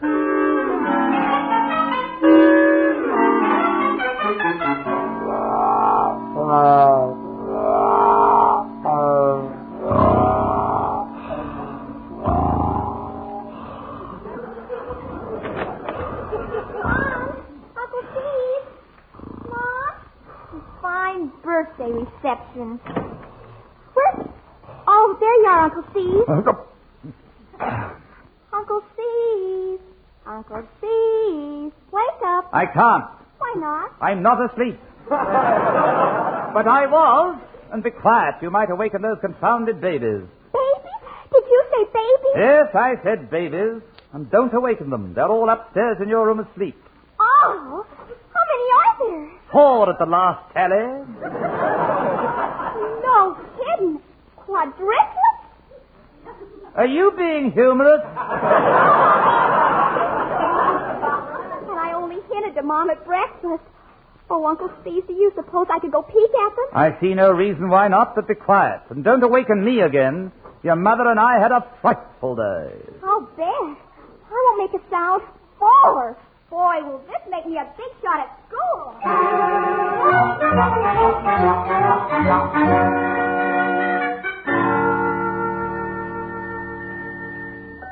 Hello, Jimmy. Guess what I got for my birthday? 4 baby brothers. Huh? No, I'm going down to Mildred's now. She's only got 2 brothers. Boy, am I going to put her in her place.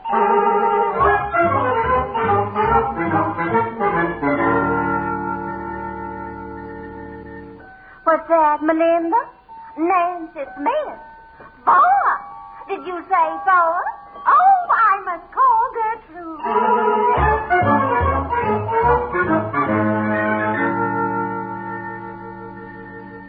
What's that, Gertrude? 4?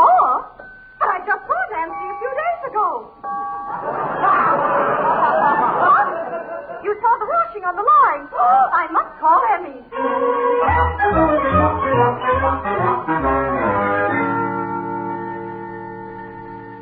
What's that, Emmy? Heavens to Betsy, are you sure? You talked to the doctor himself? Well, I never. Too bad they couldn't have had one more and brought the title back to the United States.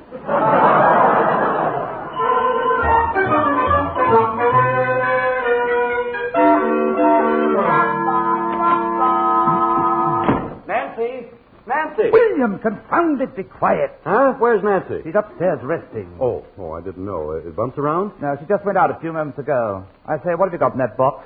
Puppies. More livestock? 4 little Scotties. Does everything happen in 4s? Well, we're only going to keep one. I couldn't make up my mind at the pet shop, so the guy said to bring the whole litter home and let Bumps take her choice. Well, thank heavens you're only going to keep one of them. Yeah, I'll put them in the kitchen and we'll surprise Bumps at dinner. Sure cute little beggars, huh? Here, you take the pups to the kitchen. I'll get the phone. Well, at least there's no laundry with a puppy. Hello? Yeah, this is Attorney Bill Smith speaking. Who? The Daily News? Checking on what rumor?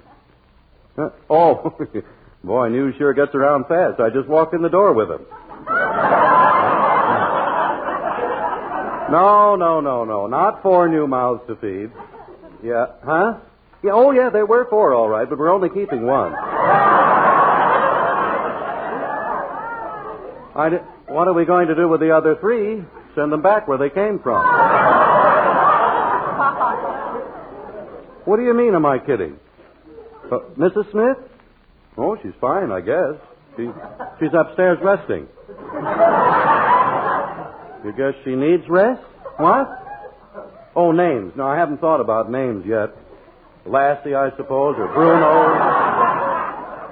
What'd you say? Oh, do they look like their father? How do I know? I don't even know what their father looks like.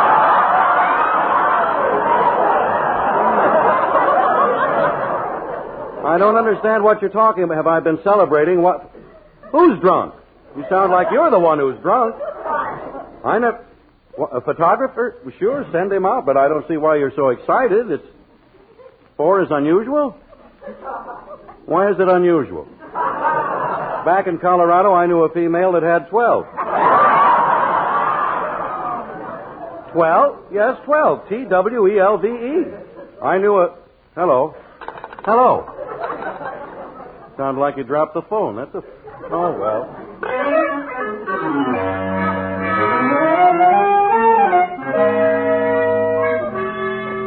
Well, William, the puppies are in the kitchen. I hope they stay there. Yeah, I wish Bumps would get home. I told the kennel man I'd be right back with those other 3 puppies. I don't know what happened to Bumps. She flew out of the house so excited she couldn't talk. Well, it sounds like her at the kitchen door now. Kitchen. She would come in the kitchen. Now my surprise is ruined. Oh, hi, Pop. Oh, gosh, you're wonderful. Thanks, Pop. They're all so cute. Oh, you saw your presents. Oh, yes, and they're just darling. All 4 of them. Yes. Why didn't you tell me at breakfast? Well, your mother and I wanted to surprise you. Boy, you sure did. Yeah, which one do you like best? Oh, I like them all. I know, Bumps, but which is your very favorite? Well, I guess the brown-eyed one that looks so much like you. Oh, it looks like me. Well, now, that's a nice thank you. Well, if that's your choice, fine. We're only going to keep one, you know. Only one? Yeah. What happens to the others? I say, old chap, you don't intend to put them in a sack and drown them, do you? Oh, you couldn't. Oh. You couldn't. I wouldn't let you. No, of course not, Bumps. The other 3 go back to the pet shop. Pet shop? Is that where you get babies? Now, who is talking about babies? William, I think I understand the confusion. You'd better go upstairs and have a look in Bumps' room. Huh? Yes, I say. Didn't you know there are 4 babies in the house? Well, babies? Hey, what is that? My present. What? Don't shout down there. Oh, no, you've done it. I've done it, she says. I've done it. What's going on around here?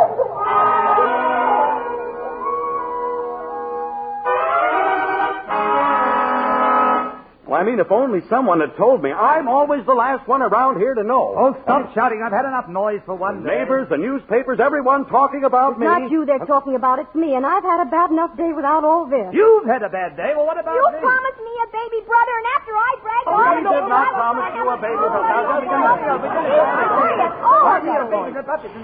Wasn't that the phone? Couldn't be the phone. I disconnected it after the first 50 calls came in. I think it was the doorbell. Well, I hope it isn't another photographer. I'll answer it. How do you do? The day nursery sent me. They said my child was here. Oh, yes. Well, you'll have to come upstairs and identify it. Just follow me, please. I don't know how to thank you enough. I just learned what happened when I stopped by the nursery after work. Oh, I was glad to help out. And all the children behaved beautifully. There goes one of my brothers. Oh, now, Bumps. Bumps, darling, listen. I hope it's the big-eared one that looks... Oh, baby, come here. We can't keep the children. You can understand that. They don't belong to us. But I thought they did. And the kids will think I'm an awful liar. Well, now, dear, you have a pup, don't forget. After all... Well, one pup ain't like 4 babies. I know, but there's nothing we can do about it. It just ain't fair. I even have to take 3 of the puppies back. At least I should be able to keep all the puppies. 4 of them? Oh, now, Bumps, How about 3 of them? No, I'm sorry, Bumps. Oh, but, Pop, after all, I was separate. I know, dear, and I'm sorry, Bumps. William, you monster, your heart must be made of flint. Now, you keep out of this. You know we don't have any place to keep some puppies. Well, what about that doghouse Nancy said you were in yesterday? Really, Pop? Puppies don't eat much, honest, Pop. I'll take care of them and train them tricks, and they can have my spinach and oatmeal. Oh, quiet. Well, all right. You can have 2 pups. 3. All right, 3. You shut up. 3 or nothing, Bump. Stand firm. No, not 3 pups.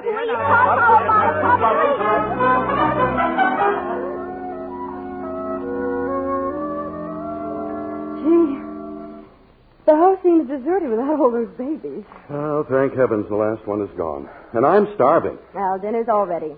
Bump, Cecil, come on to dinner. Okay. Gee, Pop, I've got one of the puppy things already. Have you, child? Did you name the one with the big ears after your father? No, but I named the one with the long nose after you. I will not have a dog named after me. Cecil must go. Yes, that is what we have been saying ever since Cecil arrived from England. Come on, now, all of you be quiet. Sit down, Bumps, and I'll bring in your birthday cake. I suggest you name that lively little one Oxford. Oh, you mean after that college that's in England? No, after that shoe that was in your closet. Yes. My best shoes? He didn't chew one of them. No, not 1, William. 2. Oh. Hey, Tom, did you lick the frosting off the birthday cake? Huh? Oh, no, it was Cecil. It was not. I mean, Cecil the puppy defrosted the cake. But it was really my fault. I didn't give him dinner in time. Now, Bumps, you promised to take care of those 2 pups, and I... But all I could find to feed them was Frankfurters. You fed them Frankfurters? That was tomorrow's dinner. What? I say, those pups eating the Frankfurters. I say, that's really very funny, isn't it? Very fun. Well, I fail to see the humor in it. What a plain case of dog eat dog. What?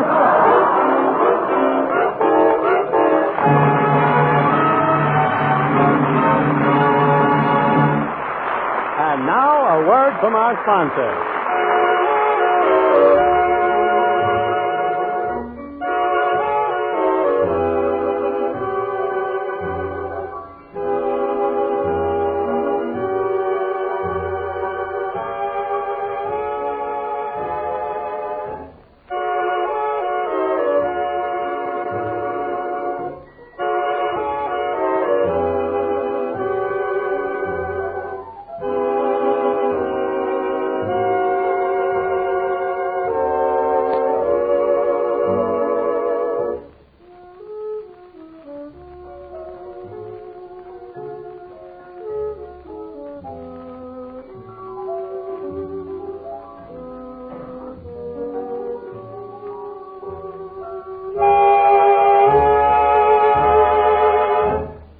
The Smiths of Hollywood came to you from Hollywood. This is Tyler McVeigh speaking.